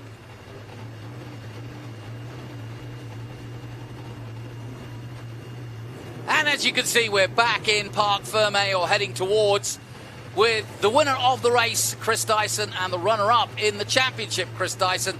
His run of success of championships is over. Paul Menard is our new champion, despite the fact that he didn't get to finish this race. But I'm sure Chris Dyson will be more than happy that he can finish his season on a high. Will Rogers, not a surprise, but a great result. He's had a great season, but it is a surprise to see him second place in a national championship. But there was a lot of guys like Gar Robinson and like Annunziata who were at the sharp end and then had issues and therefore didn't finish their race. And well done also to Tommy Dreesy. Up and down race for him. But in comes the Lambo.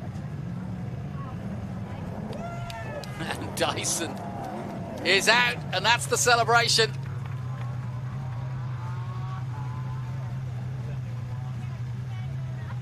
Congratulations, and good to see Rafa Matos, of course, who got the American flag pole sponsorship with the help of Chris Dyson, so he's there dutifully to congratulate his buddy.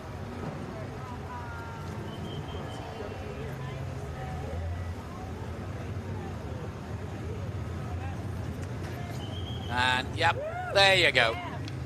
And in a moment, let's head down to Ben Sissel, and that's great. Current champion to former champion. Let's head down to Ben Sissel. Big hug from our TA2 champion, kiss from his wife. I know that you really wanted to win this championship, but I guess winning the last race of the season, that puts you away at off-season on a high. You know, Ben, I'm just full of emotion right now. We've had quite a full year here, and you know, I felt like coming down here, I had a really good feeling about this weekend. I felt prepared. I felt mentally calm. It's been a year with a lot of loss that's put a lot of this in perspective. And all I can say is I'm grateful for my family, this team, and all the opportunities I've had, and thank God for that. And I just want to dedicate this to my mom, my sister, and my aunt, and of course Bob Riley, who we lost last week, and Carly Tessinger, a lot of people we lost this year, but it feels so damn good to win. Put a line through 2024, and let's move on for 2025. We got some spring in our step now. Nice. How about that? Chris, Jimweed Winner's Circle, Chris Dyson, 3-time champion, and won today here at Circuit of the Americas. What a way to end the 2024 season. Jonathan, we're going to have a big party down here. I'm going to send it back up to you in the booth. Thanks, Big B. Yeah, Dyson celebrating, and yeah, you can see he's a little bit exhausted. That says it all, doesn't it? The season is finally over. Yeah, so well done to him, and see if we can catch up with anybody else too, because we've got a lot of stories. Come on in here. You don't have to be behind the So, fences. as you can see, Ben riling the crowd up to get ready for the podium. Celebratory scenes. It's been a long year. Started at Sebring, and funnily enough, Dyson's year went sideways at the beginning of the season when, of all people, Ernie Francis Jr. hit him at the first turn at Sepang and took both of them out. Let's take a look at the highlights then. And away Menard went at the start. Dollenbach got turned round but recovered. Then a sandwich was formed. Annunziata in the middle of it. Gar Robinson also in the hunt, but then out after spinning out. Tracy was flapping the bodywork, but he was not in a flap at all. He was going strong. Menard, though, his bodywork comes off from the team and pulling off. That was minute 23 of A.B. Rubin. Chris Dyson making that superb overtake on Annunziata, and that was really the moment of the race. And so too, I think, motor problems for Annunziata as he pulls off at 11, and then the checkered flag under safety, but it doesn't matter. The Jimweed number 16 will take it. Third win of the year. And there you go, confirmation of the result. Ford Mustang, Chris Dyson takes the win ahead of Will Rogers for Chris Evans Incorporated, wins XGT and second overall. Second in TA, Tommy Tracy. Third is his teammate, Don Yount. Michael McLennan takes that Lambo all the way to fifth place overall and second in XGT. Third in XGT is Ken Sutherland. Joshua Carlson in SGT wins in that category in the Ford. And then it's Kaylee Bryson, the champion of SGT this year. Lee Saunders, 9th. And Chris Coffey wins in GT and rounds out the top 10. Further down, Chris Evans himself is in 11th place. David Hampton in GT is 12th. Then Annunziata is seen as 13th overall, despite pulling out right at the end there. Colin Cohen, Moore, Gar Robinson, Menard, Rubin, LePaglier, and Scott Dollarhide in 20th place. So my thanks once again to Evan Slater and to Josh Carlson. And a look at the more highlights from the production classes. And there was the number 31 who had a great day, McClellan. He was up and down the board. LePaglier didn't have the best of days. He was doing double duty, mind you, so he might have needed the rest. Ken Sutherland, good weekend for him. He was in the thick of it. But safety cars once again played their part in this race. Great stuff again for Chris Coffey. I think that's his 8th win. And Lee Saunders just keeps on rolling in that Viper. Well done to Kaylee Bryson, our champion of SGT.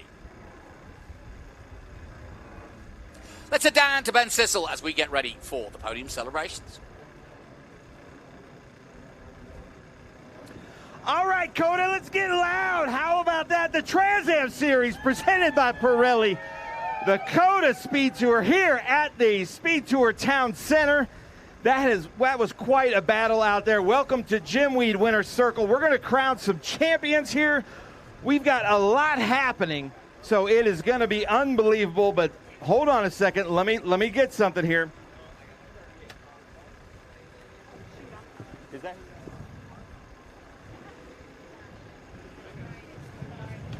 Hold on. We are going to start with GT. Third place from the Dallas, Texas area, the Lone Star State. Let's hear it. Colin Cohen in that beautiful Maserati. Where's Colin? Norwood Auto Italia. Is he here, Chris? He's here somewhere. Here he is. Nice. Come on now, Texas. One of your own, Colin Cohen. Second place in GT, but also our West Coast GT champion all the way from the Pacific Northwest. Let's hear it for David Hampton, AR Motorsports, Hampton Lumber. Nice, I like that. Keep it up, people. Keep up the energy, Bucky's hat. Also from the Dallas, Texas area, driving that beautiful Maserati, kind of dominated GT this year. Let's hear it for Chris Coffey, another one from the Lone Star State. So, Colin, your partner's on the top step. You're at your favorite track here in your favorite state. How's it feel?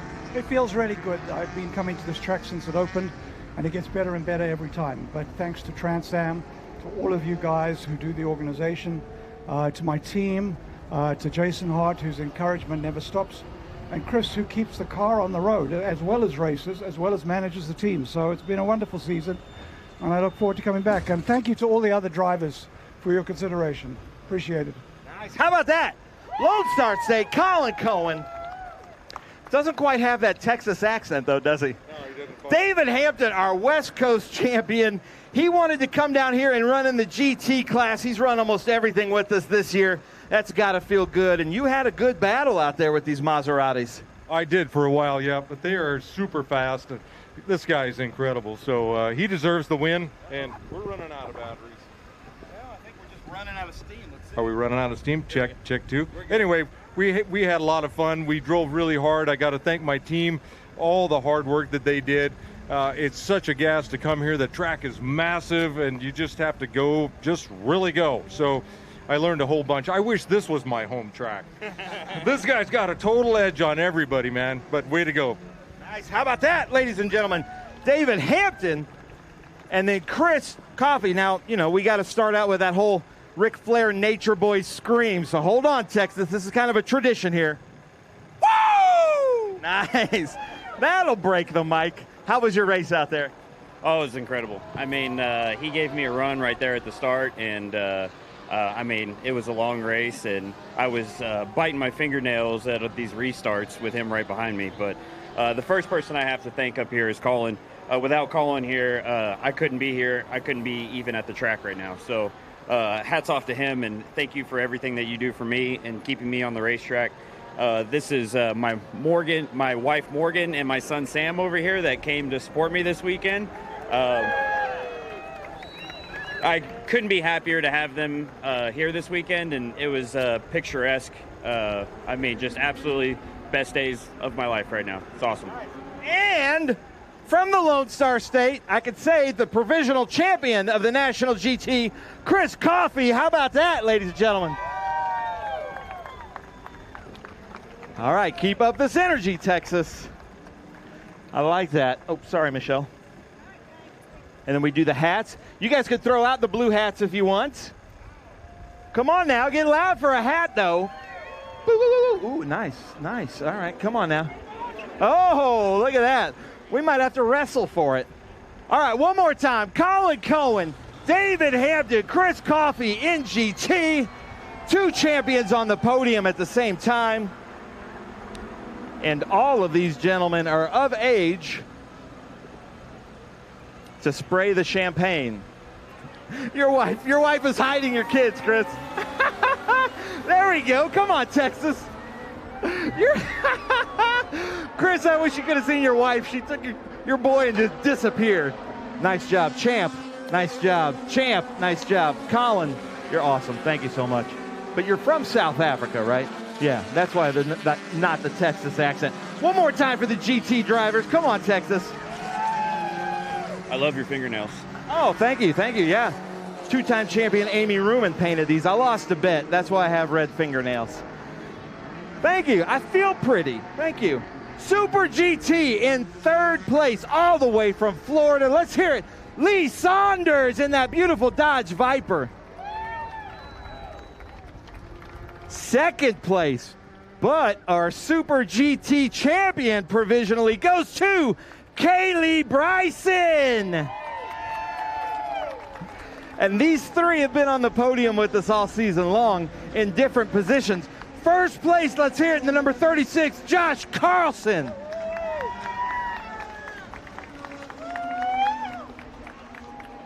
Okay. Kaylee Bryson is confirmed the champion. Thank you, Lauren. So Lee Saunders out there with that big V10 Viper. How's it feel? Great. Just first off, I want to thank God for a great day, for this wonderful country we live in that allows us to do this fun stuff. Unbelievable track, unbelievable group and crowd today. Also want to give a quick shout out to Chris Coffey because he was so heads up he let me by, and so I could continue the fight with these guys even though they were gone. Congratulations to Kaylee for the championship. She's been awesome all year. It's been a great fight with her and Josh. Josh was in a different zip code today, so I didn't see much of him. But again, thank you, everyone. Thank you for my team, KSR, for all they've done, and hopefully we can do this again next year. Nice. Lee Saunders, ladies and gentlemen. Kaylee Bryson has been breaking all the glass ceilings this year. Now, another female Trans Am champion in Super GT. That's got to feel good. Yes, it feels really good. It's been a really good year, first year road racing ever. So definitely had to pick it up quick and try and learn as quick as possible. But I've been blessed to have a really, really awesome team behind me. And, you know, the LSI Logical Systems jumping on this year. I got to race a Corvette for the first time. I've met some really awesome people along the way, and it's just been a phenomenal year. To be able to pick up some wins along the way and run on the podium, it's been awesome. And I can't thank my crew and all my sponsors enough. Nice. I love it. How about that? Kaylee Bryson. And then Josh Carlson. You know, super tall, but also on the tall end of the steps. I love it. How was your race out there? It was good. We didn't really know what to expect for a finish day, considering that we had some gremlins in the car during practice. Only got one qualifying lap, but we were really happy with how the car was running. I can't thank my team, my sponsors enough for everything they've done for me all season to make this win finally happen for us this year. And thank you, Trans Am, for putting on such a great show all year. I really enjoyed running with them. And congrats to Kaylee on the. There we go. Congrats to Kaylee. Look at that. Check. Quick on the draw. How about Eric right there? All right, go again. And congratulations to Kaylee Bryson on winning the championship. We had a hard fight all season long, and can't wait to see what I can do next year. Nice. How about that, ladies and gentlemen? Josh Carlson. All right, hold those trophies up high.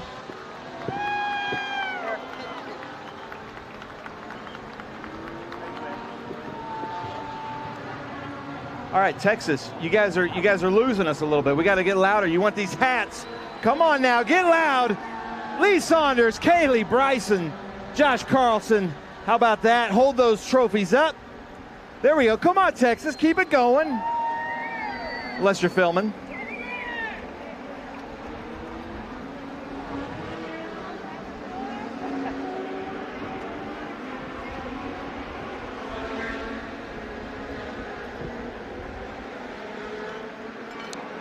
Uh-oh, there we go. I'm gonna get out of there. So, do you want me to bring all the XGT up? Yeah, all right. I would call them all up. All right. Nice job, guys. Kaylee, congratulations. You're gonna leave me hanging?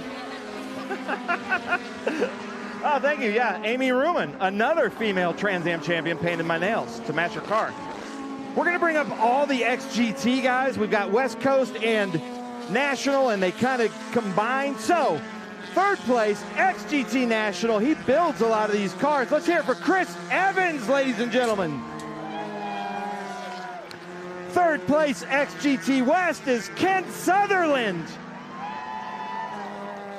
I'm not sure how this works because Ken Sutherland is also second place, XGT National. Nice. I don't know how that works. Oh, okay, you're running a boat. Come on up here. Where's Chris Evans? Here we go. Come on up here. Yeah, that equals first. He said, you do the math. Then we're going to go Will Rogers, first place, XGT National. And then we need Michael McAleenan up here in that beautiful Lamborghini XGT West Coast, second place. How about that, ladies and gentlemen? That beautiful Lamborghini. All right, Jessica, I have no idea how we're going to do this, or Eric, do we have any ideas? Here we go. You might have to share, Ken, if you don't mind. There we go. Chris Evans, man, these cars, unbelievable. I know you're going to come back in a big way next year, but to be on the podium at COTA and these beautiful XGTs, unbelievable.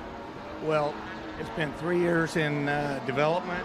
We had a lot of help from Aaron Colwell, and especially this guy to my right, Will Rogers, ringing them out. But the real heroes are Jeff Jefferson under the hood over there, and I don't know where Jerry Pitts is, because they were the inspiring technical engineering expertise in putting all these things together. And really want to thank them. And Nice. Chris Evans, a man of few words, but he builds some loud cars. How about that, ladies and gentlemen?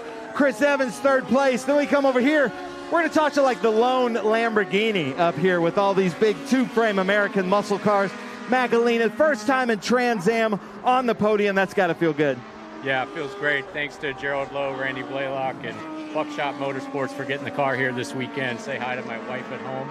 But yeah, hell of a race. The start, somebody spun at the beginning. There was an accordion. I center punched the poor guy in front of me, and then everybody seemed to went by, and we spent the rest of the race trying to get back by everybody. But I've raced Ken's from back home, and we've raced before, and he's super clean, so we had a great battle for most of the race, and had a great time. How about that? McAleenan here, Michael McAleenan, and then where are my Lamborghini fans? How about for bringing a Lamborghini out here to COTA? There we go. Now, Ken Sutherland, come over here. Try to get up there with your friends. Ken Sutherland, one of our fastest TA2 drivers, but Kohlberg wanted to bring one of these things as a Mopar, and man, I think that was the coolest car out there today, and I know you're having a lot of fun out there. Oh yeah, it might not be the fastest TA or XGT, but it's the best looking car. Yeah, thanks to Chris Evans Racing and Jefferson and his crew, and for Kurt Kohlberg and Patty, the car owners. Can't thank everybody enough. My brother, my family, my friend Will, Pat McFall, awesome, my wife. And anyway, great race. Had a great race with Michael. Super clean. I don't know how many times we swap positions, but there was a couple times I thought, that's pretty close. It might be contact, but no, it was good. It's like a Spec Miata race in big bore car. So great fun. Nice. How about that, Ken Sutherland? Then Will Rogers out there, and you gave those TA cars quite a battle. How was your race? Oh, race was good. I mean, we put a whooping to some of those TA cars, didn't we? It's pretty damn good. So that is exactly what this XGT car is, that I've been very privileged over the last 2 years to race for Chris Evans and Jeff Jefferson and Jerry Pitts. It's nothing short of a badass car. Lamborghini, no offense, is a dime a dozen, but that thing is awesome. So anybody that has any interest, come check it out. We'll put a spank into some of these TA guys anytime we get a chance. And this class is seriously going somewhere. I'm very thankful to be there and have a great time. Nice. How about that? Will Rogers throwing it down, wanting to start some fights up here. I do have to say, hey, you are the West Coast champion, the Western champion in XGT, Chris Evans, ladies and gentlemen. Nice. Okay, we will do a separate podium shot, Chris. So, Eric, you're going to have to come up here and help me with a separate podium. But hold those trophies up, ladies and gentlemen. All right, so is this right for the national? Okay, hold on. Let's start with the national. So Chris is third, Will Rogers up there, and then Ken Sutherland. Okay, sorry, Michael. Then you're going to come up here. So Chris, get that shot. Hold those trophies up. All right, and then we're going to switch hats, but then we need some of you to stay up here real quick. And you can throw those hats out if you want. You can keep them. That dude, Cadillac Racing, wants a hat. All right, hold those trophies up high. Come on now. I like this, Texas. Keep up this energy. There we go. Nice. Okay, now let's bring McAleenan back. In second, Ken Sutherland comes to third, and our champ, Chris Evans, you're excused. Nice job. Okay. All right, hold your trophies up. What about hats? Do we have a hat for him? the hat dance. Come on now, let's get loud. Ken Sutherland, Michael McLean, and Will Rogers up here in the XGT Western Championship. There we go. Nice. Now you're going to come back up here, Chris Evans, for some champagne, I think. I think you're old enough for champagne, Chris Evans. Come on now, Texas. Let's get loud. Don't get any in your eyes. Ken Sutherland, Michael McLean, and Will Rogers, Chris Evans. I like this group right here. You guys are loud. I like that.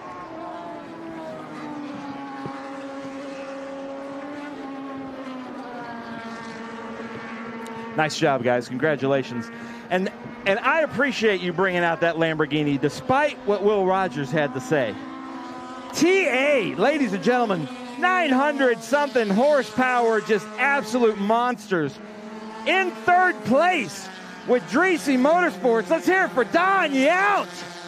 Where is he? Where is he? Here he is. Come on up here. In second place, another Dreesy Showtime Motorsports. Unbelievable for Tommy Dreesy, ladies and gentlemen. Where is Dreesy Advertising, MAV TV, Lucas Oil? Brad Roberts, I see you. Where's Tommy? Tommy, come on up here. Tommy only comes up if you applaud. There we go, there we go. You got your phone on you? Yeah. All right.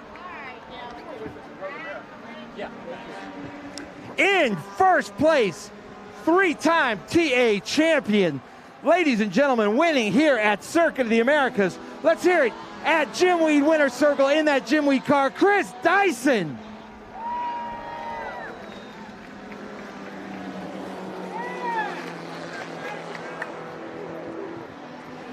All right, so first thing we got to do the Dreesy selfie. So this is a little bit of a tradition. If you follow Tommy Dreesy on social media, he's got a bunch of these selfies. Look at those nice white teeth from the rockin' Moroccan. All right, now get into positions, people. Don Yount, I know you're a sports car guy. You joined us at Road America, and you thought, well, these things are too much fun not to drive it here at COTA. That's exactly. I wanted to try it again. I enjoyed it at Road America, and I just had a blast. And the guys did great with the car, so it was a little bit of driver learning, but I had fun. Nice. Yeah. I love it. Anybody you want to thank? Yeah, I want to thank the team, thank my wife, Gabby, and and the boss over here. Nice. Tommy Dreesy. Tommy Dreesy on the podium with your buddy Dyson. That's got to feel good. Yeah, well, he didn't race me like the boss. I was like, at the end, man, he's a Trans Am driver. What a great run. Congratulations to Chris. Congratulations to Menard winning the championship. This Dreesy team, Dreesy Motorsports, gosh, we finished every race of the season. We did about 17 races with the teammates, and I'm just so proud. Lacey, Jagger, Elin, I'm coming home. And gosh, Mission Foods, if you see them all over the tracks, the Support Racing, Lucas, and yeah, Jim Weed, every sponsor that helps us all run. Trans Am, next year, 2025, baby. Nice, I love it. Throwing it down. And then Dyson has got to feel good to go into the off-season on top. Yeah, Ben, I mean, I got to say that these guys over here, they gave me a great car all year. We just weren't able to show enough wins this year, but so this feels great to finish this year with a win. I think it carries great momentum through the winter. So happy to have my wife here this weekend with me. The family was with us a lot this year, and it was just really special. And I'm just really proud of the guys.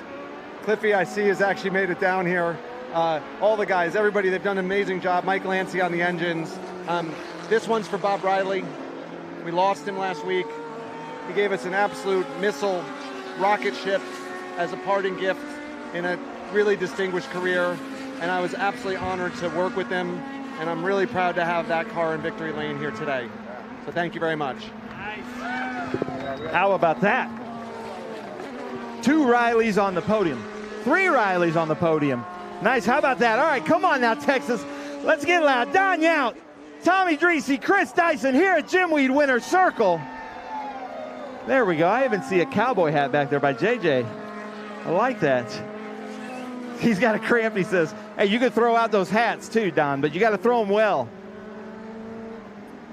Who wants a hat? Come on now. Who wants a hat from Champ? That's for Kayla, he says. All right now. Come on now, Texas.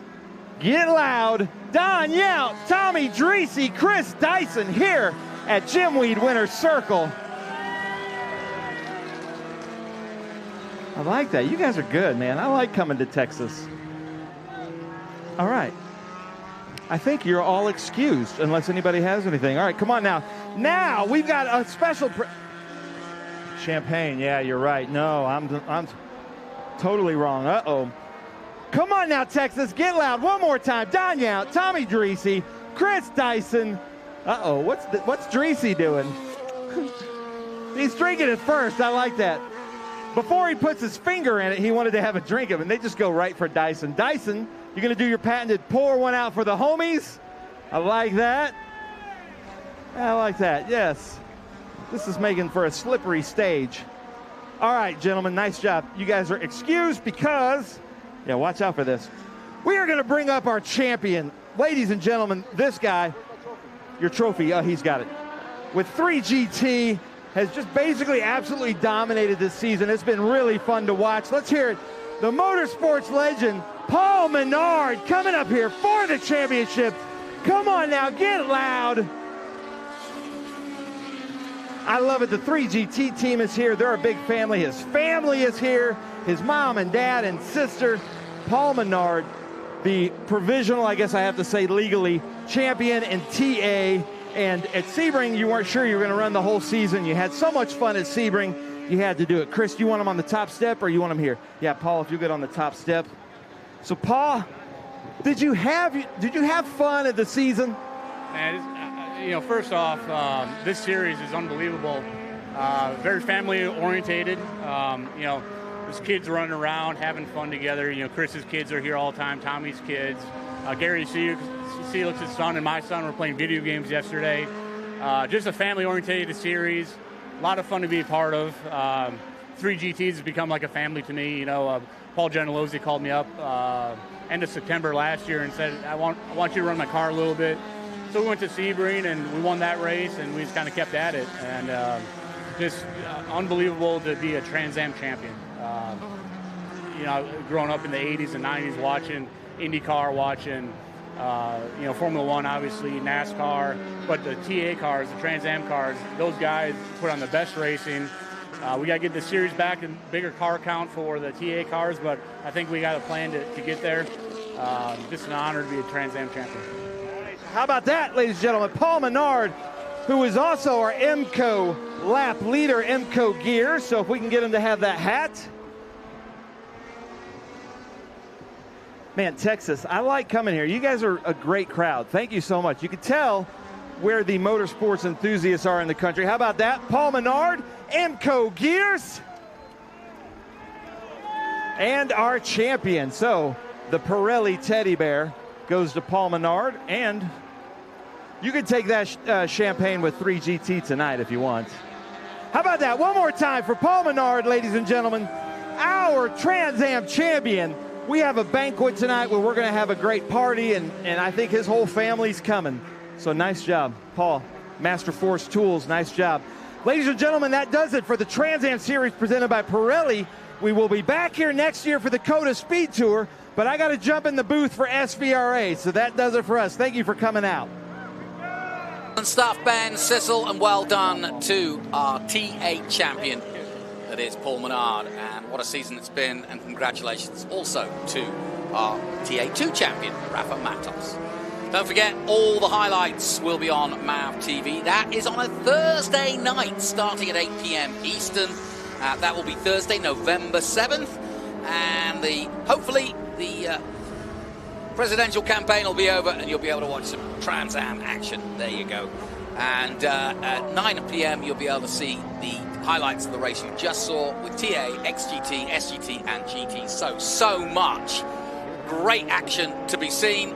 as the highlights start Thursday night on MAV TV. But that's the end of our Cube 3 Architecture TA2 Series and our TA Trans Am Championship for 2024. It's been a cracking year as we look towards 2025. Enjoy the winter off, and let's get ready to go racing again for muscle cars and the Trans Am Championship. Until then, goodbye for now.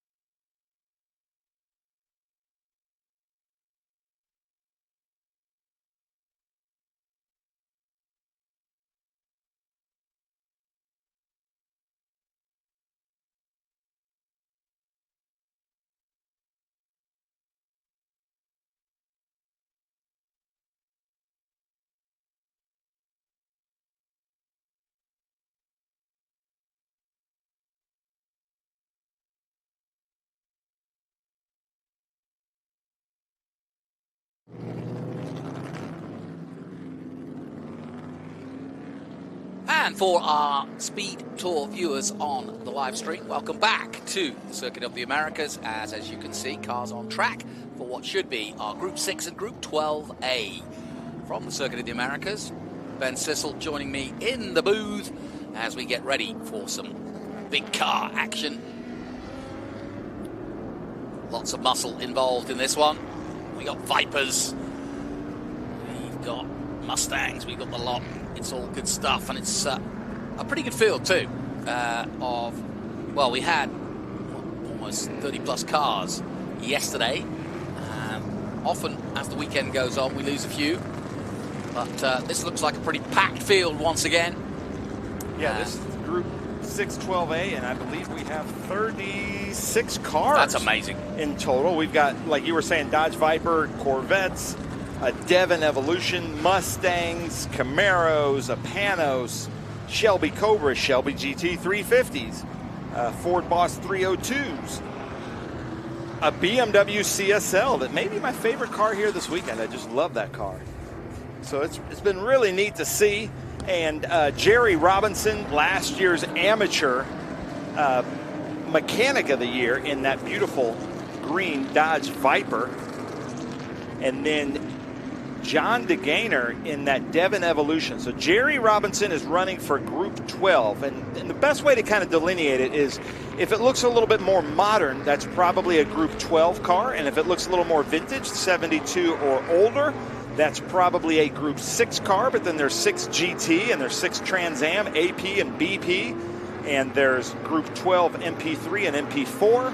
So we're going to be giving away a lot of different Bell helmets, Bell gold helmets here this afternoon, and especially in this race. Now, Jonathan DeGaynor has been working very hard to win a gold Bell helmet, but he's got some competitors with Mark Hildebrandt and Claire Schwindeman, but I'm not seeing Claire out there in his Corvette. And then Jerry Robinson, he's got his hands full right up there in front with all those Vipers. So this should be a really fun race to watch as we see them weaving back and forth. Well, there's Claire Schwindeman way back there in the Corvette. I don't know why he's having to start. He's the red, white, and blue, the white with the red and the blue. They're weaving in front of that Shelby GT350. Not sure why he's starting back there. And then there's that BMW CSL that your friend is driving. Yes, absolutely. Richard Varner. I've known him for a long time, and I hope he's enjoying it out there. He's in charge of Moto America, the two-wheel championship here in the USA, and so I've worked with him over the years, and it's great to see him as part of historic SVRA racing. Claire Schwindeman that we're seeing there in that 37 Alpha from the Dallas, Texas area. So he's from the Lone Star State, running with Duntov and Concierge Motorsports. And some beautiful Mustangs, but there's that CSL. We're getting some great, like Lake, you're just reading my mind, man. Look at that thing. I actually have that in a Hot Wheel, but I just love the lines of that car. Yeah, it's a classic, isn't it? And of course, that CSL dominated for a period in IMSA here in the States.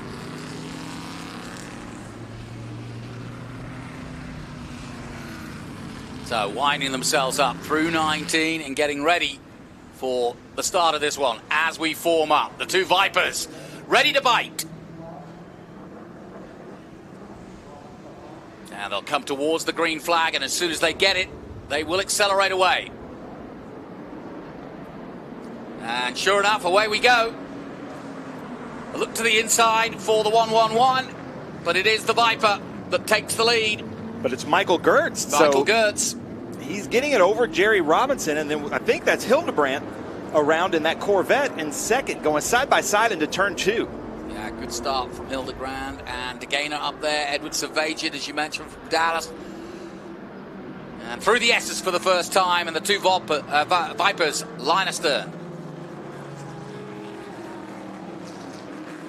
I think that's Samuel Lecomte in that Chevrolet Camaro starting 9th, and up there in like 4th or 5th, there is Mark McKaylier there. Mark McKaylier from Austin, Texas, in that beautiful 3.3 Corvette. And Claire getting mixed up a little bit in that dust that we were seeing in the TA2 race today. Yeah, I saw somebody spin on that dust. There's a lot of dust and debris down on that part of the circuit. You've got to be careful there. Down to 11 then for the first time.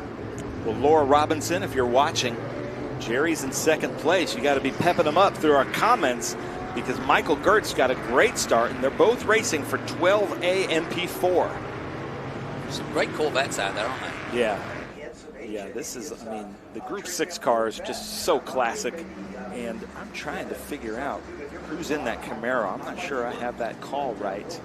Well, with Scott Borchetta not taking part in Group 6 anymore, he's so dominated in his Corvette from 1969 for so many years, and so finally giving a little bit of chance for somebody else to have a go. Savagian in that number 9. Yeah, but it's saying on my sheet it's a Corvette. No, that clearly isn't a Corvette, but right. Based on the driving, I'd say that's Edward Savagian. Yeah. Edward Savagian, just a fantastic driver. In the Mustang, though, yeah? No, he's in the Camaro. Ah, right, okay. Or you call it a Camaro. A Camaro. Ah, yes, well, we're posh where I'm from. John Anderson there in that Chevrolet Corvette. Coming around the kind of carousel section, or you call it the Matthew McConaughey section. That's right. Nice little lock-off camera here, just to give you a sense of the speed coming through 19. It's a very quick corner. Well, I'm glad the rain has stayed off. Oh, Jerry Robinson now takes it over Michael Gertz, and then Mark Hildebrandt, Edward Savagian, Jonathan DeGainer, Bob Caudle, John Anderson, Kurt Vogt, and Samuel Lecomte. Well, obviously your message to Laura seemed to have worked. Yeah, nice job, Laura.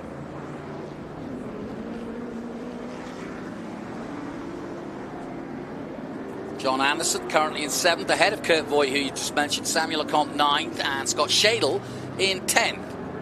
Scott Shadle right behind that red Cobra of AC de Augustine. Coming around these beautiful red, white, and blue stars and stripes here at Circuit of the Americas.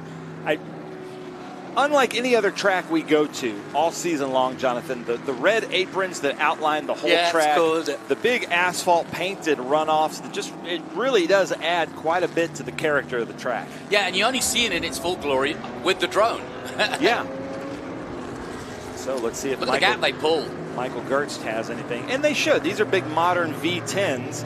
And then these are, you know, Chevy 350s and 302s, 327s back here from the 60s and 70s. That was Savagin, surely. Through comes the 32 of Trier.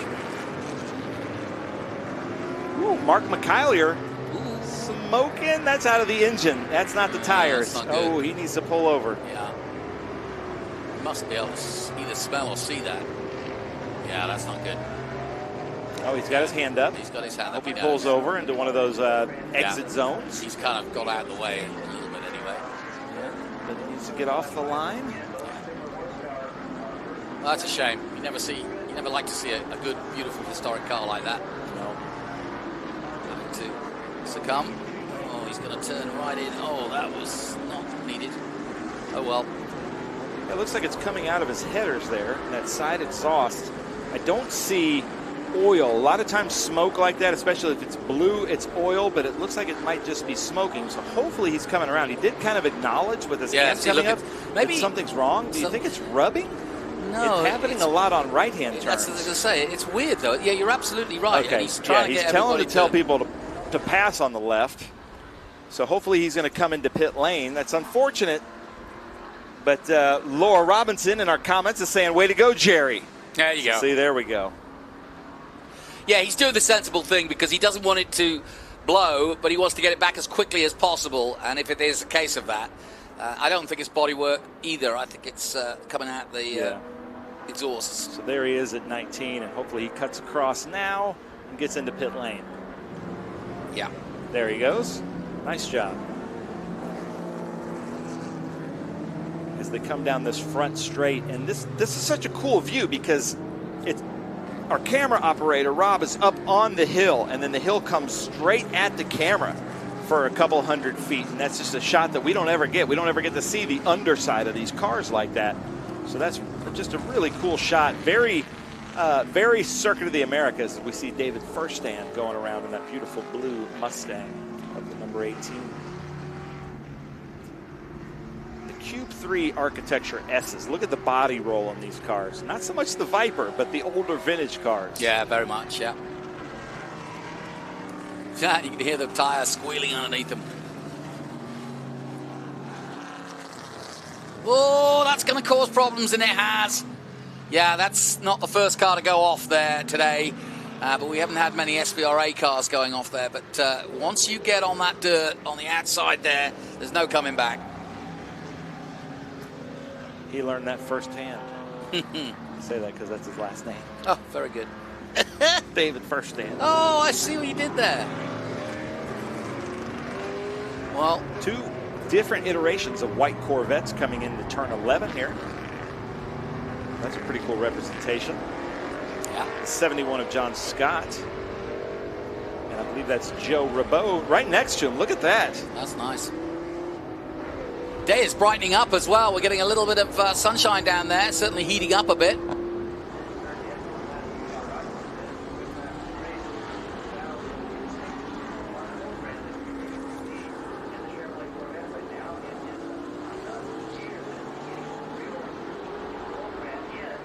Trying to find this car.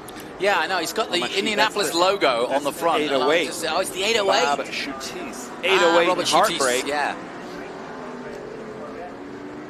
Yep, that's a Ford Roush Mustang.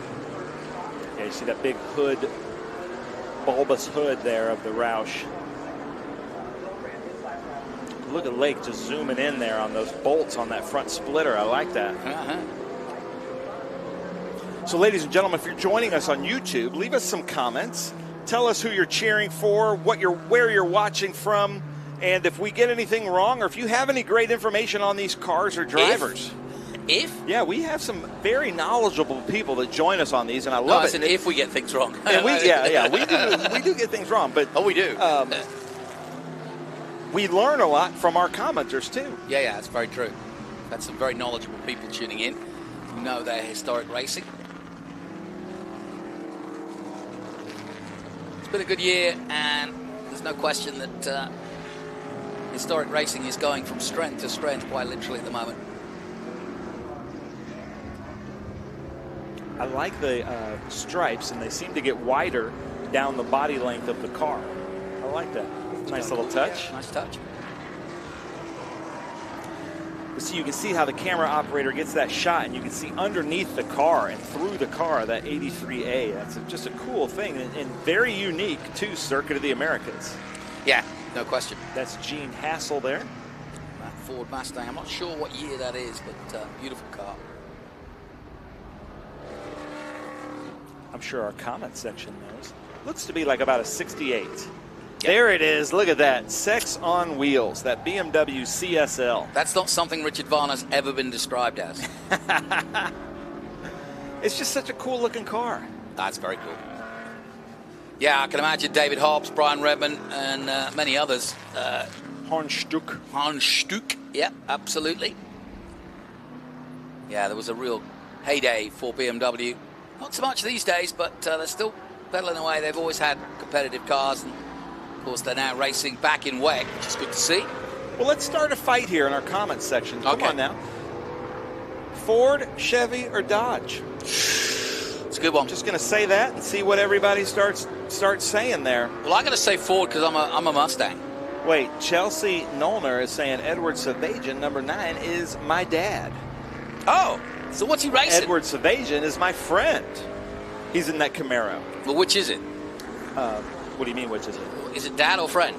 Oh, he's my friend. I see. Her dad. I gotcha. But he's in the number 9, currently in 6th place. And then this is the beautiful white Corvette. Is that 35? Yeah. Pretty little headlights. The way Corvette did that. Guerra. Group 6 VP. I like those black bumpers. Just rolling from side to side through 13. Yeah. Another Concierge Motorsports Corvette. Look at these close-ups we're getting from Lake. And that's tough to do because to keep the focus, the cars go from right to left and in and out. How much is Lake paying you? A lot, you know. I'm sponsored by him. I like it. All right, now we get up to more of the pointy end of the field. And it looks like, is that Kurt Vogt there in the 23, the blue boss? And then, so he's out in 2 different cars this weekend. Bob Caudle in that number 17, and then that should be Edward Savagian in that number 9, right behind that Mustang. So it's Ford versus Chevy, ladies and gentlemen. Edward Savagian, big Chevy guy, and Kurt Vogt, the president of the Shelby Club. Both of them have a lot to lose here. Chevy versus Ford. 2 great classic cars. Yeah. So Will Noller says Chevy all the way. Oh, squeal, squeal. Tires don't like it, do they? He's trying the high line at 15. Now he'll switch back. That's good. He's got good drive too. This is a good opportunity. Here he comes. It looks like that right rear fender of Kurt Vogt's has been had a little touching maybe today or yesterday. And this is what, turn 10? Yeah. No, that's yeah, that'd be 10. That's before. Oh, we've got a new change for the leader, Laura Robinson. Come on now. What's happened? Michael Gertz has now taken the lead in the Mission Foods turn 1. over Jerry Robinson in that Group 12 MP4. And remember, this is for the helmet. We have a Corvette there off driver's left as they come through the Cube 3 S's. But right now, Michael Gertz looks to be absolutely hooked up in that Dodge Viper. And this is the final lap, so Gertz now on his way to victory. Come on, Jerry.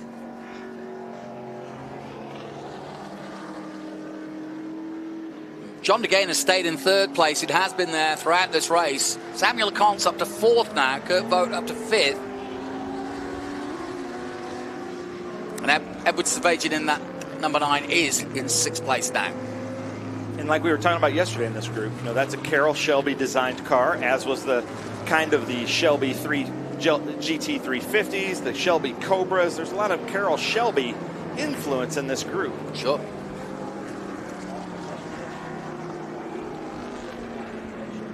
That's our leader of Group 12. I believe our Group 6 leader is John DeGainer in 6 GT, and then LeCompte in 6 APX. And then Kurt Vogt and Edward Savagian still going at it in TA. Looks like he is also from Texas with the Lone Star State. Yeah. You know, the only state flag that does not have to fly under the American flag is the Texas flag. Why is that? Because it's the Republic of Texas. Ah. That's just one of the rules they wrote into their state charter. That's interesting. Yeah. Usually you're supposed to put it under or at least 6 inches below. That's interesting. Typical Texas. Yeah. Gotta love it. They just want us to know that they could secede at any time. And you know our state capital is 8 feet higher than the Washington capital. No, that's crazy. You know the Texans. Yeah. You know the Everything's bigger in Texas. Yeah, But there he is, taking it for Group 12 MP4. Michael Gertz in that beautiful Dodge Viper ACRX. Well done, then. Jerry was leading for a while, Jerry Robinson, but as you can see, sort of disappeared a little bit. But he still should take second place, and Jonathan DeGainer should take third.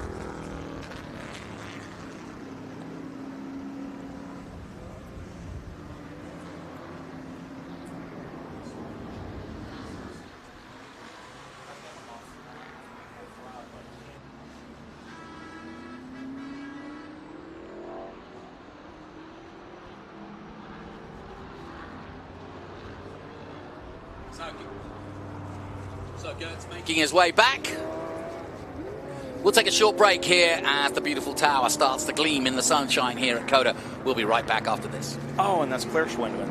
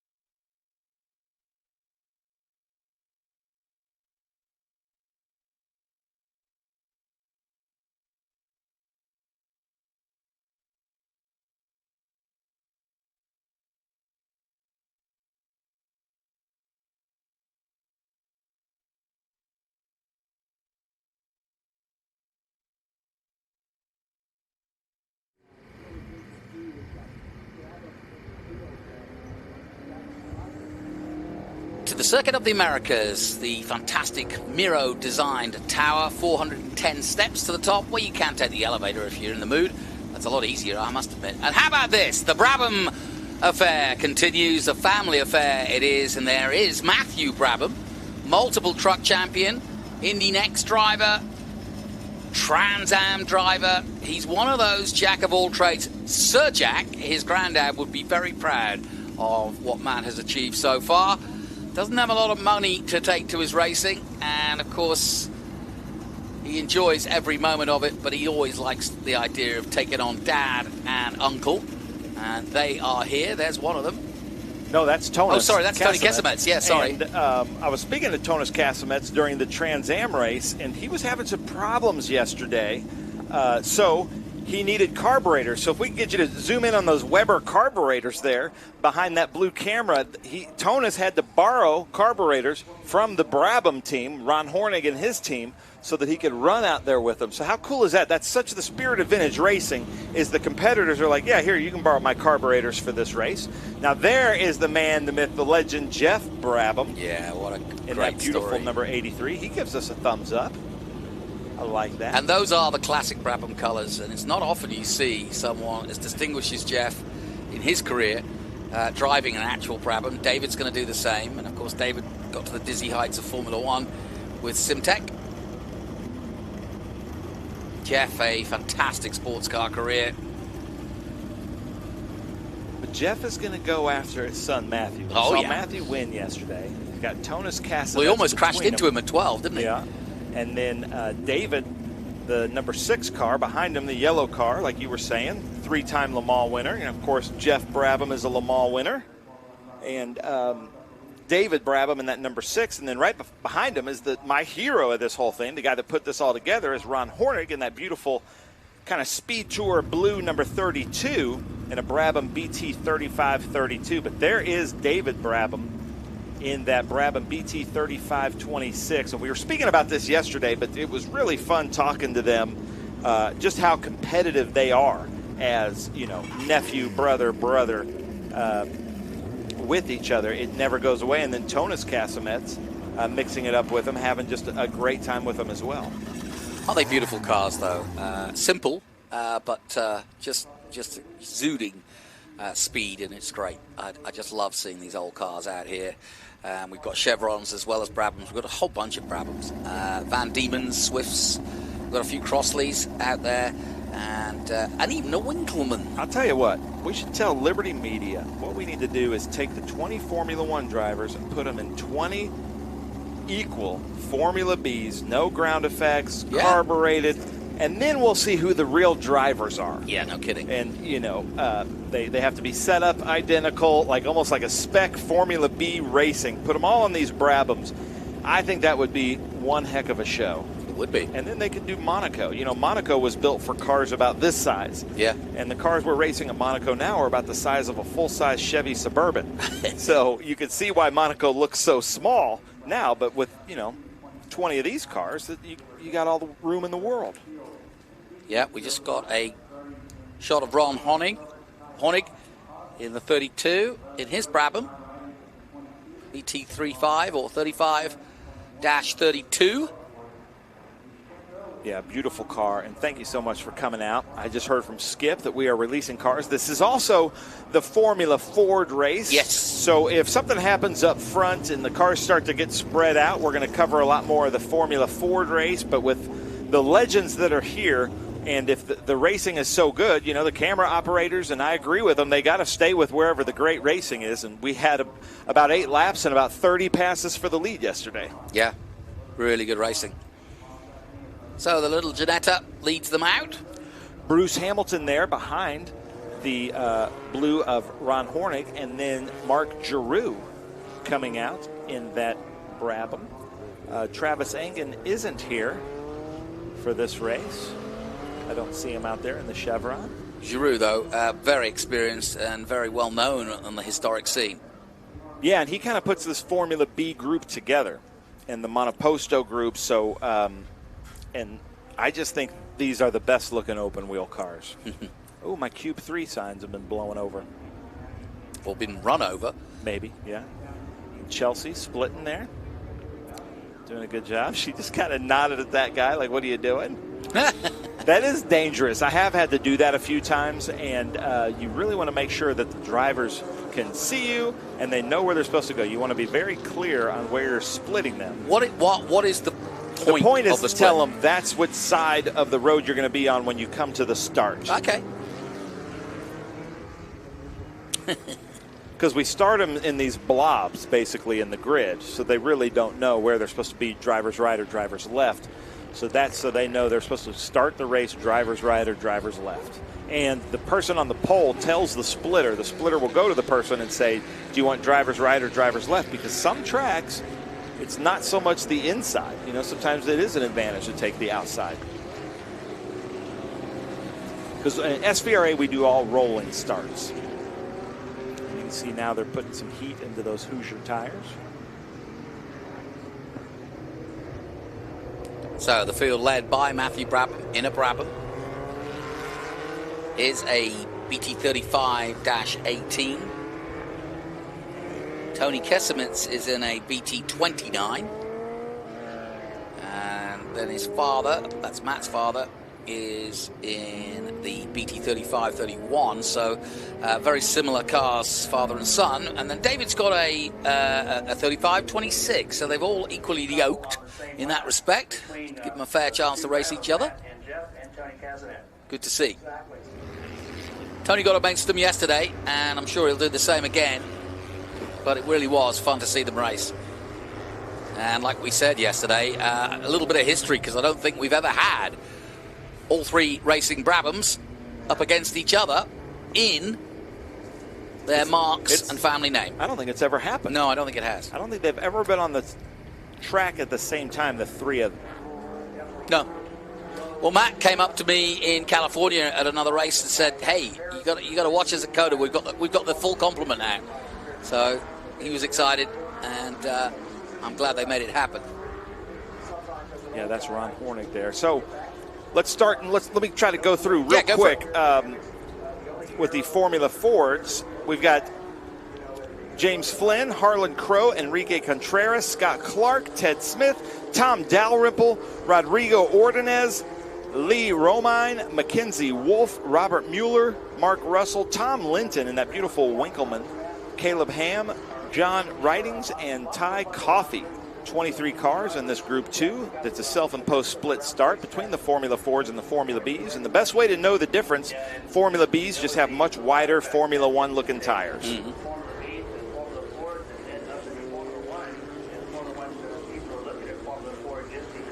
We'll do a split start again. Safety car is in the lane.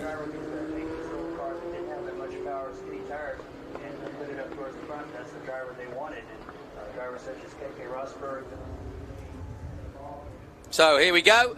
Matthew Brabham leads the field. And while it's a small field, three of those cars are Brabham folk, as it were, racing Brabhams. And here we go. Here comes Dad. 3-4 wide. Jeff Brabham up the inside of Matty, and Matty closes the door. Now that 76 had a spin yesterday. That's Bruce Hamilton. Tonis Casimets, Jeff Brabham coming into the S's side by side. Yeah, something's got to give. Oh, this is good. Sorry, Matty Matty in the lead. That was Matt and Tonis. Yeah. So Casimets still second. Here we go for our Formula Ford start. The 29, who had a good run yesterday. James Flynn, he's off like Flynn. Behind him, Enrique Contreras. Good start. Rodrigo Ordonez there taking the inside. Yeah, the Formula Ford's looking good here. Well, it's a huge track for Formula Ford, isn't it, when you think about it? Yeah. They could almost go three wide through the S's. But with the strong winds and gusts that are going around, these light, small cars will probably get thrown around a bit too. Yep. Look at these two. They look identical. The 77. And isn't that interesting? Caleb that rear sort of, well, it's not even a wing, really, is it? But it's an elongated wing. Tonis Casimets with the advantage going into turn 12. Matty Brabham, both you can see when they're getting onto the brakes. You can see them shimmy back and forth to the left, to the right. Brabham trying to go around the outside now. Go on, Matthew. Oh, that's good driving. And he's got the inside line and he can't hold it, or can he? Go on. And he's got him. That's how you do it, folks. Just stick it in there in the 13. Batonis now coming back. Look at that. This is great. And this is only going to play in the hands of Jeff and David because they're going to catch up quickly. I hope you don't mind us using the first names only because it's all Brabham. Uh-oh, the 11 going around Enrique Contreras, taking the lead in Formula Ford. And a contrite overtake it was by Mr. Contreras. Yeah, and they are two different Formula Ford. Look at this line, though. I know, it's a four-way battle now. They've gone off on their own now. Here comes Matt again, Matthew Brabham. Just got a nose ahead. Oh, how about David this? coming to the inside. Whoa. We might see the first time David takes the lead. David Brabham into the lead. And it's a Brabham 1, 2, 3, all in Brabham cars. Former Formula One driver David Brabham leads the field of Brabhams through the Cube 3Ss. Look at this. Yeah. Great to see. Could you imagine racing with your uncle, with your dad behind you? No. I bet the only people who could do this would be the Andrettis. Yeah. The Unsers for a while. Yeah.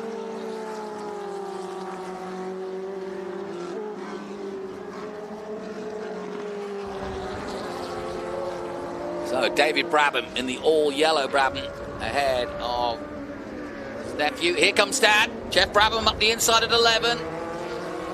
Thinks better of it. Now at 12 yesterday, Jeff Brabham almost outbraked himself and hit the back of Matt Brabham, but luckily it was avoided.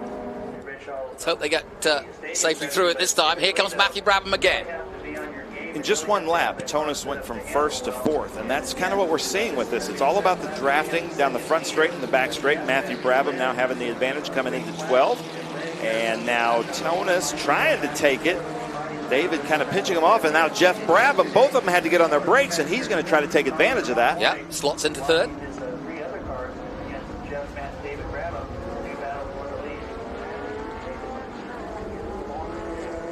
Oh, beautiful. Side by side here. Ladies and gentlemen. Brothers in arms. Family feud time again, says boy from New York. Uh-oh. That's an odd one. Looks like a mechanical. Yeah, it's pulling off at 11. That may be okay to leave, I'm not sure. That's Harlan Crow stuck out there in the 14. Was in 10th position. Meanwhile, Brabham's line astern, all four of them up the hill. And again, popping out. Oh, but Tonis is coming too. Tonis is doing the exact same thing David did last lap. Yeah. David popped out, and then Tonis came and took the inside, and now it's Tonis, David, Matthew, Jeff.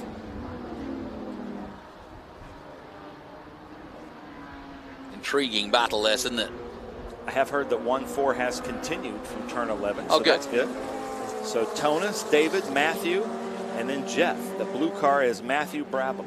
They're staying out of the dust, if you notice. Yeah. Well, it's easy. It's like ice out there. Once you get into that dust, you're in trouble. Oh, easy to go off. It's a lot windier out there than you see. I was about to say, yeah, you can see the wind flapping. Some of the grandstands. It's really hard to hold a camera steady with a long lens like that. Yeah. Because every little movement, and they're just on scissor lifts or scaffolding. So we give it up to the camera operators for keeping these cameras steady in this high wind. A little bit of a break now at the front. Tonis pulling away. They're thinking maybe we should have given him the other carburetors. Ooh, Jeff Brabham was thinking about it. Matt's not decided. Now he has. And he's got a nose ahead for second, but not for long. Dad says, nah, whippersnapper. But I have to say, I'm afraid he's taught him everything he knows.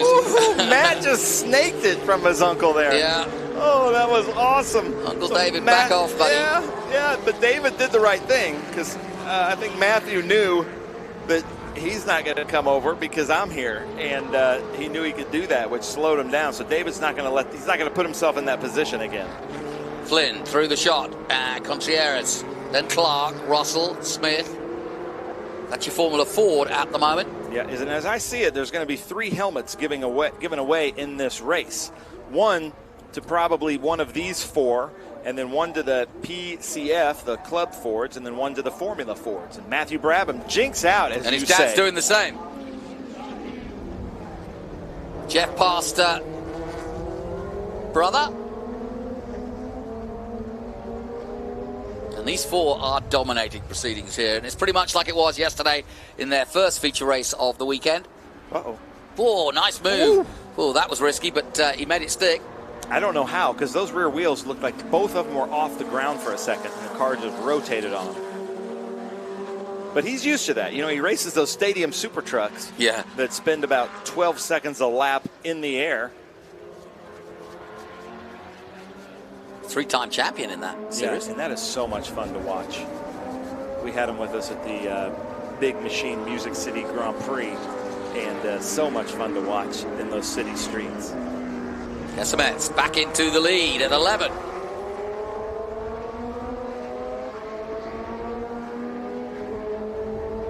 They are having fun, aren't they? Matthew cutting out with Jeff following, so that could help. 3 wide, approaching 12. Now, by theory, Jeff Brabham should take the corner. Matthew thinks better of it. Kesemets slots into second.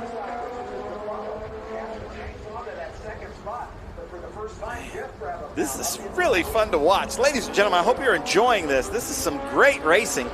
Not only that, but 2 days in a row. Yeah, it's really good. And like I said, we're watching a little bit of history. Never before have the Brabham brother, uncle, father situation got together and raced in Brabhams. They've raced probably in other things. They've probably got Goodwood together and a few others, but not in a classic race. But like this. Where else? What other? Maybe MotoGP second class races like this where they pass 3-4 times a lap and it's the same group of people. But this just doesn't happen in modern motorsports like this. True. And it's looking good for the 29 of Flynn. He's got that lead, as you can see. He's 8th overall. Here we go again.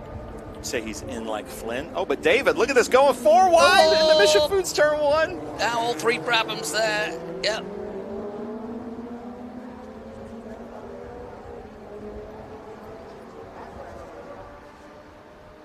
Jeff is going to make a mental note of that. They're just learning every lap where each one likes to come out, where the other one is stronger, the other one is weaker. And we'll see what kind of laps they put out when that white flag comes out, because they win a gold bell helmet. The national champion wins a gold bell helmet, and not a helmet, trophy helmet, like a real $800 to $1,000 bell helmet. So fully functional, you can race with it. Yeah, you can race. Yeah, a lot of our racers do race with it. As Tonis comes in, that's his favorite spot, isn't it? 11. Yeah. He's done that overtake a few times now. Tonis seems to like 11. Matt Brabham seems to like taking the inside at 12 and 15. And then all of them like to kind of come out 3 wide after the draft into 1. Here we go.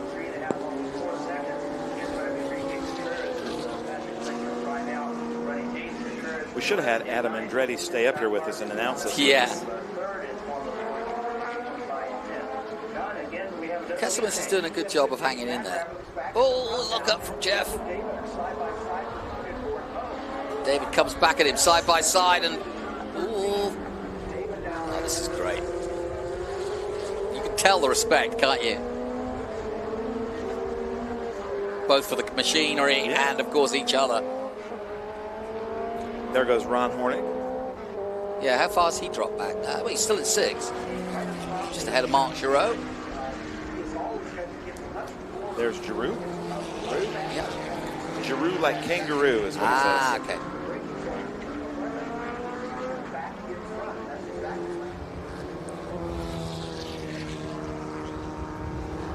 All right, Tonis.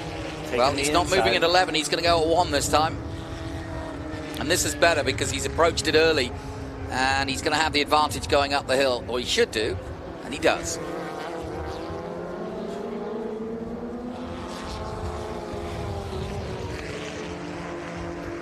This is all mechanical grip, ladies and gentlemen. There's no wings, no downforce. These Hoosier bias ply tires, like it should be. Look at the slip angle on those things. Beautiful, isn't it? It's great.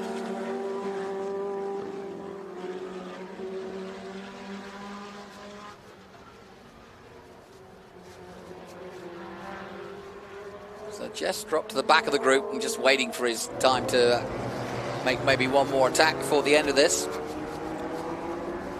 Maybe. Yeah, I wonder what they're thinking now. Now that they know that it's coming to the later parts of the race, what are they wanting to do? Oh, and now they're coming up to lap traffic as well. Yeah, that could change everything. Well, especially if they catch, well, they won't this lap, but if they catch them again in the stadium section, that could be real trouble because it's really hard to overtake them. Or the S's. Okay, so Matt taking his inside. David almost getting to Tonis. Tonis in second. Tonis Casamets with Cahill. Right behind Matt. Well, of course, it's the Formula Fords that are ahead of them. And they're in their own race, you know, and they're probably not looking in their mirrors too much because they're in their own race for their own championships and for their own Formula Ford and Club Fords. There's Ron Horning. Currently in 6th. But they're going to meet these Fords probably on the front straight. This is really going to be kind of a very carefully picking your way through the Formula Fords. Obviously, you can pass them easily. Uh-oh, here we go. Here we go. See, now they're getting amongst them, blue flags waving, and of course this always adds another dynamic to it. And here comes Matthew Brabham and Dad doing the same. Side by side, the brothers coming up the hill at Big Red. Casamets dives into 2nd place. Jeff up to 3rd now. David down to 4th.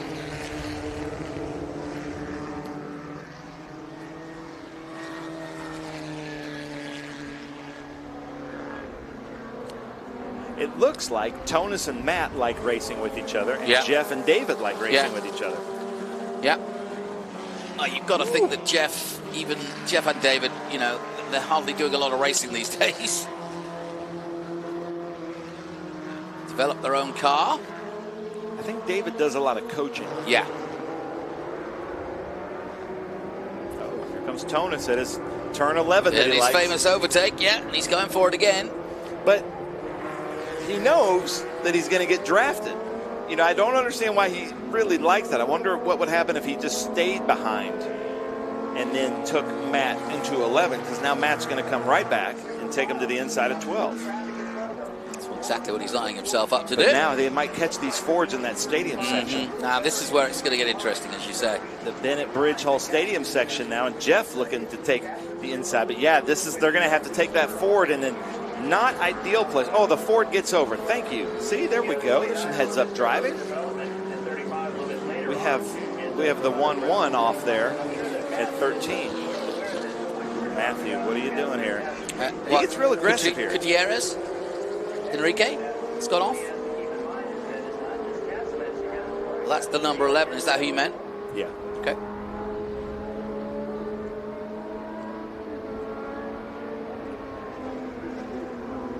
Love the look of that car. Mark Giroux coming down into 11.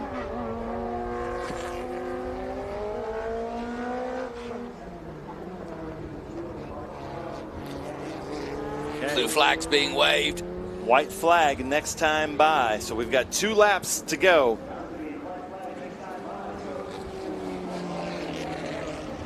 It's for the overtake on Brabham. And we're close to through the field of Fords.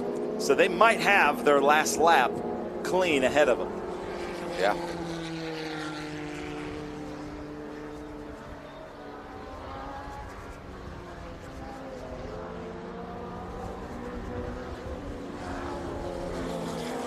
Tonis Casemets, Matthew Brabham, Jeff Brabham, David Brabham, all in Brabham. So, ooh, come on now. Oh, past that Formula Ford. Not an ideal place to catch up to lap traffic. David is now fallen back. I think he had to get hard onto the brakes and has now fallen back, and he's going to miss the draft as Matthew comes in. Now Tonis is going to have the advantage going into 12. You know, that was good overtake by Matt. Just getting himself wound up, but of course now it's side by side.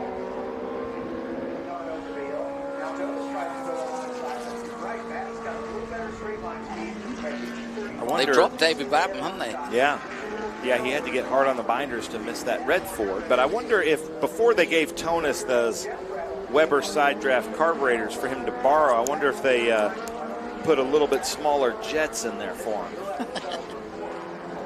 No, knowing Ron and his team, Ron Hornick, they would give him equal equipment. Because they want this. This is what all four of them want, is a good, equal race like this.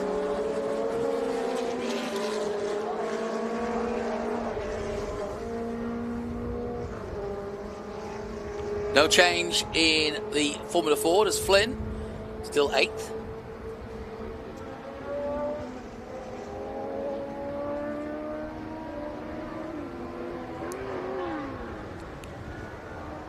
Now there's Ron Horry in 6th position. Oh, here's the white flag. So the white flag is out for our leaders, the Formula 4. Oh, they're splitting it. Yeah. Here's one of the places to make a move, and he's going for it, Jeff Brabham. Not going to do it this time. That was Scott Clark there in that red Ford, holding his line, doing the right thing. He's got David Brabham behind him. Uh-oh.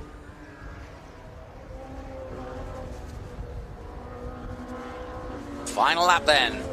Who's it going to be? Who do you think? Who do you think's Ben? I don't know. So if Matt passes Tonis into 11, then I think Tonis has the advantage. If Matt hangs back and lets Tonis go into the lead at 11, I think Matt Brabham might have the advantage. Down to 11 for the last time. Chance for an overtake for Matthew Brabham. He jigs to the inside of Tony Casemets. And that's a textbook overtake at the Circuit of the Americas, and he's got good drive out too.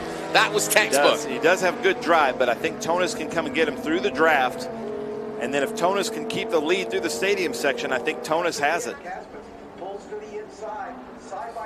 So you could tell me, Ben, but we've got helmets galore in this one, haven't we? I think we have 3 helmets to give away in this one. But Jeff Brabham making a move, maybe. But there's Tonis. Oh, and Matt staying with him. Stay your footed, son. Gosh. What a finish this is going to be. Jeff Brabham, son ahead of him. They've got an imposter in Tony Casemets, trying to beat both of them, because that's a great laurel for him.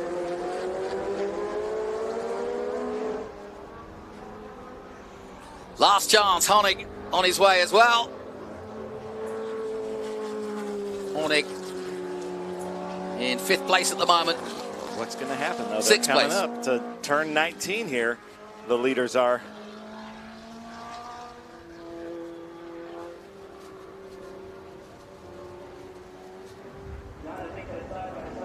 Here they come. Here they come. And there's the checkered flag, and it's going to be Tony Casemets who takes the win and beats the Brabhams. Yeah, so Tonis Casemets, after passing Tech, will be our Group 2 Formula B gold bell helmet. Then let's see if Flynn is still in the lead for PCF. I think he is. And he's 8th. See if he's overall. in like Flynn. In like Flynn, that's what we need.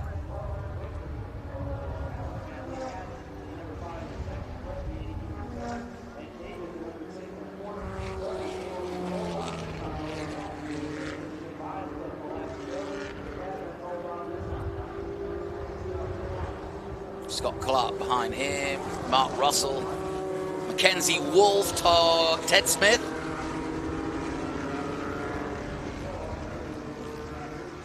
Oh. There's Hamilton.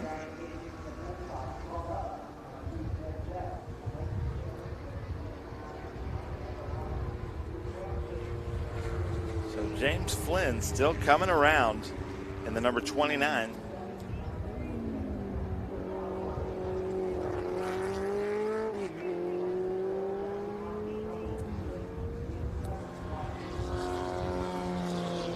Well, I'm You glad can the weather see has improved. how windy it is, Yeah, because it's I'm very sure Ron windy, has his tripod locked in, and it's still blowing around that much. So there's Ron Hornig and Mark Giroux. Yeah. So that does it for the Formula Bs. Where are the leaders in Formula Ford? They should be along pretty soon, and they're going to be 8th overall, but more importantly, James Flynn's going to win ahead of Scott Clark and Mark Russell. We await their arrival. Boy, it is breezy up there, isn't it? So car number 4, Mackenzie Wolf, is our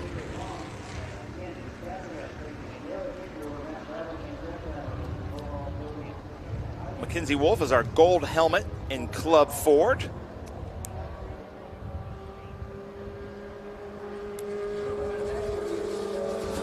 Seems like an eternity, doesn't it?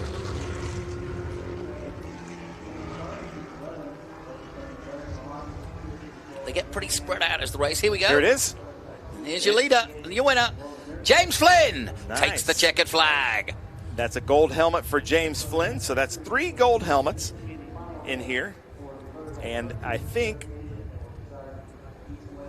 that's it, because we don't have enough of the regular Formula Fords, but Tom Linton might also get for the Formula Ford gold helmet. So that does it.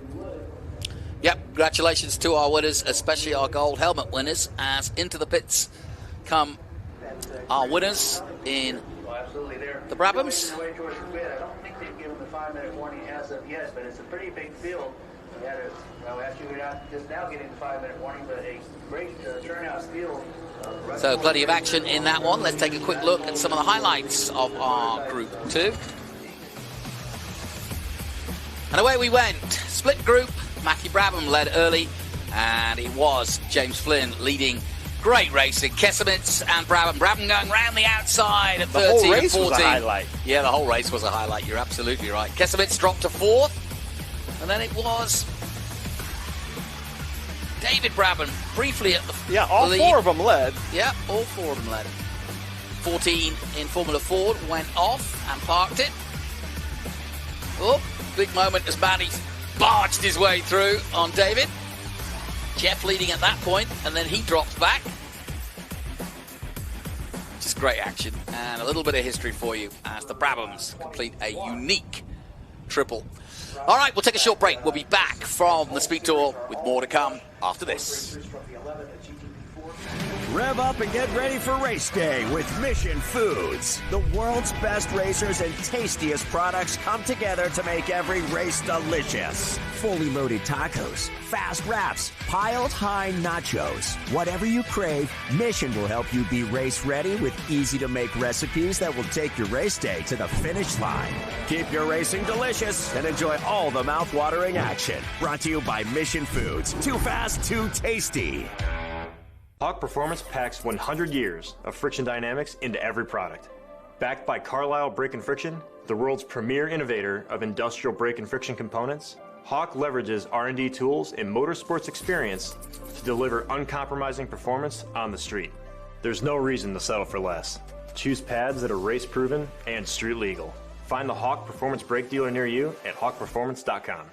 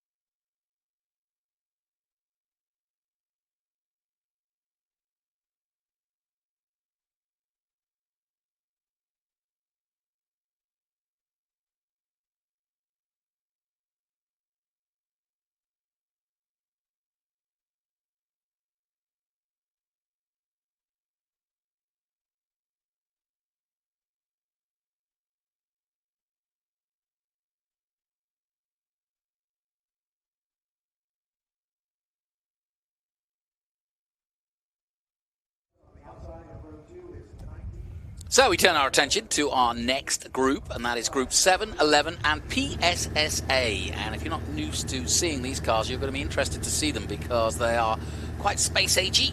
And there's your leading man, that's Jonathan Finstrom, and he is in a Stordacre S12. And we looked at this car yesterday, and it's pretty special, as you can see. It's well, it's racy, as you can see, but it's kind of got a combination of so many other different cars, and it's kind of like a Radical, but you know, it's got the big wings in the front and the back, and or the arches, I should say. But a unique-looking machine in many ways, and watching it through the S's yesterday was phenomenal.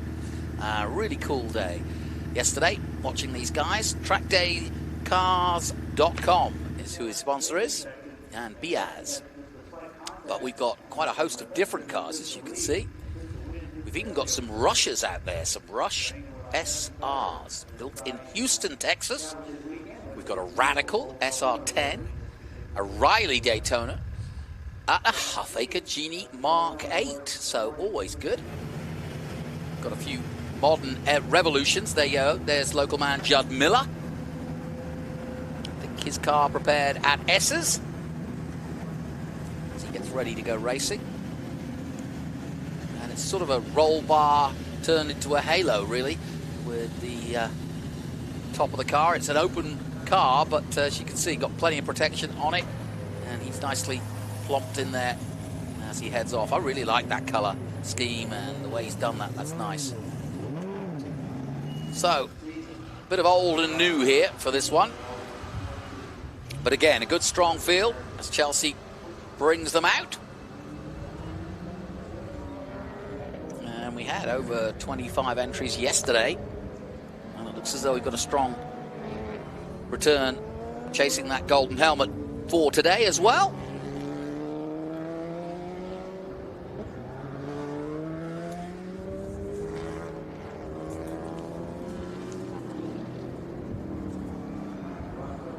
Yeah, and it is Jonathan Finstrom, who you saw at the top of there leading the way. Travis Engin was supposed to be out in the R8 Audi, but I don't think he's going to run today. Quite an aggressive race he had, not himself, but they came together, did he and the Studaka. So Travis choosing, I think, to not race today. Not sure if there was any damage to the car, but either way.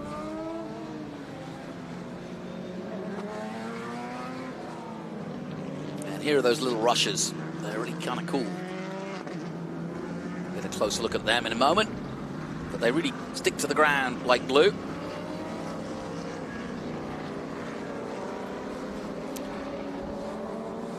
On their warm-up lap then.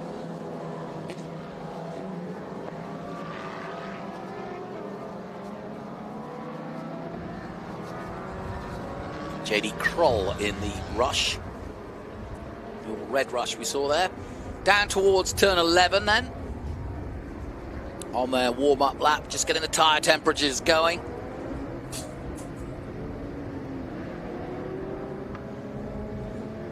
And it's good to see Matriano Lim out there as well. Landon Matriano Lim, who's one of our FR drivers. You see him in that red, yellow, and orange car.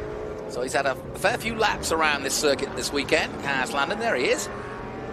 And this is his first exploit into this kind of racing. He's been a single-seater racer up to this point and continues to be so.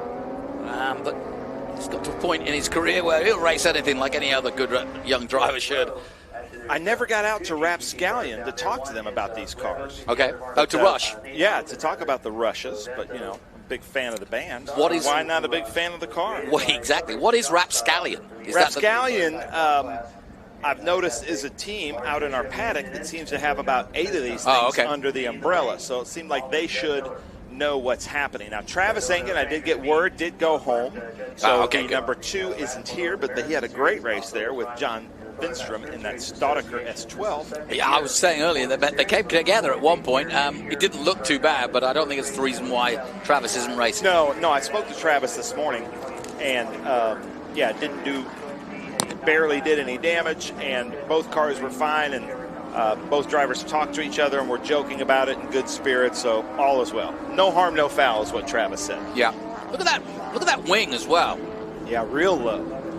And then you've got these two open wings of the Evos, the new ones, and then my favorite, the reverse dihedrals of the Revolutions. I like that Radical SR3 as well. Here are the rushes. Come on, comment section. What are your favorite Rush songs? Let's get going here. Spoken like a true drummer.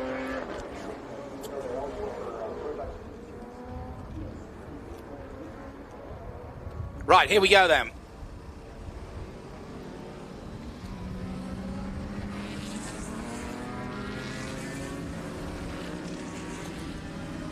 Now, question for you.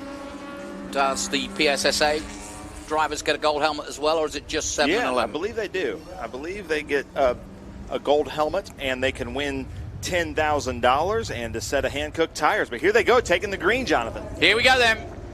The pole man on the right-hand side of your screen in the white. But he's under pressure immediately from Tim Daly Jr. and Judd Miller. Judd Miller on the outside in the 15, all green. Under Pressure is not a Rush song. Oh, that's true. That was Queen. Bowie. Sorry, yeah. It was Queen, then it was Queen and Bowie. So, a good start as they come through the S's for the first time. Now, just like yesterday, Jonathan Finstrom in that Staudiker. Oh, that is a big off for Judd Miller. Ooh, that's going to be... You know what? I've got a feeling... Look at the breeze in the background. That could partly be due to the speed he was going, but also it just got light as soon as it started to get loose. And I think the wind also helped. I believe you're right. And I wouldn't have thought that, but I was listening to your broadcast today in the Trans Am race with Scott Goodyear, and he was saying that. He was saying, look at the flag, and now they're going to have a weird tailwind coming down the S's, and I believe that's exactly what happened there. Yeah, it's a different... we're so used to an east-west wind here at this part of the track at Elroy, but in this last week, we've been having wind coming off the Gulf and coming south to north. So that's what we've still got, and if you see the big American flag, you'll see that's where the wind is blowing. So we're under caution. The safety car is out. I'm struggling, Jonathan, I got to tell you. It's kind of late in the day, and we've had, it's a big weekend, and I just basically lost my pen and panicked a little bit. But yeah, we are under double yellow in the Group 711 PSSA. I did wonder what you were doing under the table with your nails painted, look searching for pen. Yeah, it looks very, very suspect.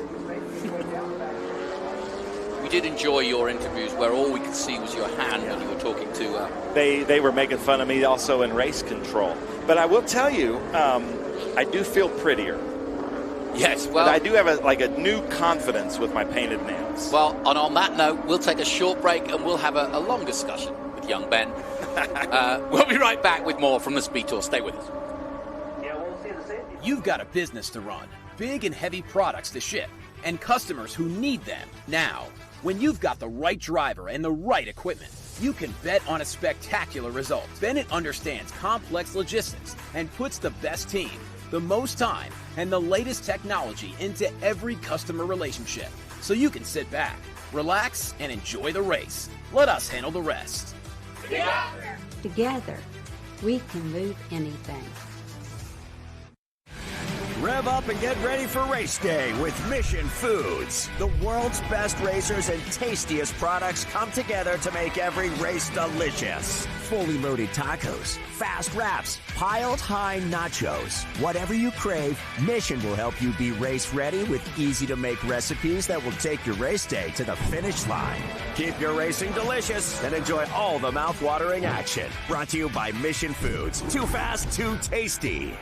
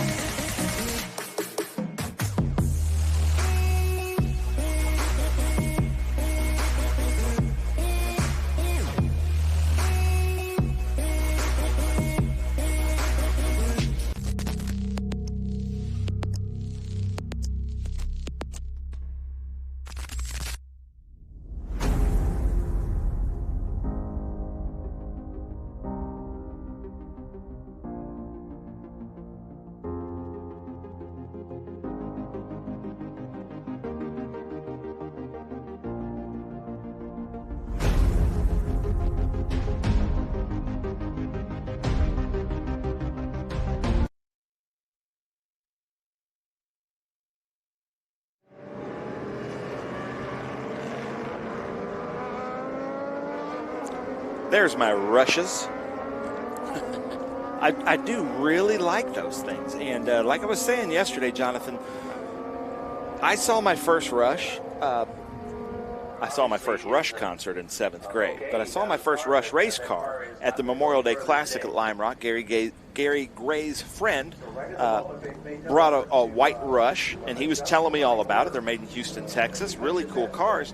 And then it seemed like my phone must have been listening, because everything through social media was about this Rush series or the Hyperfest, or Evan Pecor, one of our TA2 drivers, is driving a Rush. So it's been funny, because now it seems like it's just a regular series I've been following, but I didn't even know about them until Memorial Day. Yeah, you know, I was saying yesterday, I don't think I know of another manufacturer of race cars in Houston. There's race teams like Rizzi Competizione, Ferrari team. There's AJ Foyt, obviously came from Houston and had a base there for many years. But as far as I know, not producing race cars. So this is quite unique and quite fun to see, and here they are. Looks like just a bunch of Shriners out there in race cars. I love it. And you know me, I like my 67 Mini Cooper S's, and this just looks like a kind of a modern version of the same footprint. It just looks like that would be so much fun to race. Now you see the wind. Look at that flag. Yeah. There's a lot of wind out there today. He's like, hey, we're on camera. Wave, dude. I just waved at him like he could see me. Wave. Come on now. Wave at the camera. He's trying to do his job. Come on. Yeah, he's trying to call the green flag, but there's the pace car, so maybe Matthew can get him to wave. Are we going for another lap? Oh, yeah. So, Finstrom, that car back there, 1, 2, 3, 4, 5 back, the white car, that Staudacher S12, that is a very quick car at speed. He has a hard time with the starts because he started pole yesterday and fell back to about 6th or 8th and then finished the race in first because it's 1,000 pounds, 1,000 cc's. But once he gets up to speed and drives that thing with momentum through the S's, that's an unstoppable car. Then there's our friend Landon Matriano Lim in the back. Yep, there he is. Jake Bonilla is also out there, a rival of Matriano Lim. Jake Bonilla from San Antonio.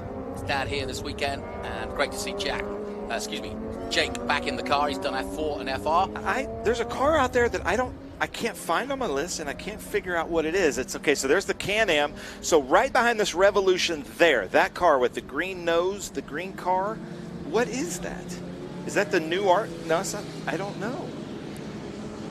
And I can't find the number. Can-Am. Yeah, that's the new one. Can-Am. Yeah. I can't find a number on it either. So it looks modern. It looks like it would be a Group 11 car. Is it the Elan NP? No, because that's what Landon Matriano Lim is in.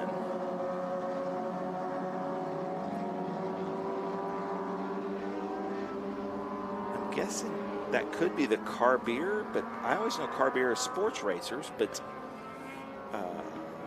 no, because that's white and blue. Well, either way, we're still under caution. The Ginetta.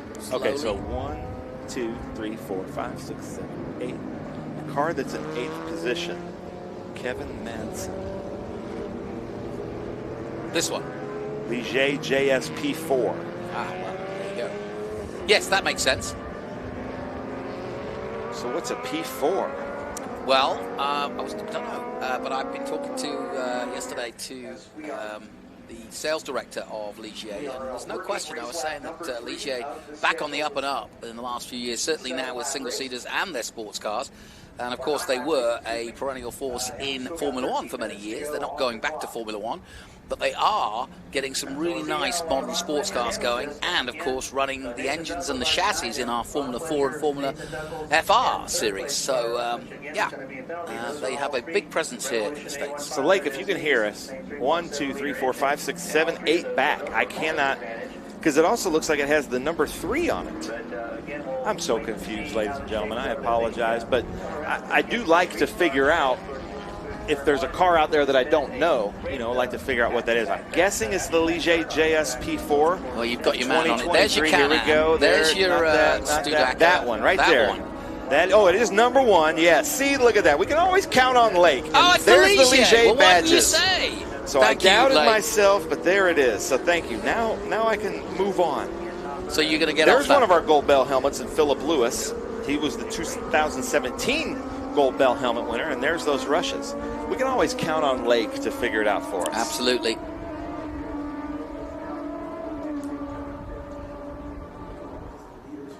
So things starting to speed up a little bit, which usually means that the safety car is coming off. He waved. He saw himself.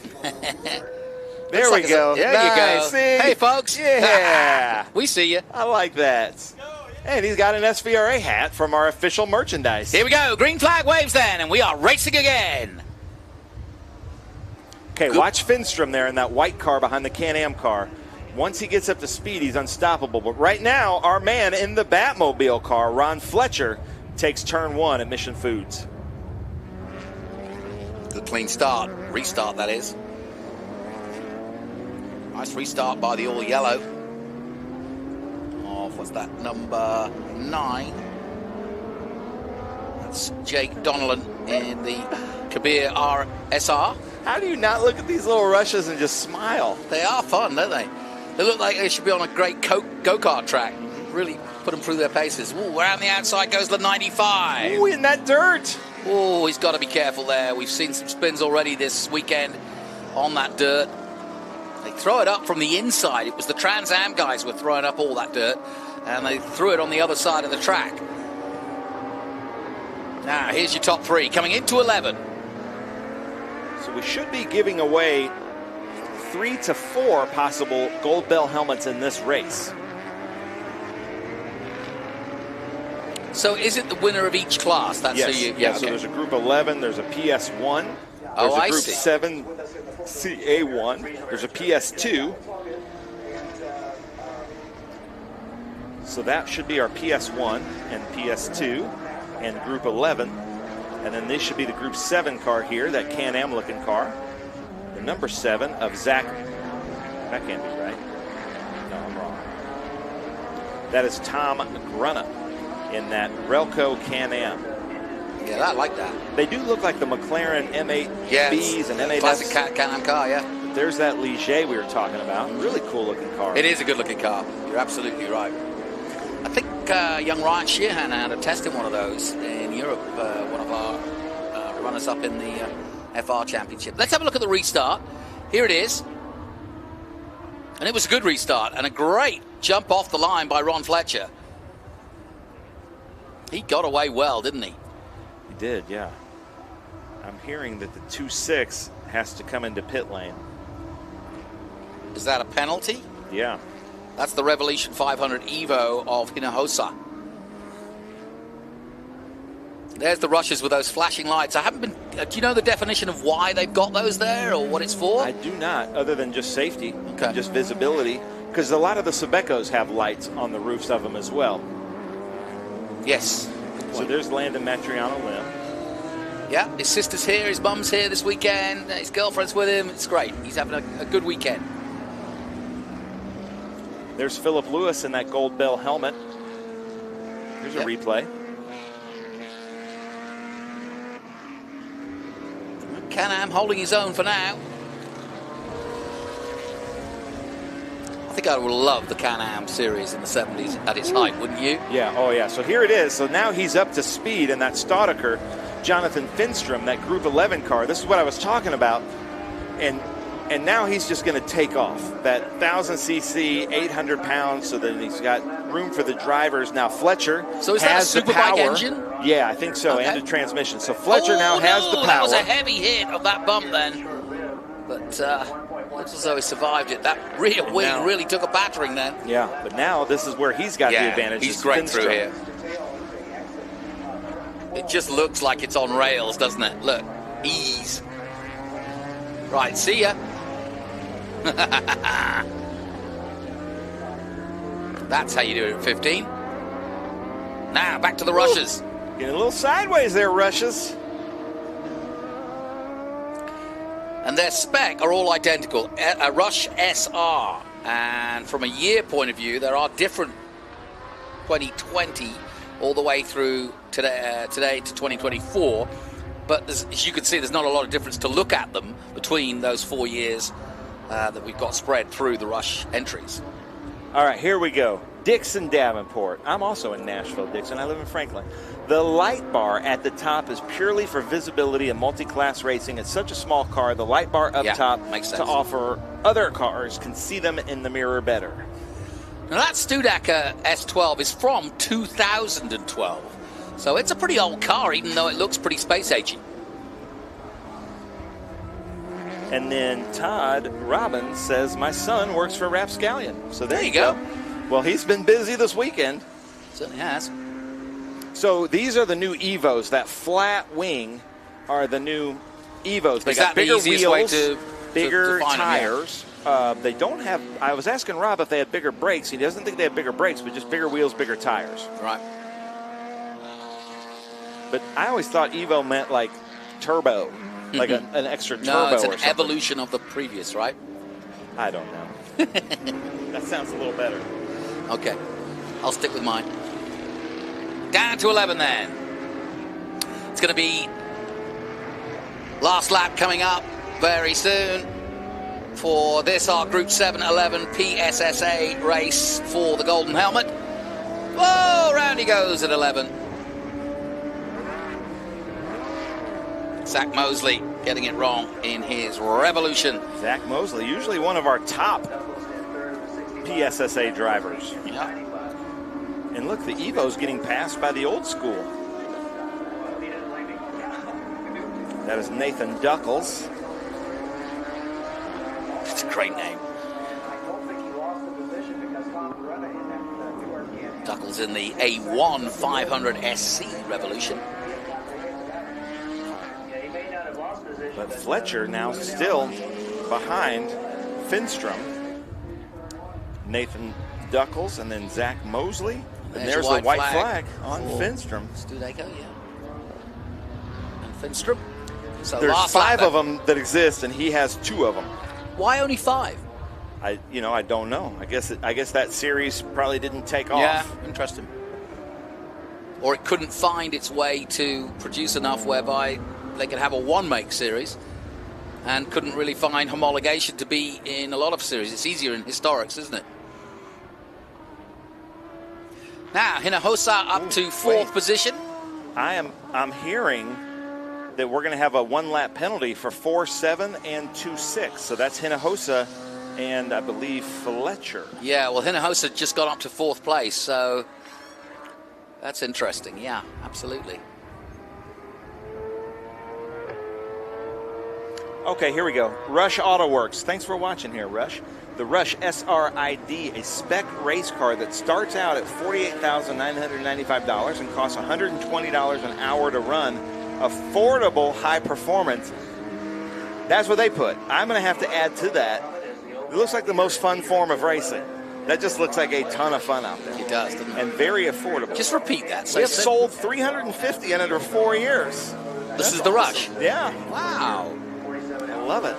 Well, Rush, I'd like to take a ride in one of those. So final lap, and here is the man of the moment, Jonathan Finstrom.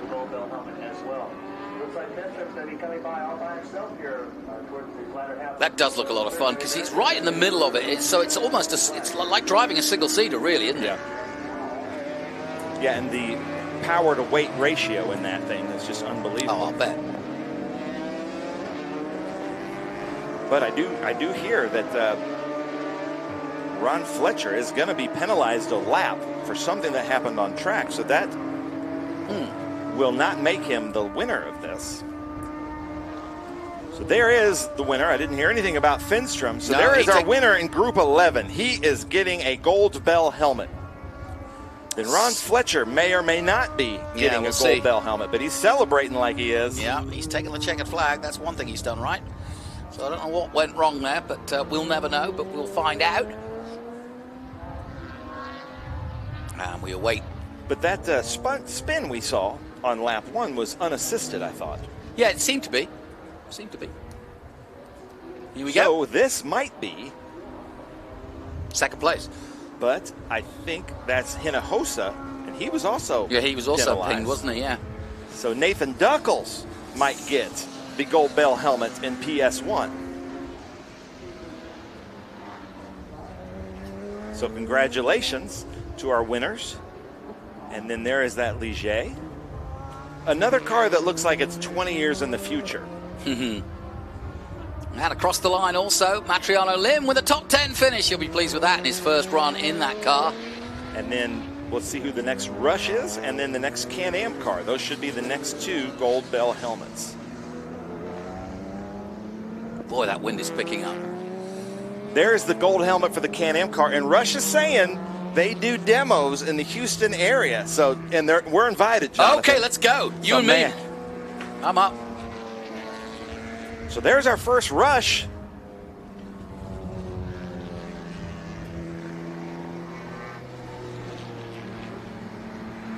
So was that Blair Hosey? Could well have been. Either way, the Eagle flying high above and alongside the tower, as we'll take a short break and we'll be back with more from the Speed Tour. An important decision is afoot. This man is about to buy tires on TireRack.com. Tire Rack is the leading online retailer of tires in North America and a repository of advice and expert reviews. And it's done! All that's left is to arrange for safe, easy installation at one of our independent recommended installers. Well, I guess he did that too. TireRack.com, the way tire buying should be. One of the main reasons for poor vehicle performance is a dirty fuel system. It can cause decreased fuel economy and actually do harm to your engine over time. By adding Lucas Fuel Treatment to your vehicle, it cleans and lubricates the entire fuel system. Pump, carburetors, fuel injectors, and valves as you drive. It also improves your vehicle's performance. It's a non-solvent product designed to protect both gasoline and diesel engines. Lucas Fuel Treatment. It works.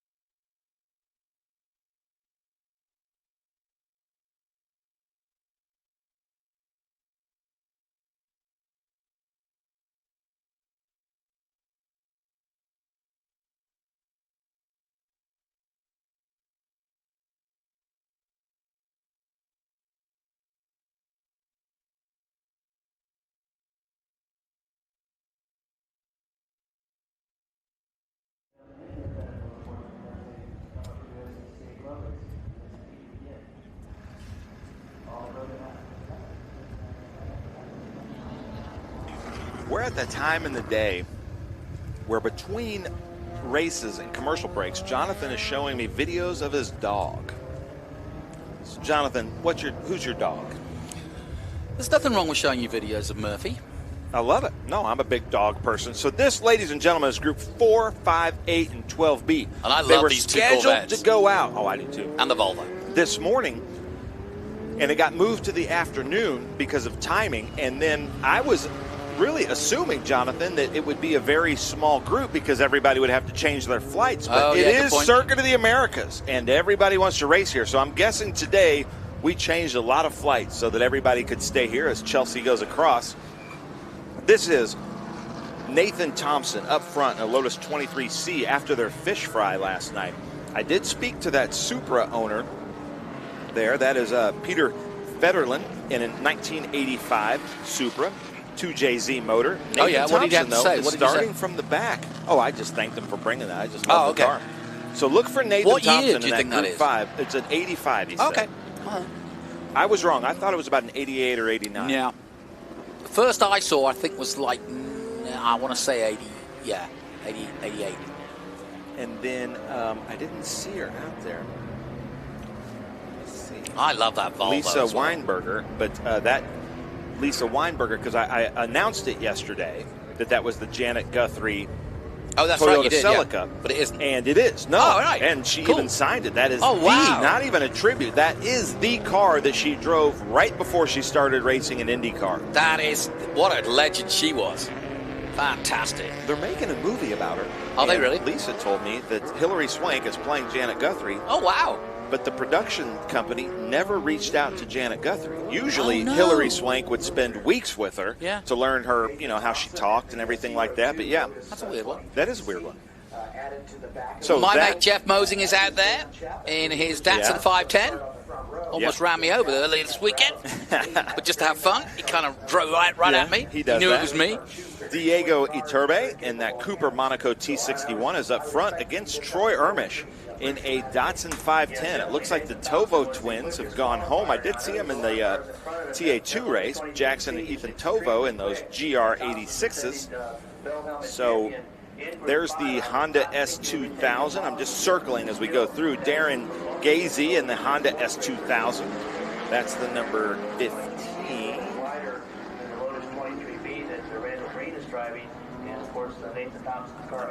Oh, there it is. Tony McFarland in the Datsun 280Z. And both the solid axle Corvettes. So I'm going to do the math and see how many helmets we could give away here. Okay. Meanwhile, I'll take a closer look at the 52 on screen right now. Beautiful car.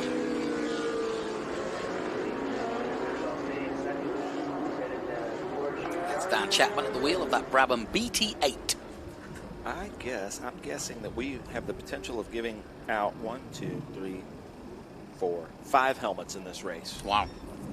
You must be getting a lot of helmets from Bell. Yeah, they've been a great partner with us ever since we've been doing this. And I met, I forget her name, but there's a lady here from OMP Bell signing up, measuring all the helmets. Oh, that's great. They get a Bell helmet.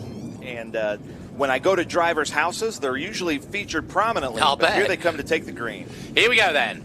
This are Group 4, 5B, 8 and 12B, and out of sequence somewhat because they didn't race this morning as they were expected to do, but here they are in their glory. Now that Cooper Monaco did a great job yesterday, and he's doing it again here as he takes off into the distance and up the hill into Big Red for the first time. Yeah, Troy Ermish following right behind, as is the Supra. There's that Volvo. I love that car. What year would that be, do you think? That should be like a 68 to 72, maybe. Well, it is a 68. Just testing you. Well done. Okay. So there's the Monaco. Troy Ermish right behind with all that body roll, but Jeff Mosing getting around that Honda S2000 of Darren Gazy. Yep. So this could be a good race. And then Nathan Thompson. How did you do that, Nathan Thompson? You're all the way up to like 5th place. And then there's the BMW 330i of John Major with the Corvette of Caudle. Jim Caudle, the Corvette. We saw him in the Group 6 race. Troy Ermish around the Monaco somehow. Whoa, Jeff Mosing out of shape. Gets it all together. And Nathan Thompson. Look for Nathan Thompson to try to take the lead, probably going into turn 19. Now, you were telling me one of those Corvettes, the two out of them out there, was once owned by Tony Perella? Yeah, the black one. Okay. One is a 58 and one is a 59. But look at this, Nathan in that blue Lotus 23C with Ragogo Racing, and then there's Randall Green in that Lotus moving up. They had to start at the back, and now they're moving up. Randall Green with Green Wealth Management, Furia Corsa, one of our great marketing partners. There it is, a classic Lotus, isn't it? With the yellow wheels, yeah. Team Lotus colors, yellow and green. The car that the French FIA had to just find an excuse to ban from Le Mans. Yeah. They're so good at that, aren't they? Aren't they? Yeah, they don't like to be beaten. FIA and FIFA are very similar. Mm-hmm. And there's an ongoing theme yeah. between the pair of them. Yeah, there's something in those governing bodies. There's the number 15, Tony McFarlane, a Datsun 280Z. Beautiful car. Yeah, very nice. Beautifully prepared. That's a 1978 280Z. Where are you getting the years? Oh, yeah, I got it all. Oh, I don't have the years on mine. So there it is. He took the lead. Nathan Thompson, very accomplished race car driver. The Lotus 23C. We appreciate Paul Rigo and Rigo Racing, Ragogo Racing, doing the fish fry for us Friday night. Everybody had a great time as usual. So thank you for that. But this Cooper Monaco is just extra special to me. I just really like that car. Now, when you have, I mean, it's a Cooper car, but when they call it a Cooper Monaco, was it designed specially for Monaco, or was it, you know, it's just that's the name they wanted to give it? I don't know. Thompson. But I'm sure people on our comment section know. I know. Uturbe, Ermish, Mosing in 4th now, Gacy, Green, Bellevue in 7th, Probert in 8th, and Fedel in 9th, and Schulte in 10th position. As through goes the 38. This is the man here, Troy Ermish, that runs the 2.5 Challenge, the Toyo Tires 2.5 Challenge, one of the best vintage race series out there. They ran about 4 events with us this year. I'm hoping they run 4 events with us in 2025. But they'll sometimes have 35 to 40 B sedan cars. Wow. And it is so much fun to watch. The BMWs, the Datsuns, the Alphas, a few Cortinas, some Volvos. It's just a lot of fun. Oh, I'll bet. No question. Talking to Darren Gazy yesterday, he has badges on the side of the car that say S2200 because the car has been bored out. Ah, interesting. But I think he did it himself. So now Randall Green is going to try to go up there with his fellow Group 5 compatriots, but the Cooper Monaco is actually a Group 4, and Nathan Thompson in that Lotus 23C is a Group 5. Here's your Corvettes. They look like big, heavy, bulky cars, but they do get around quickly and look nimble when they are in the corners. Let's watch them, see how much they roll into 12. See what I'm saying? I mean, it's a big turn, but they do it smoothly, don't they? And Dan Chapman, who was also late to grid in that Brabham BT8, is working his way through. But yeah, look at that. The lines of the 59, 58 Corvette. Beautiful. This is back when I think Corvette was trying to make almost like an Austin Healey looking American version of that. With the big V8 in it. Like they took like an Austin Healey and said, okay, let's stretch it and widen it and put a V8 in it. Yep. And the first ones, had the single headlights, then the double headlights. But it was like they did resemble a British sports car. Yeah, just absolutely. A bigger version. And you're right. Austin Healey would be the obvious one, but the Austin Healey is half the size. Yeah. Talking of half the size, here comes the little Lotus. Mosing. I was joking with Mosing this morning because Troy didn't have all of his throttle. He had about 92% of his throttle and his throttle cable. And Jeff Mosing said, now today I'm going to try to take about 85% of the throttle. Like he's doing it, Yeah, Jeff's quite a character. Yeah. Got a good racing scene now in Austin. It's grown over the last 10 years. And it's always been here. There's always been a small group, and we've got some small tracks, but never anything like COTA. We've got one at Harris Hill. As you heard, Scott Dollarheight was here earlier this weekend. There was Driveway Austin, just not far from here, actually. You see it on the flight path as you come in. But unfortunately, that is out of use now. But Harris Hill's still very popular. Oh, one of the Datsuns has just gone wide, but I don't think he's gone off. But he was off the racing line, so let's hope he's okay. One of the 510s it was. See the front end, the front grille of that Datsun 280Z and the 240. Yeah. The new Datsun Z cars kind of have that square grille. I like that. I like when the car companies go back to kind of their classic styling like that. Well, I would always think is if you're a designer in a car shop, to be able to keep the lines, to keep the mark going so that people know immediately what they're looking at, it's really hard to do. Very hard to do. Speaking of that, Jeff Mosen, I don't know how he does it, but he was with us at Thunder Hill, with us at Portland in the B sedan race. But I like when he comes to the tracks because he always seems to bring a group of attractive fans. I don't know how he pulls that off. He's a very friendly guy and fun guy, but he's a good guy to hang around. Yeah, it's a good guy to have at the track. There you go.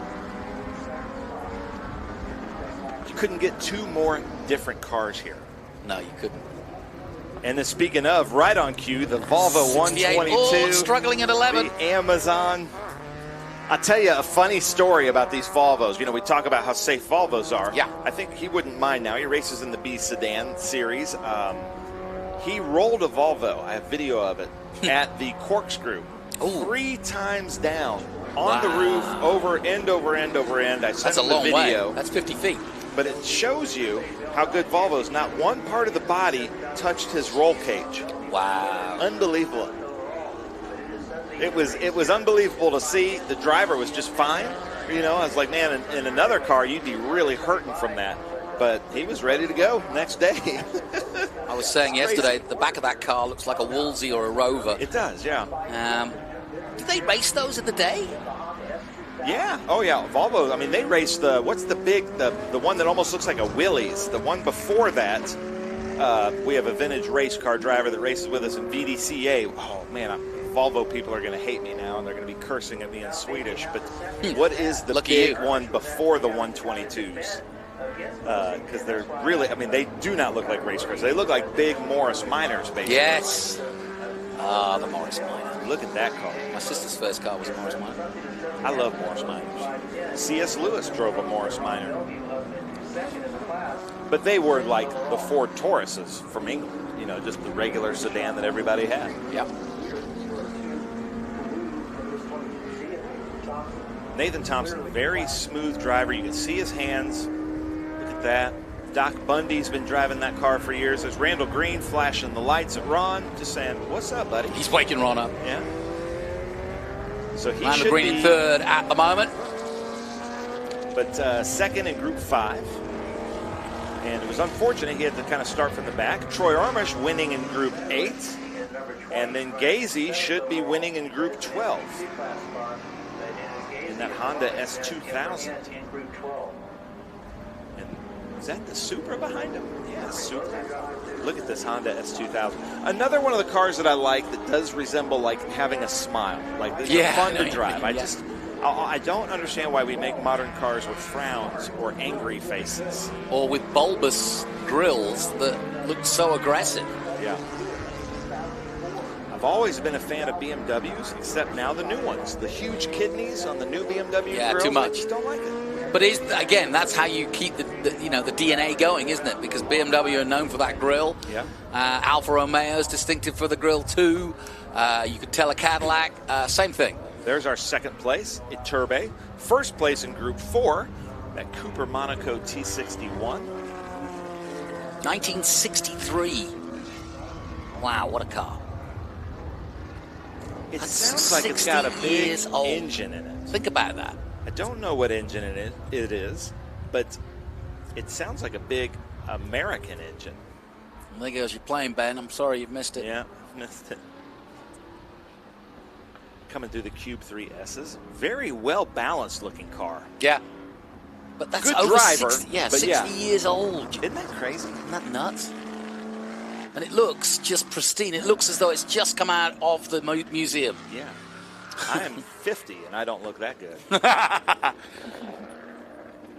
I need a repaint. There you go. We'll get you a rehaul. Yeah. We'll get you redetailed. I need more body. I need filler in all my cracks. Coming down. This is downhill to this turn 11, and then you can't really see it from this, but there is this weird, tempting lane that they built about, 500 feet at turn 11 that just makes you want to dive bomb the apex of turn 11. Yeah. It's not suggested, but there's a couple of tempting corners here where it looks like the designer said, I'm going to give them just a Hail Mary option to the track. And it is a Hail Mary option, but what you've got to be careful is you've got to slow the other guy that you're Hail Marying on, because if you don't, he will go wide and he'll keep the drive and you'll lose yours. So it's a bit of a double jeopardy job. And Travis Engen was explaining to me these Lotus 23s, I believe, I can't remember if it's the front or the rear wheel, has 3 lug nuts and 4 lug nuts. And the FIA, to race in Le Mans, you had to have a spare tire on the car. And so then they required you to have 2 spare tires because there were 2 lug patterns. And that's how the FIA was able to kick out the Lotus 23. And here is that Supra. 85, you say, huh? The 2JZ motor. Yeah. Cracking. With the pull-up headlights. That was the thing I was so impressed with. I'd never seen that. I love that. I do too. We have some Spec Miata racers that can make to the corner workers after the race. I always really liked the way the Porsche 928 came out, where it was almost like the bulbs came out. You know, they sat there flush with the car, and then when you turn the lights on, they came out. There's Penny of Tim Probert. Love that car. I saw colored Penny. I saw Troy Armish run that. That is a true history gold medallion Datsun 510. He'd look good with a gold helmet with that car, wouldn't he? Yeah, he would.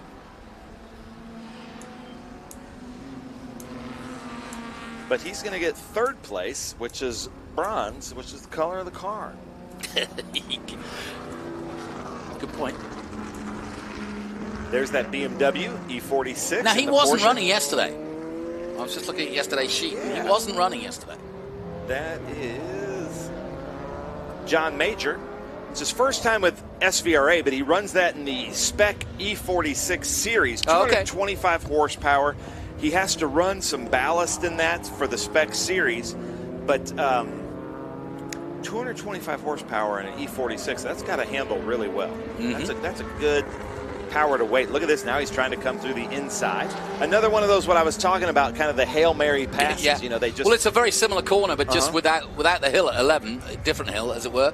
So there's 2 different ways, 2 very different corners, but the actual apex, the way it's designed, is almost exactly the same at 1 and 11.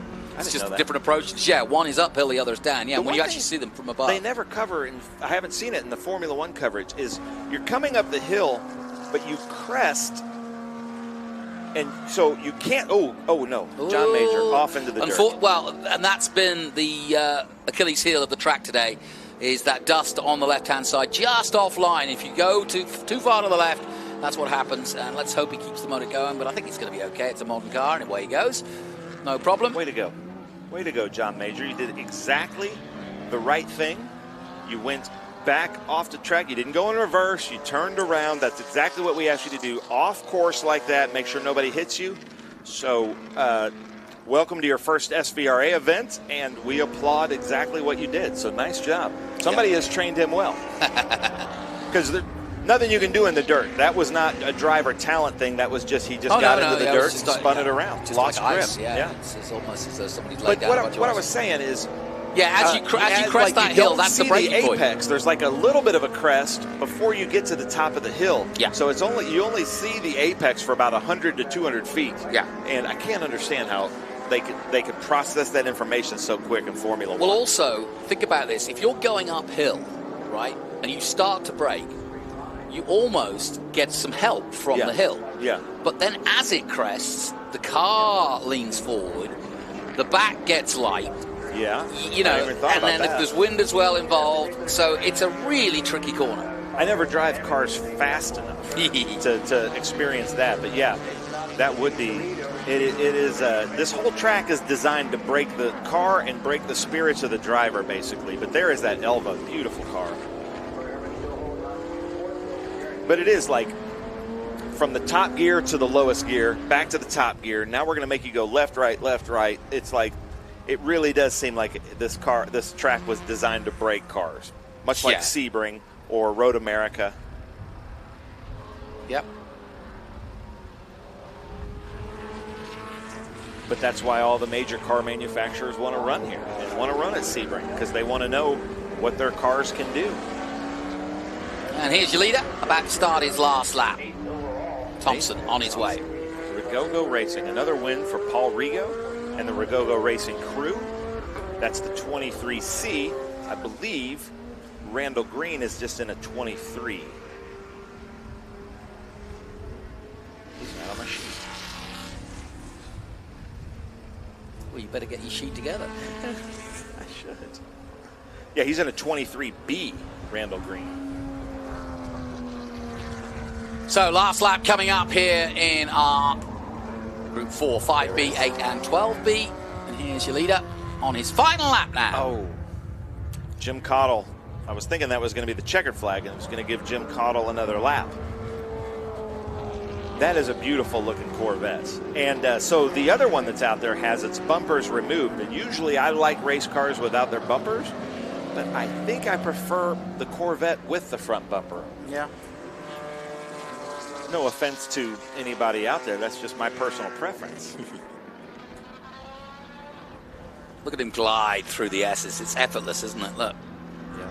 You know, that's something, Jonathan, I've learned so much from you commentating, but I haven't learned how to be political. I say a lot of opinions that you don't hear other people say that get me in a lot of trouble. And, you know, I'll have people come up to me in the paddock and like, I heard what you said about my car. It's the British way.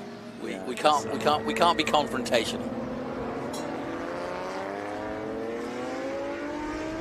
What's the Pink Floyd? The quiet hanging on in quiet desperation is the English way. Is the English way. Yes. Is that Comfortably Numb? No, that's from it's from Dark Side of the Moon.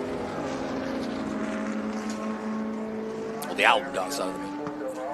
Oh, so Olds 215 or the Buick, yeah, the aluminum block, like what people put in the MGB GT V8s. Yeah, that's what they think might be in this Cooper Monaco. Okay. So we call it a Buick 215. Rover used it for years. It's an aluminum V8 engine block, super reliable, but it's small. Look at it moving. He is loving this. It's like he didn't get the memo that he could slow down. He's got a massive slow down. He's got a lap. So now he's taking laps away from these cars. He's in the zone. Yeah, absolutely loving life. Nathan Thompson on his way then. From the state of Texas, of course. Here he comes. One more corner to go then. And the white flag for the last car through is now. And here comes your winner. Right behind the BMW. He almost got sideways to finish it. But takes the checkered flag and wins. Well done, Nathan Thompson. All right, Nathan Thompson is going to win a gold bell helmet for Rigogo Racing in Group 5 BSR. Let's see who the next car across. So we've got Group 4, we've got Group 8, we've got Group 12. So let's see here. Holding out that checkered flag. I do like the starter stands all glass like that. Very nice. This track really put a lot of thought and effort into the design. So it looks like we're going to finish that the white Corvette of George Wright, if it stays like this, will win Group 4. Gold helmet. There is our Group 4 winner, the Cooper Monaco T61 that we believe has the Buick 215 of Diego Iturbe. That's a gold helmet, possibly. Then Troy Ermish and Darren Gazy have been going at it this whole time, Group 12 and Group 8. So let's see, it should be Troy Ermish and Gazy coming by. Troy Ermish won a gold helmet here in 2013, the first year that we were here. He actually went out and bought a PlayStation just so he could drive the track on a video game before he came here. Good idea. Oh, and this is Group 8 and 12. They've been going at it, but Gazy takes it over Troy Armish. Troy Armish wins Group 8 gold helmet. Gazy wins Group 12 gold helmet. And that Volvo wins the award for, I think, the coolest car in this group. That doesn't, unfortunately, come with a gold helmet. But it comes with my admiration, Steven Schultz. Toyota Supra coming in.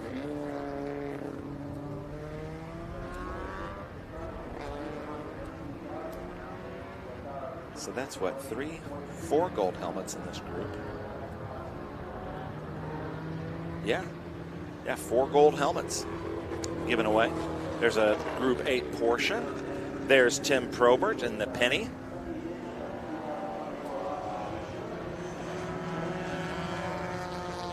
It'd be funny if Diego Iturbe painted his car copper. So it'd be the Copper Cooper Monaco.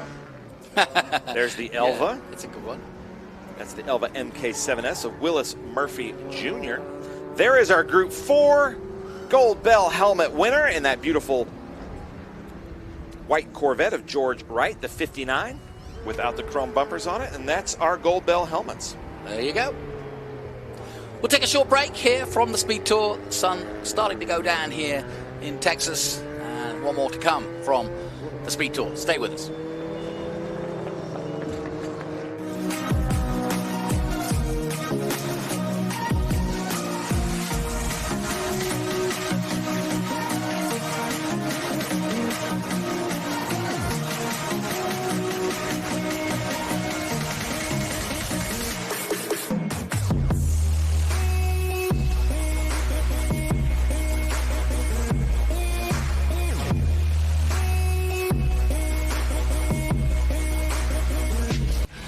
Rev up and get ready for race day with Mission Foods. The world's best racers and tastiest products come together to make every race delicious. Fully loaded tacos, fast wraps, piled high nachos. Whatever you crave, Mission will help you be race ready with easy to make recipes that will take your race day to the finish line.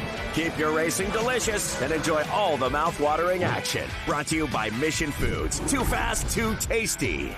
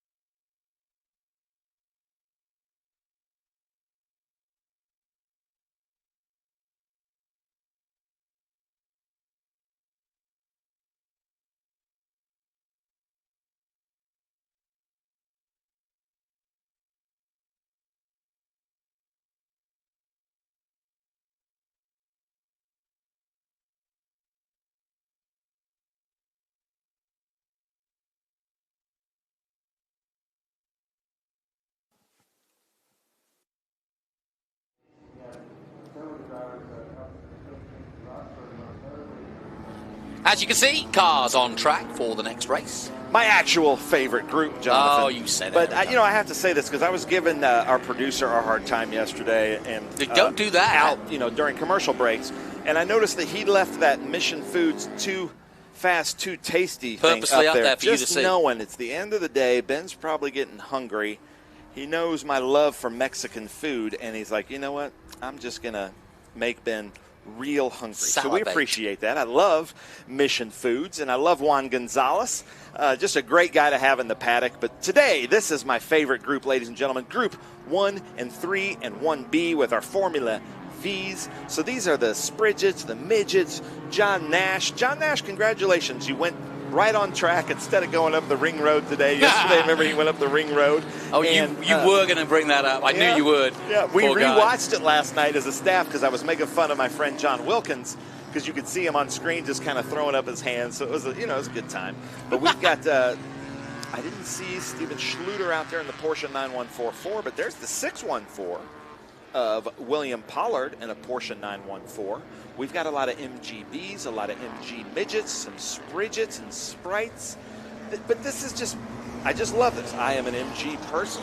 I love British race cars. I find it interesting that a tall fellow from Nashville is an MG fan. I have a theory, and I'm testing this out.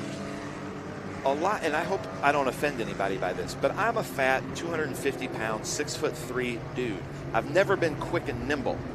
I've been big and strong. So I like to drive a car that's quick and nimble. A lot of our Group 6 drivers, they're a little bit smaller, and they like to feel big and strong, and I wonder if there's any psychology to that, or if, I've just made something of it. But if you watch, a lot of these guys that get out of Mini Coopers or MGAs and MGBs are bigger than I am. Well, we can get you a therapist if you'd like to look into it. Maybe. I don't see Joe Nemechek out there driving one of these little British sports cars. That's He's true. got to drive these big stock car muscle cars. I can't see Tony Stewart ever smoking in an MG. So I wonder if people are watching that, if there's something to this, or if I'm just an idiot. Yeah, no, I guess the latter. I like the theory. There's a book here But somewhere. I do really, I always played soccer, as did you. Mm-hmm. I was the sweeper. I was really slow and collected a lot of I yellow was and the red nimble left cards winger. and dirty. So I always admired the strikers and the center mids that were quick and nimble. That's me. Talking of quick and nimble, here they are, the second group. And that'll be Group 3. And these are Lynxes, Caldwells, Volkswagens, and RCAs. RCA's not one I've seen before. That's a 69 out there. David Haldeman at the wheel. And Aerodynamics FV. Sandro Verduzco. I've never seen an RCA. They make good TVs. They make great radios. Records. This is the Formula V class. We talk about this a lot. Volkswagen front end, Volkswagen rear end, and engine and transmission. You'll see that they had to develop these little cages. My friend Mike Jackson with VDCA was explaining to me, because you could come up and you could tap the cars out of gear. You could hit their linkage used to be exposed, so they all had to design cages around it so you could come up and just tap them out of gear with a little bit of a bump draft. But this is a great group out of here with Barron Racing, Bigger Hammer Racing out of Texas.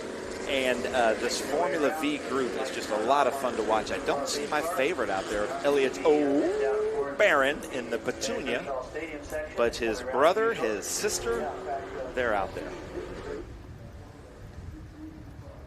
Here they come to take the start. So here we go. The Porsche on the right-hand side, the 914. Of Schluter. I didn't see him. He's out there. He's out there. And then the MGB alongside him, and that's Neil Verity.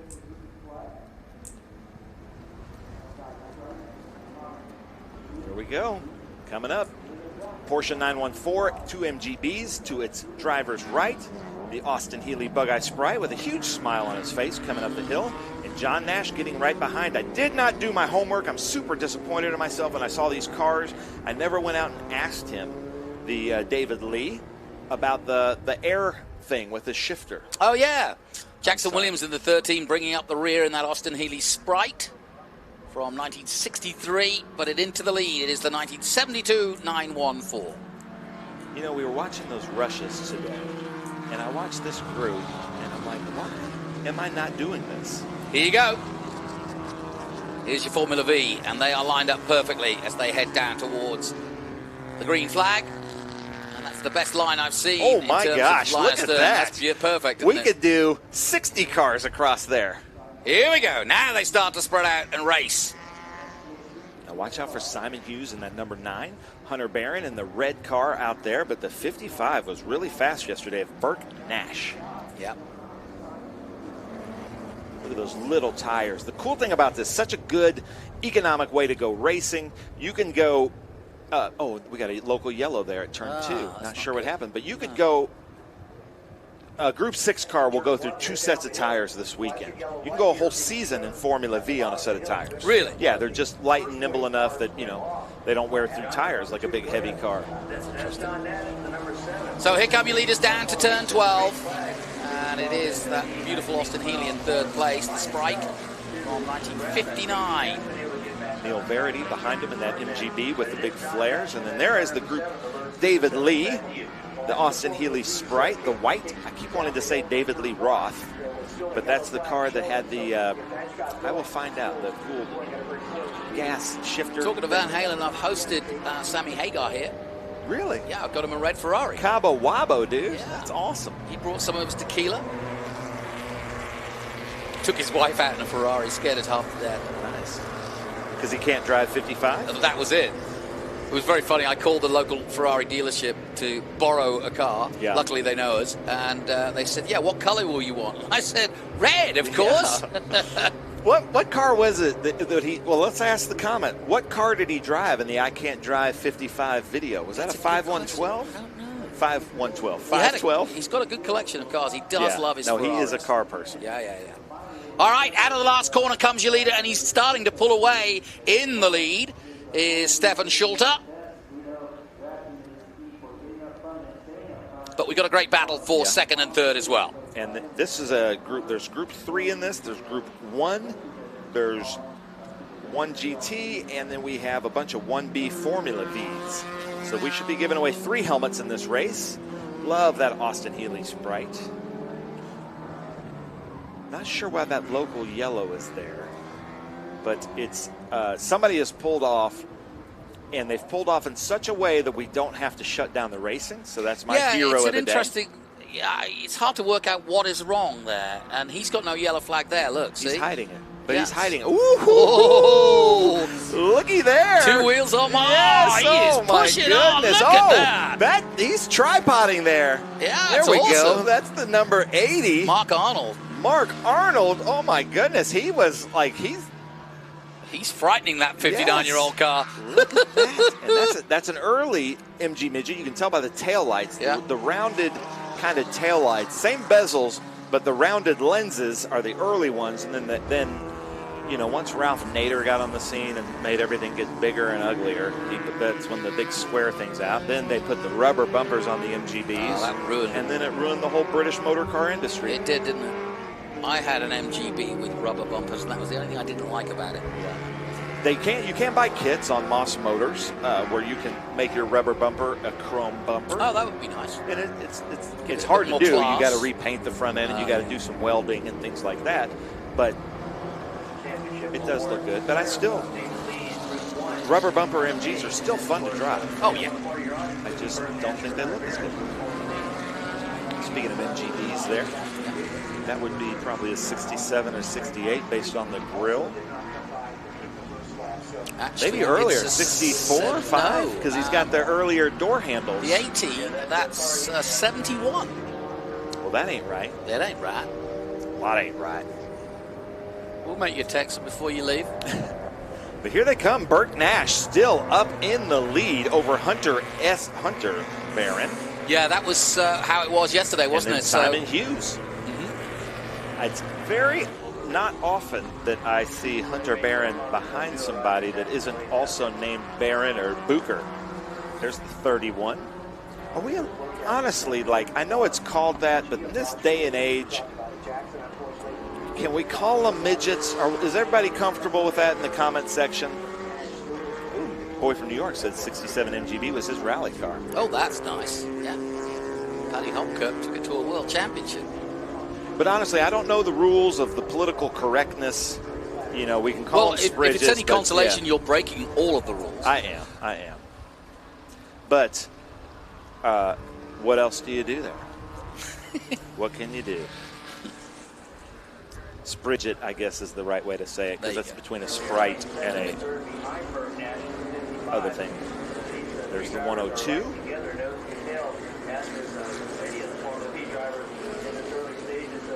Puff of smoke out of the 102 as he goes through his paces. Jason White at the wheel of that Zinc FV. You can see the little cages there covering up their shifting linkages.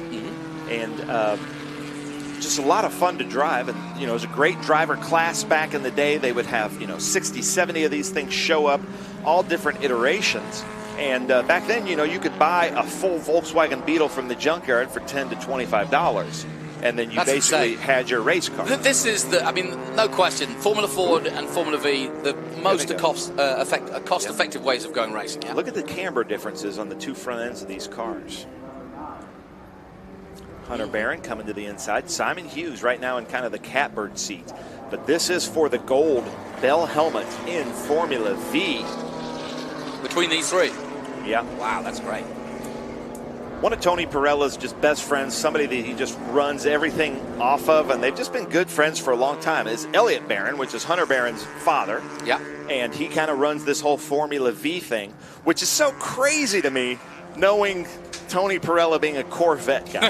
It's like the antithesis. But Elliot, if you get to know him, we always do the canoe trip every year before Mid-Ohio together. He's just a fun dude to hang out with. His whole family, his whole team. Cool, these guys are going at it, aren't they? Simon almost came over on Elliot. Simon is in the Barron Racing barn, if you will. Stable. Jonathan, something that we didn't cover. Elliot O'Barron came into the booth with us last year on this Sunday to call this race. Yes, he did. He didn't even tell me that while they were here the day before, their whole shop and house burned to the ground. Oh, no. And he still came in the booth because I asked him the day before. Yeah, it was a very tragic thing, but they're just kind of digging themselves You'd think he'd fly out of home immediately, but no, that's great. Yeah, but they did lose some cars in that, and I believe some pets, which is just tragic. But Hunter Barron coming in to turn 12, getting late in the race. Burt Nash holding his line. Who's going to be later on the brakes? Looks like Burt Nash is coming through. Close. Well, we've seen it so many times before. The first two go in and the third one gains. Can Simon take advantage of it? Yeah, now Hunter falling to third. And now they're going to come up behind these MGs and Spridgets.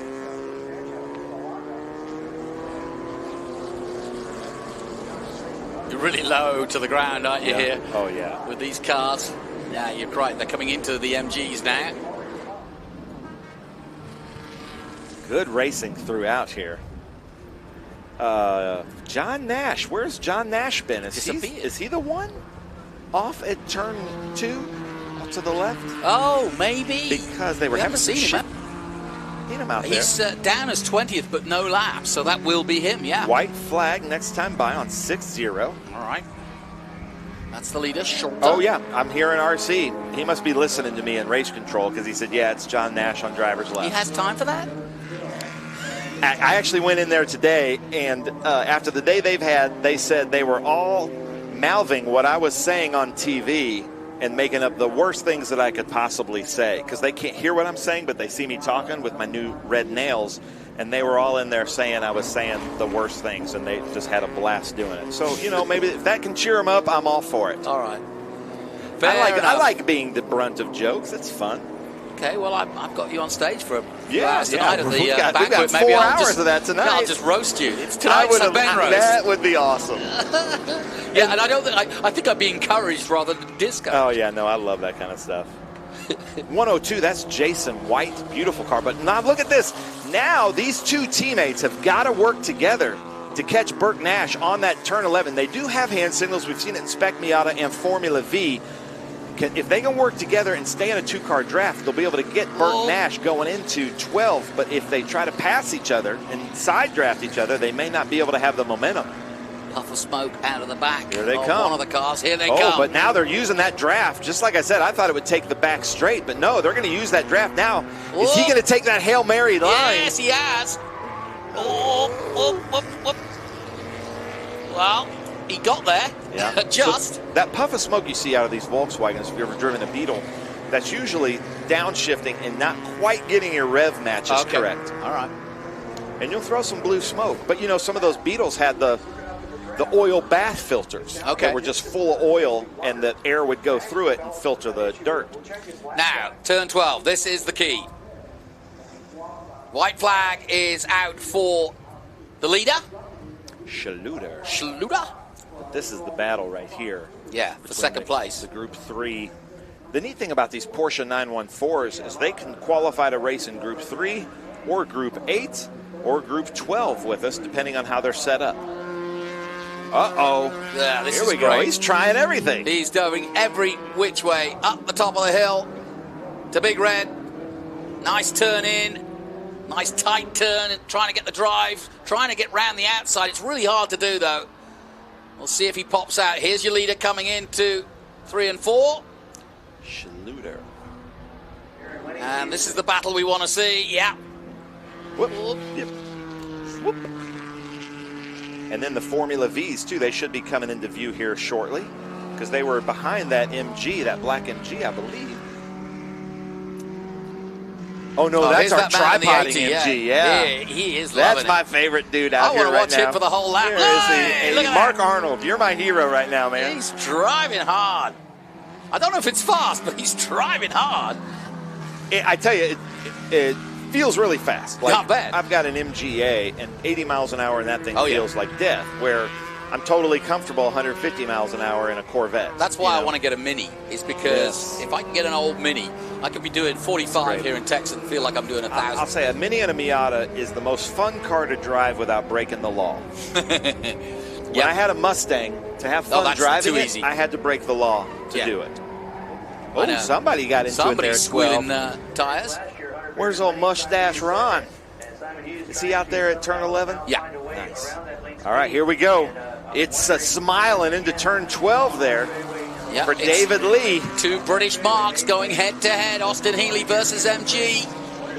Hard on the anchors into 12. You'll see on the back, they didn't have trunks because they realized it would cost them about $10 to make a trunk lid per car, and they were trying to make a very inexpensive sports car. So there's no trunks on an Austin Healey Bug-Eye Sprite. You just put the stuff from behind the driver's seat. That's right. There's a little hole back there. Yeah. And that's just to save about $10 a car, but you add that stuff up, and all of a sudden you've priced yourself out. So that's the MGB. It does have a trunk. Yeah, the Triumph Spitfire was the same. See there, you can see the Bug-Eye Sprites. They didn't have a trunk. Yeah, Triumph Spitfire is pretty much the same. They had a tiny one, but it was like big enough for a briefcase. Yeah. Oh, there's our leader then. Schluter coming into turn 19. This should be the finish then. Stefan Schluter.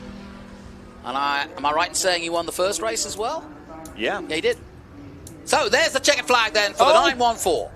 Lorna Nash is commenting with us. With good. John Nash, he said, John's gear lever came adrift. And you got to say that in your Irish-Scottish accent. I had a problem with my gear lever. It came right off in my hand.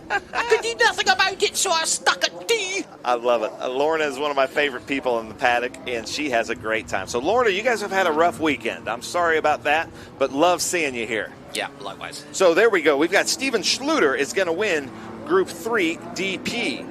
And then I believe David Lee is going to finish Group 1 gold helmet. So congratulations to David Lee. And then let's see what's happening with these Formula Vs. Anything can happen with these 3 Formula Vs. I'm going to say Hunter Barron. But Bert Nash was pretty good too. And then Simon Hughes, I think he took it yesterday. So here we go. And the reason we're doing this, ladies, this is something that I asked for just so we could announce who's going to win the gold helmets. But look at this. We've got these two. It's Simon Hughes and Hunter Barron. I don't know it. I don't know. That is a I photo don't know. Who finish. won that one? Well, hang on. Who was it? Burke Nash? No, it's Simon Hughes or Hunter Barron. Well, Hunter Barron, Simon Hughes got it. He got 6 overall. By how Hunter much? Barron, by a gap of 0.066. So that's like, nah. Yeah, literally, 100th of a Oh, my second. gosh, 100th of a second, ladies and gentlemen, for the gold helmet. Basically, if Hunter Barron wouldn't have had 4 M&Ms today, he would have won that race. That's true. Well, we'll take a short break. The sun is going down, and we'll be ready for it straight after this break.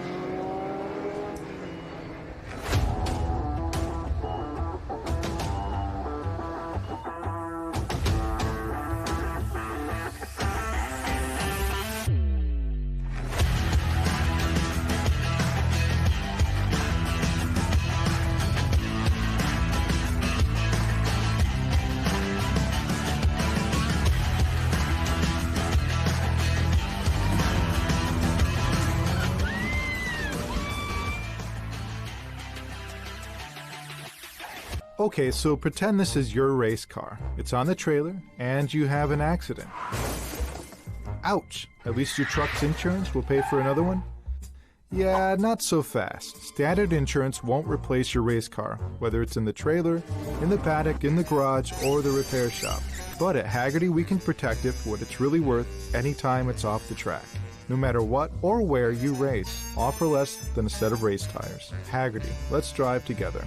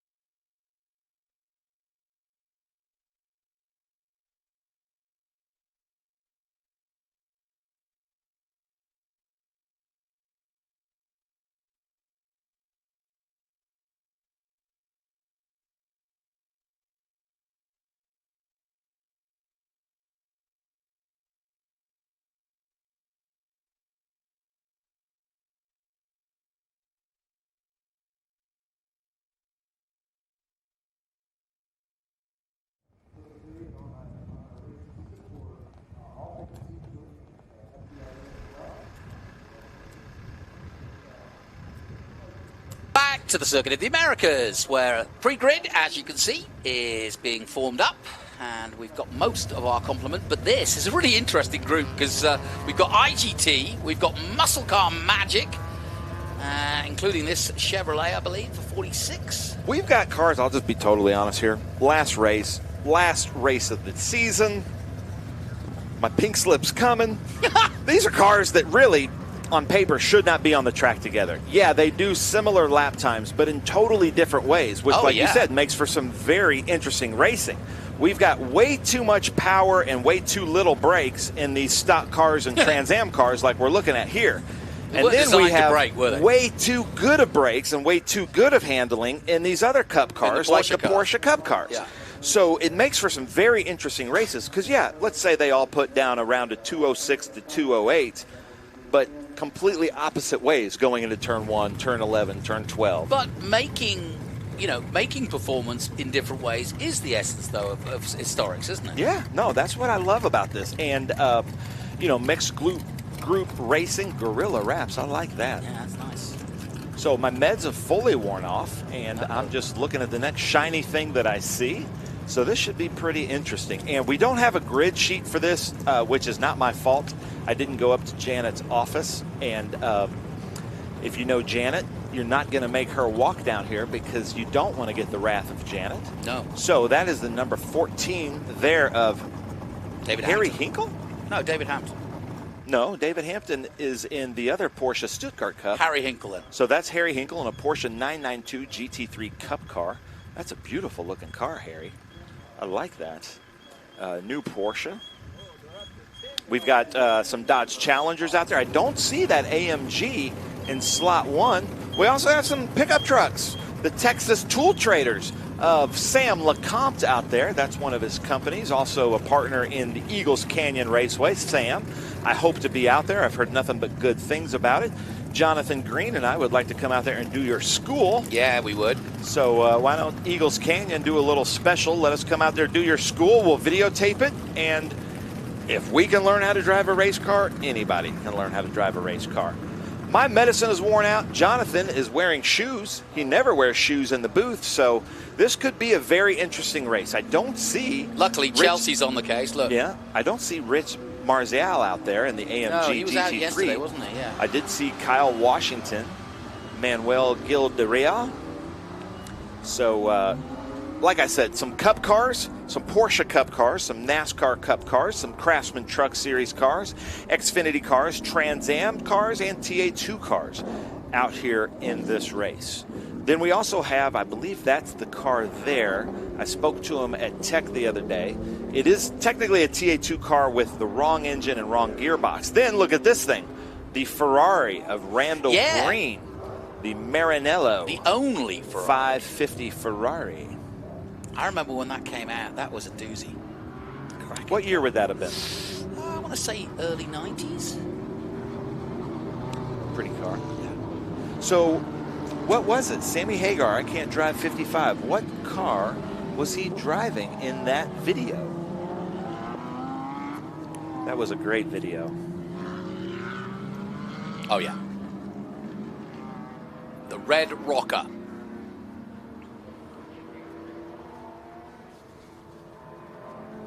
Well, it's brightened up as a day, but it just took its time. Walter, no rain today. Walter Fica has joined us, but Walter, I do not speak Spanish. But thank you for joining us. Gracias. Looks like he's watching from maybe San Juan. Okay. That'd be Puerto Rico. Could be. Lauren and Nash is yelling at me to look at my comments because she wanted to tell me that John's gear lever came adrift again. I love that. I love our comment section. It really does kind of make it. Well, it's added to the whole thing. It feels like a community, doesn't it? Yeah, and I've learned so much from them. And I also do like that there's comments in here where they're just saying hi to each other because they're here every week with us, and now they've become friends through the comments. Like Eich and Boy from New York and Eric Cartman, people like that. Boy from New York, he follows my radio show too. So, yeah, we know Does him. he really? Nice. And Connor Ackelbein is me and 5 others are watching from the grandstands. Oh, that's cool. Where at, Connor? Which grandstands? So they've got they've got 2 sets of commentators because they've got the PA commentary and they're also listening on the live stream. Yeah. These trucks are going to have some fun, aren't they? 2 trucks leading a bunch of NASCAR cars. And I went up close to these guys. One of them is a Nemechek. I think that's the one leading. And then you've got a Clint Boyer car. You've got a Dale Jr. Yeah. Jeff Gordon. And there's a Jeff Gordon, number 24, of course. You know, it was only recently that I realized just what Jeff Gordon did for NASCAR in his own way, because he really was he was the one out of the mold. He wasn't from the South. He was a California kid. Now Carl Larson's doing the same thing. Yeah. Really, really interesting how the different but also generations. how Dale Earnhardt in his genius said, hey, we need a rivalry, and everybody will watch us and choose sides. Yeah. And that's exactly Boy, what did they do. Yeah, and but they loved and respected each other. Yeah. You know, but it really made NASCAR in that era. No question. So this is our last race of the day for the Speed Tour and of the year. You've been everywhere this year. Been long year, a lot of racing. And the weekends that you weren't with me, man, I really missed you. I see what you did there. No, I really did, though. No. Oh, man, Randall Green going way out there in that Maranello. So here comes the green flag. Jonathan's going to let me take the start of this. Go for it. So here we go as they come up the Porsche Cup cars, followed by that Sunoco-looking Trans Am car going into turn 1, I believe. That is Kyle Washington coming up into there. And then there's that 14 car we were speaking of earlier of Harry Hinkle coming around with that green flag. And then Randall Green in that beautiful Maranello Then we have our stock cars coming around turn 19. But there we go. I believe that's Washington out front. Nice clean And start. the Stuttgart, the Porsche Caymans. I do love the lines of the Caymans. Then, man, I wish we had more Challengers like we used to in TA2 back in the Mark Miller days. I just love the looks of those cars. Yeah, Mark Miller, a former Trans Am champion. There's the Maranello of Randall Green. Thank you, Randall, for coming out. Furia Corsa. And then here we go. Boogity, boogity, boogity. Let's go racing, boys. He's also my neighbor, Darrell Waltrip. Is he Franklin, really? Tennessee, yeah. There you go. So then, green flag waves then, and away we go for our stock cars and trucks. The trucks leading the way. Like a rock. That's what I think of when I see Chevy Silverados. Furniture Row there, the number 78. It just looks as though it should be on an oval. Of course, NASCAR race here now, and we are delighted to have them here at the Circuit of the Americas, and it makes for a great weekend. First one was full of rain, but since then we've had some really good racing. And the road course experts like an Allmendinger and a Chase Elliott or a Kyle Larson, they come to the fore, and now Van Gisbergen, of course, doing a full season of NASCAR next year. Really looking forward to that. Yeah, Michael Zock there in that Sunoco, and I got it wrong. It's Mustafa Bakir. That's why you don't let me do starts, Jonathan. Well, I just call it all wrong. If you want a loaf of bread, you must have a baker. There's the number 83 of Joseph Petkus. But really, for the money, I'm not sure there's a cooler looking car than that Porsche Cayman, especially the new 4.0s. Great car. I do love Mosing used to run a Miata. Cayman in IMSA. Really? Yep. Nice. But that's Mustafa Bakir. Yes. Mustafa Bakir Good coming name. up the hill Good in that racing big Porsche Cup car. Probably a 991, 996 type Porsche. Leading the way, and he did a first lap of 2:22. Let's see if he can beat that. He should be able to because that was from a start. Yeah, that was from a start. I was thinking he's going to be down the 216s, 212s. Let's see. Flames flying Renee out. Molina, Walter Reed. He's got a famous hospital, does Walter Reed. Then Joseph Petkus. So Walter Reed is in that, looks like Howe chassis TA2 car, but I think it has different running gear in it.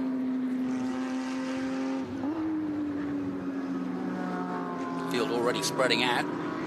You can just tell, this is a great way to tell the handling versus horsepower. Yeah. You can just see that the Porsches are a little bit more nimble and can get the cars to rotate a little bit better going through the Cube 3, Turn 3 and beyond section. Turn 3 and beyond. Oh, talking of which, and he did go to infinity and beyond, did Walter Reed. Walter Reed. And I tell you what, I think it's the same corner that a lot of people have got caught out on. It's just dusty out there, and it's so easy to just lose it. You know, that could be, doing the correct thing, Walter. you, well nice done. job. And he might be able to catch up to some of these stock cars and be going out there with the stock cars. So that, maybe that was his plan all along. I want to race with the stock cars, so I'm just going to turn it around here. Look at that Challenger now. It's got the grunt coming down in here on Harry Hinkle. Hinkle should be a bit more nimble right through the stadium section. Yeah, Renee Molina. Now, I may sound bigoted here, but I would assumed Harry Hinkle would be in the Charger and Renee Molina would be in the Porsche, but it's the exact opposite, or the Challenger, sorry. Just based on their names, Yeah, I see what you're saying. That's Renee Molina there. I just love the look of those Challengers. Yeah, they are good-looking cars. And it's, even in the history of Trans Am, which goes all the way back to '66, the Challenger has always been kind of, Sam just not Posey, many. the Sam slime Posey, yeah. green, but then also the Plymouths were basically Challengers. Sure. Like the Swede Savage Plymouth. Yep. So Mustafa Bakir, and then he's doing a Michael good job. Zock. He's already got a almost 4 second lead. Woody Witchard, Harry Hinkle, and Renee Molina. That's your top 5. That Challenger just looks like it just cuts a huge hole in the air. Look at it. Yeah, now you remember, I'm bringing memories back of Mark Miller at his finest. Yeah, that's when I started in Trans Am, was when Mark was driving one of those. I may be speaking out of school here because I work for Trans Am, but Mark Miller did so much development into those Challengers and really got them to rotate, really worked at Indianapolis, Mid-Ohio, getting that car to rotate, and then they became so fast because they figured something out that then we did something to kind of handicap them, and that's why we don't see a lot of Challengers anymore. Oh, is that the reason? And it's almost like we punish people for figuring it out. Yeah, well, that's I don't not like the that. essence of I don't think we should motorsport, do that in motorsports. No, now look at both of these cars. The bodies are offset just slightly. See that? That's for the ovals. Yeah, they look like they're out of alignment, but that is for not. the ovals. No, that's for the ovals. And in fact, you'll see this next car coming up definitely looks out of alignment. Tony Stewart, Dale Earnhardt Jr. going into Mission Foods turn 1. Looks like Tony Stewart's smoke has already hit somebody in the right front. Dale Earnhardt coming around with that Budweiser car almost side by side as they go into the Cube 3 S's. And then the Furniture Row. Yeah, we're looking down Doug at Hilton. 11 here. Who's coming? Doug Hilton we was go. in the Furniture Row car. That's Walter Reed. He's got it righted. Randall Green, Furia Corsa. He was out there in our Lotus 23B, but this is it. Look at this. This is a great battle. Just like yesterday. So this is Kurt Vogt, Sam LeCompte, both in the Texas Tool Traders. Ooh, Sam smoking it. Here we go. Hope he hasn't punctured that in the NEMA check. They are having a ball, aren't they? Yeah. Yeah, and it's so weird for me to see Kurt Vogt not only in a Chevy, but a Chevy truck. Well, he's a Trans Am driver. Yeah, Trans Am TA2 driver, also the president of the Shelby Club. And Sam LeCompte retakes it from Kurt Vogt in that 0-1. But now he's coming around the outside at 13. Oh, he's going to duck round, and if he holds that line, and he does, he should take him, and he has done. He just needs to keep his foot in and get back on line, and he's done just that. Now, the reason they're doing this, I'm friends with Sam LeCompte, and every year at COTA, he brings trucks to try to qualify to race in the Craftsman Truck Series. So he's out here getting some seat time, learning what he can. I know Joe Nemechek's been working with him. Then our friend Steve Dolphy, who joined us in the booth at VIR, he races one of the Joe Nemechek trucks. So I can't wait to see Sam LeCompte running here at Circuit of the Americas in the NASCAR Craftsman Truck Series. So it's Bakir, Zolch, and Wichard, the top 3. We've got a lot of fans of Michael Zock here. Yeah. Lucas Ray, Lee Malding, and William Heinzinger. Oh, it wasn't a 512 boxer when the I Can't Drive 55. So even my 4th grade self knew what a Ferrari 512 was, because that's about how old I was when that song came out.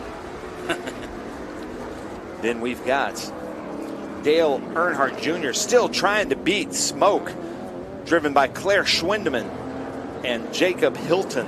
Schwindeman's the surgeon, right? Yeah, Claire Schwindeman is a neonatologist out of Dallas, Texas. Doug Hilton in the Furniture Row car. And what's so funny about this Concierge Motorsport, Duntov Motors, like, they have a bunch of these cars and they just want their friends to drive them. So, you know, you need to become friends with Sam LeCompte and you're going to be driving some pretty cool race cars. Now, Jacob Hilton behind, getting a little bit squiggly, as you'd call it. Squirrely, we like to say. Squirrely.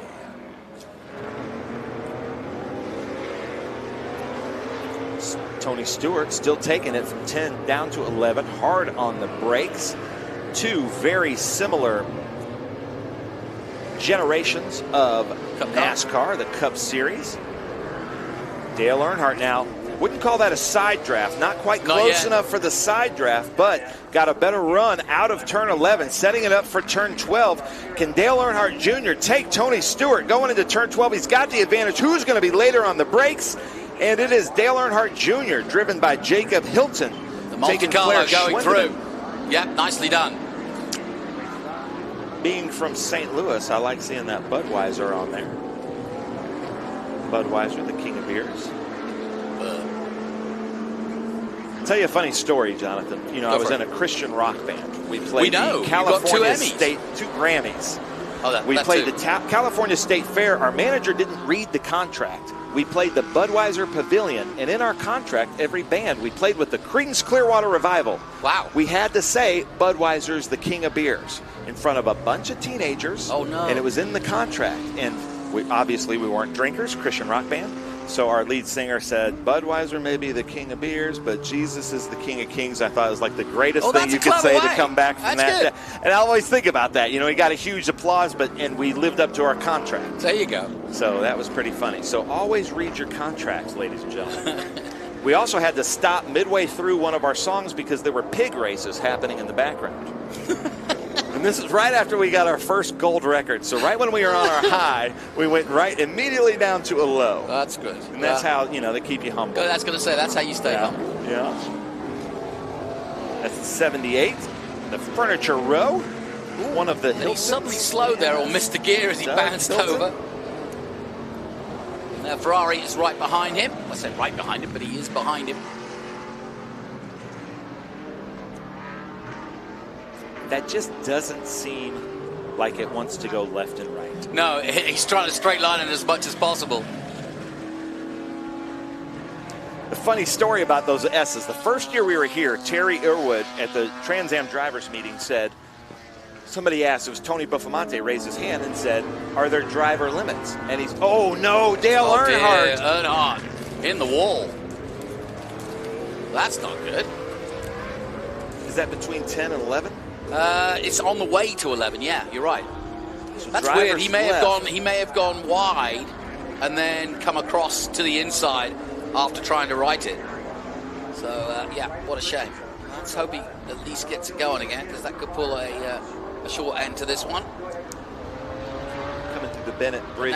He's got it going. He's got a bit of damage to the front, but he's got it going, and he's going to make it down to 11 at least. He's not getting back on the track, I notice. Yeah. So he obviously fears that he's back on now, but I've got a feeling he's going to limp home.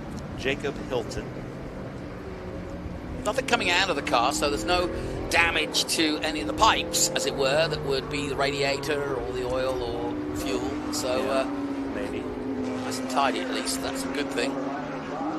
But well, it seems to have righted itself, and he's getting some power out of it. So speaking of former NASCAR drivers, I watched Justin Marks on the Kevin Harvick podcast. Yep. Paul Menard just won the championship today.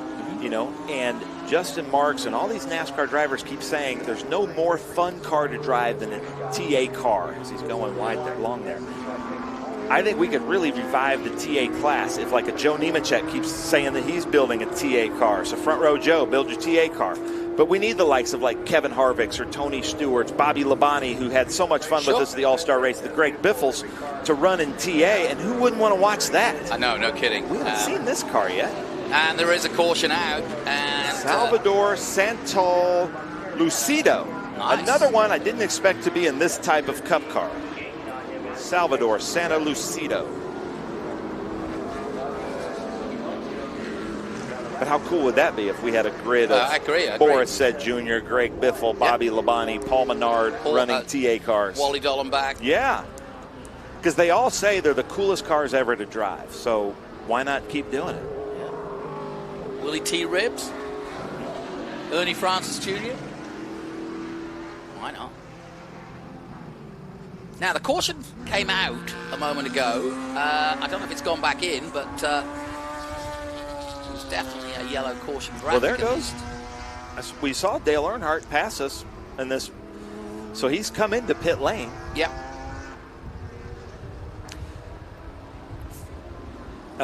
We're about 10 minutes away from needing headlights on these cars. Yeah, no kidding. The sun is going down quickly. Remember the Cup cars do, obviously, as you can see, but those are stickers on Salvador's car.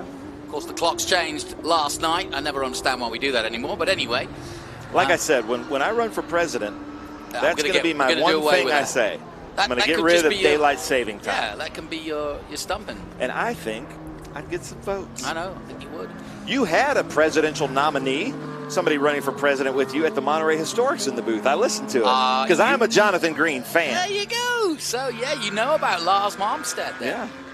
He's famous. He's a libertarian. Yeah, and he was literally on the ballots and running for president at the time. Yes. That is the 46, Michael Zock. We've got a lot of his fans out here. So, well, he's leading the way. He's going to please them. Oh, Are they the ones watching? What happened to crowd? Bakir? Bakir down 14, 15 seconds, so something must have happened. Something's happened to Bakir because he was well out front. You're right. While we've been going through the grid, Bakir has just disappeared. That was the era of Trans Am that I really watched. Like they were on the Tennessee channel, the TNN, yes, the Nashville network. Is that what became TNT? It became Spike. Ah, yeah. TNN did. And NASCAR, wasn't it on the CW or the country? I don't know. Yeah, no, NASCAR started on country TV. Really? Yeah, country music TV. CMT? Yeah. Ooh. Michael Zock going back and forth there. Got to hold on because I believe either the white or the checkered are coming out this time. Yeah, on my graphic it says 2 laps to go. So this should be one after this. Somebody gives Jonathan Green more information than they give me. You've got the years of the cars, you've got timing and scoring, you know, but I get to watch the comments. Yeah, this is true. And you're absolutely right, they do. I censor the comments that are saying bad things about you, so maybe I should start reading those. Okay, fair enough. So, final lap there for Michael Zock, but he's got Bakir behind him. Coming up now, look at that. He's close 10 seconds in a lap, so this could be a race. Yeah, he's made a mistake, and now he's on the run. This is all over now. Here comes. Lights are blazing. Those are like the lasers that you put on pistols, those headlights. Let's see. I think he's going to try to get him going into 11. I think he's going to do that beforehand. I think he's going to try to take him up the hill at 8. Or even before that. A second behind him. Look at this. Come on. Hold on, Michael Zock. This is America versus Germany here. Come on. Starting to climb now. Get wide as you can. Get those elbows out, son. Oh, he just waved to him. Yeah. Different classes. So Michael Zock, I know. Here I am being a totally bad influence. I'm glad he didn't listen to my advice. Oh!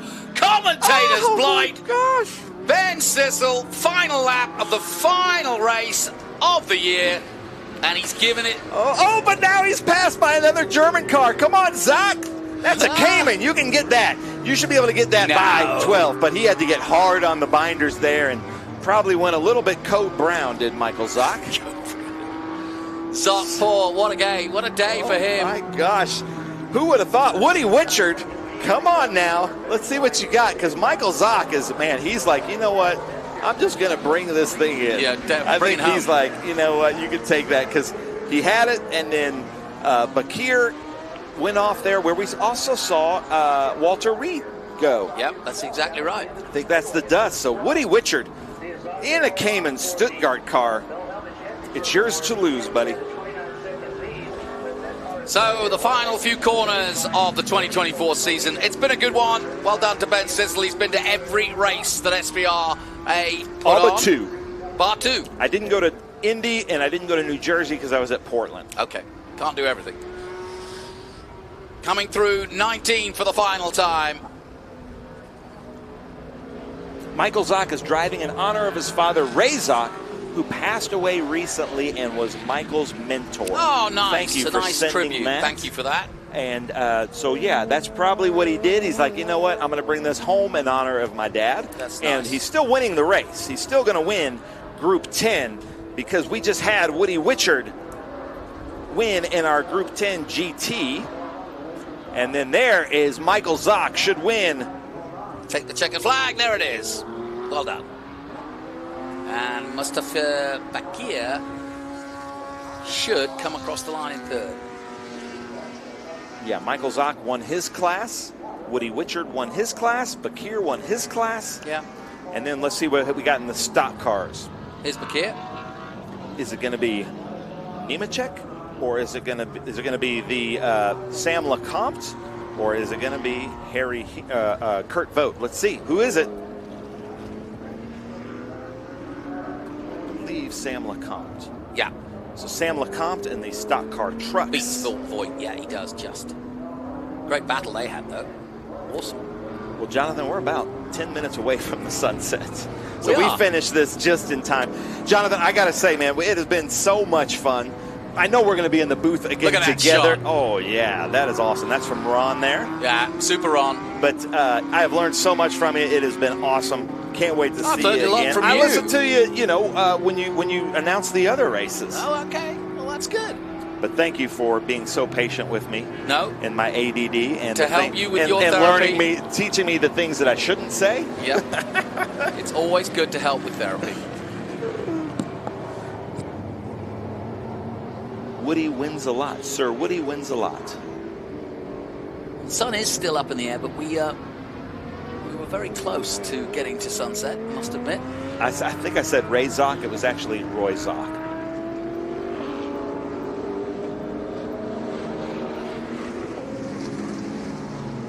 So then, that concludes our last race. Well done to Woody Wutchard, and my thanks once again to Ben Sisler. It has been a joy, but that's ending our SVRA Speed Tour coverage for 2024. We do it all again in 2025. The schedule is posted on the website. SpeedTour.net, SVRA.com, GoTransAm.com, InternationalGT.net, and then the Formula US, all those championships. But Jonathan, we've got another 6 hours. We got to go host a 4-hour end-of-the-year Trans Am Championship banquet. What could go wrong? That's it, folks. I hope you've enjoyed it. My thanks to Greenlight Television and all of the workers here for Pirella Holdings and the organizers at the Circuit of the Americas. It's been a great year. I hope you've enjoyed some of the coverage we've been bringing you as the year has gone on. But that's the end of the weekend. And as the sun goes down here in the Lone Star State, we'll see y'all next time out.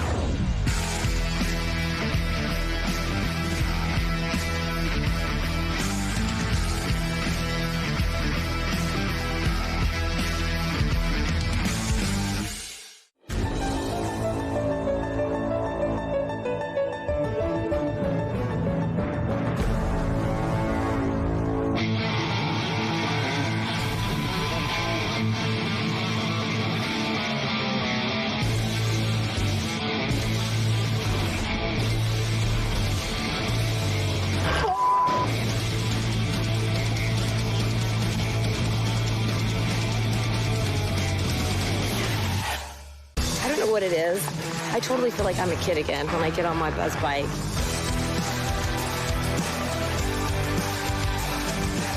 Horsepower, baby. You know me, I like horsepower.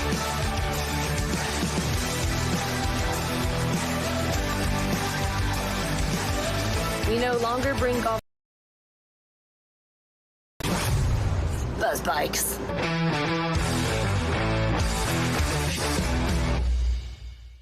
What does it mean to be built with Summit? It means turning some rust into rolling artwork.